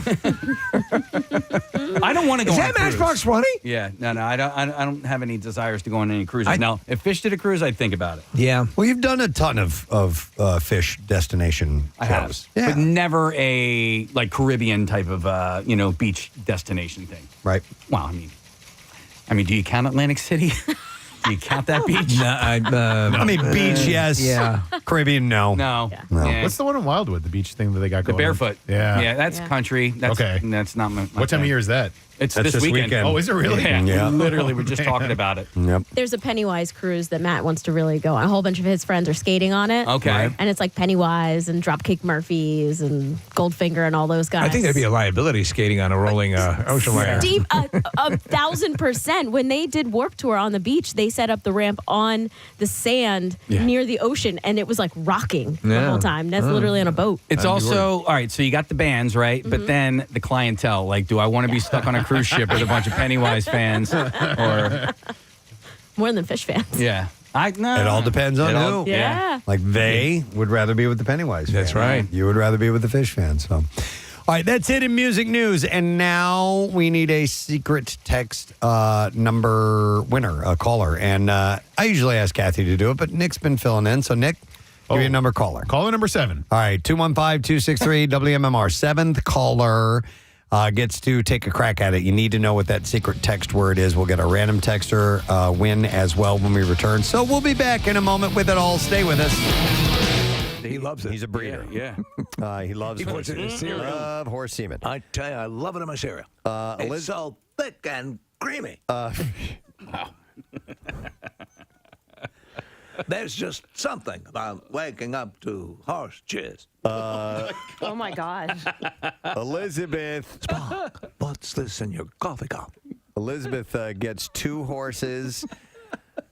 William gets all the dogs, 2 horses, and all of the horse semen. He gets Who gets the jig jill? He gets all of the horse semen and equipment, the horse semen equipment. He gets all the dogs?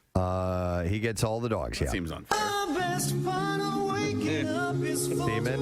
It's horse semen in my big, piping hot mug of coffee. And these are per the papers obtained by TMZ. Elizabeth gets... Yes, I'd like a bear claw and a coffee with horse semen. You don't have horse semen? You don't know how delicious it is in a cup of coffee? So Elizabeth, gets a Malibu and a Versailles, Kentucky home. By the way, in Kentucky, it's pronounced Versailles, not Versailles. Plus her family farm in Indiana, while he gets a ranch and their Studio City home. But I got the semen, correct? He gets all the semen. Their agreement also spelled out animal visitation rights because they don't have children. So Preston, you know what I love to do? I love to drink horse semen through a crazy straw. Crazy straw. Through a crazy straw. It looks wild. Yeah, I can imagine. Wow. All right, we're going to leave with this. Johnny Depp has launched a $50 million defamation suit against his ex-wife Amber Heard. He claims she lied about him abusing her and furthermore claims that she cheated on him within 1 month of their marriage in 2015 with Tesla founder Elon Musk. He claims that Heard... I have proof. He claimed that Heard received late-night visits from Musk. Where did you get that segue? At the at the L.A. Bitch, where'd you get this segue? He got. What's with all the rockets? She had late-night visits from Musk at their L.A. home. I'm a cowboy. That Depp and Heard shared while he was traveling.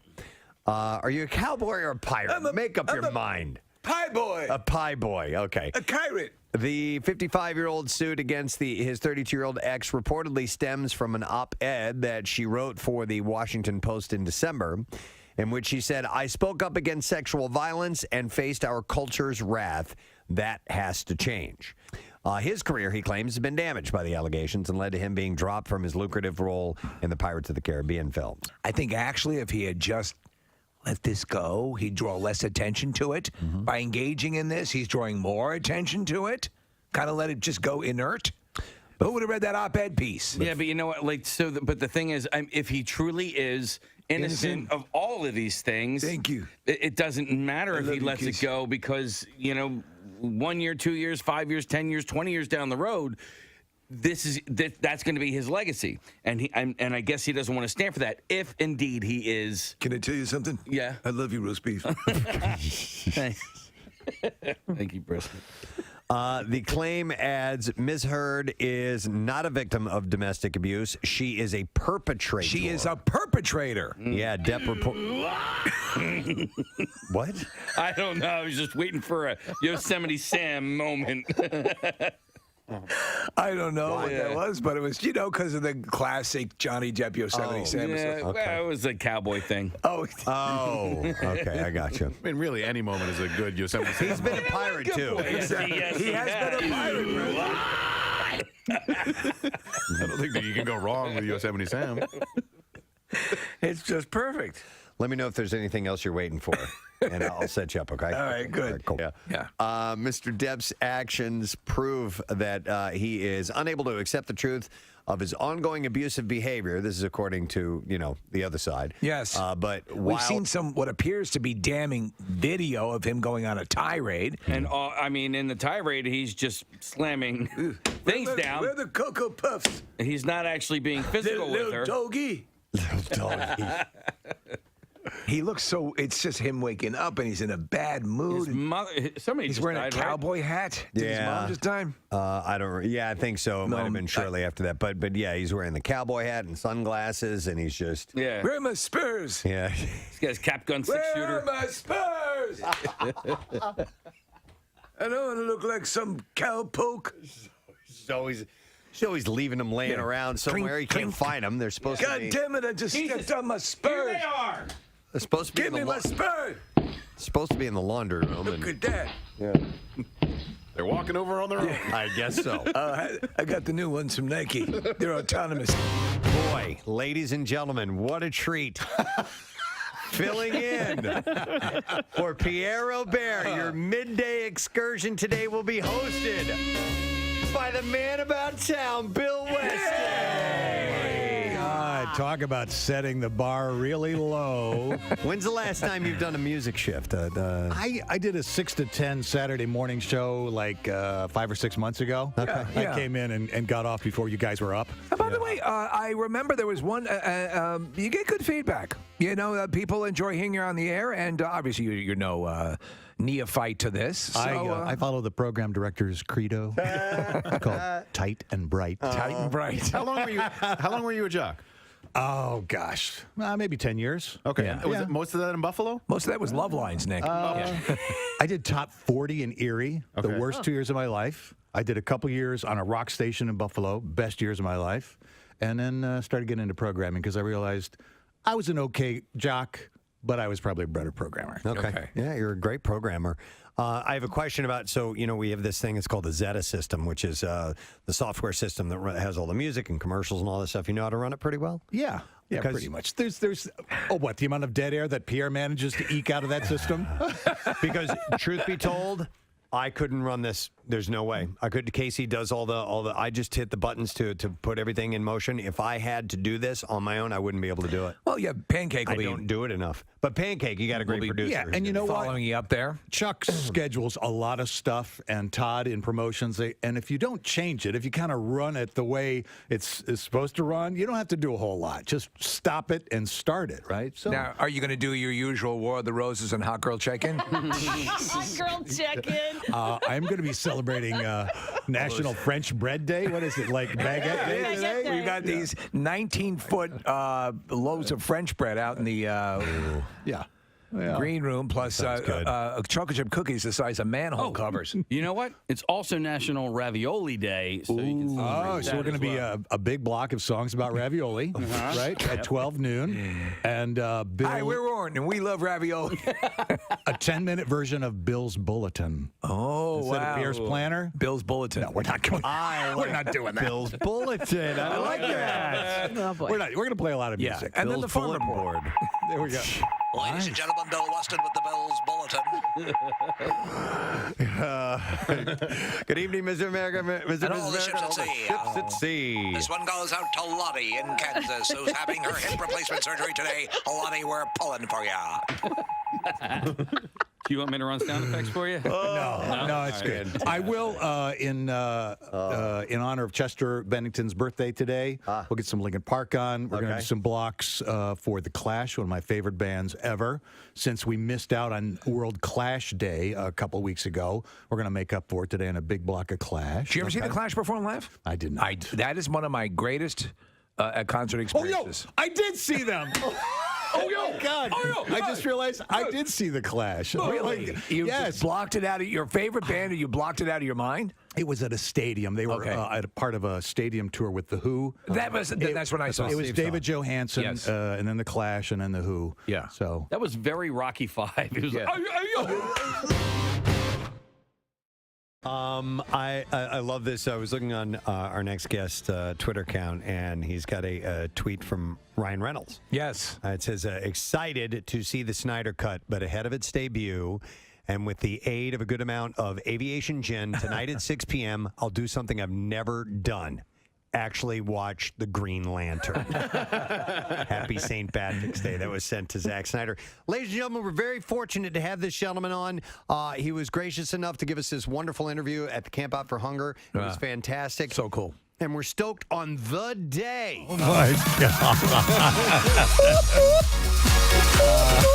Okay. First of all, that was Third Eye Blind. Yeah. On 93.3 WMMR. This is our winning music. Which is, Rihanna, which we, natural to come right out of Third Eye Blind and Rihanna on MMR. It's 10:32. Yeah. We were looking for, like, I hit the button and that is not exactly what I was expecting to come screaming through my headphones, but it did. Sorry.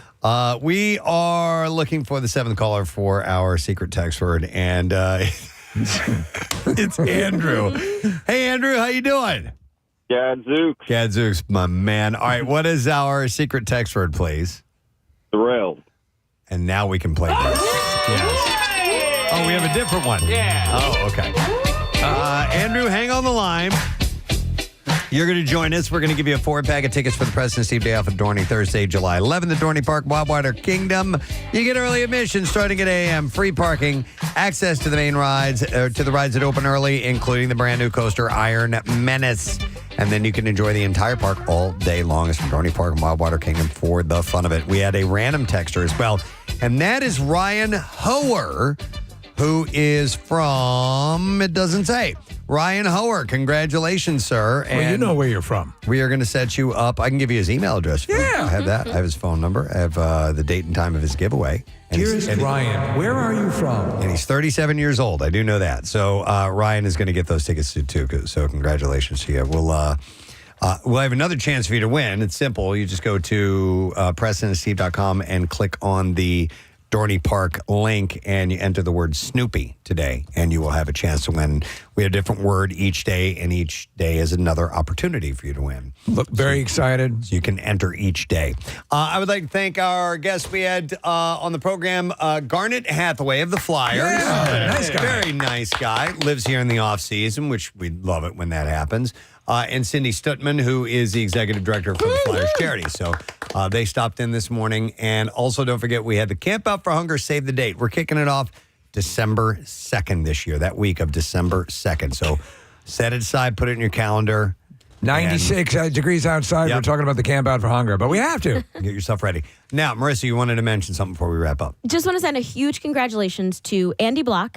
He was just sworn in last night as the superintendent of the Lower Merion Police Department. So that means, guys, when we want to do any crazy stuff out here in the parking lot, he's our guy. He's our guy. Nice. But Andy has been in my life for a long, long time. He was my fire chief when I was at Gladwin Fire Company. You guys were talking about volunteers yesterday. Right. Yeah. And so I've known Andy since I was a teen. He worked in Radnor and Lower Merion. He is a wonderful person. And a big congratulations, Rodney, and everybody wanted to send that to Andy. So we love you, and congratulations and good luck. Excellent. Terrific. That's awesome. All right, so we need to do the letter of the day, and Casey's going to do that for us. I can do that. All right. Preston and Steve on 93.3 WMMR. Now, the Daily Letter. The Preston and Steve Show is brought to you today by The Letter. I. as in Inagata Davida. All right, and we are going to give away a 40-inch deluxe beach buggy cart complete with chair rack and side carriers. It's from Phoenix Coach Works, makers of the Phoenix Beach Buggy. Nice. The only beach cart that you will ever need, my friend. And Casey and I can attest to that because we both own them. You can get all of your stuff to the beach with ease. Visit PhoenixBeachBuggies.com to get yours. That's Buggies, spelled with a Y. All right, and we will get that away on Friday, so just 2 more letters to go. Thank you to the sponsors of the Preston and Steve Show. We are brought to you by Dunkin'. Preston and Steve Show runs on Dunkin'. Also brought to you by Acme Markets, fresh foods, local flavors, and by Polar Seltzer. No sugar, calories, or funny business. Refreshingly natural Polar Seltzer. Tomorrow on the program, well, this is exciting. She was a huge hit at the Tom Brady roast. Nikki Glazer. Nice. Love Nikki Glazer. Join us via Zoom tomorrow and a bunch of other things. So that's it. We're done. Rage on. Have a great day. Stay nice and cool, and we'll see you tomorrow, gang. Bye-bye.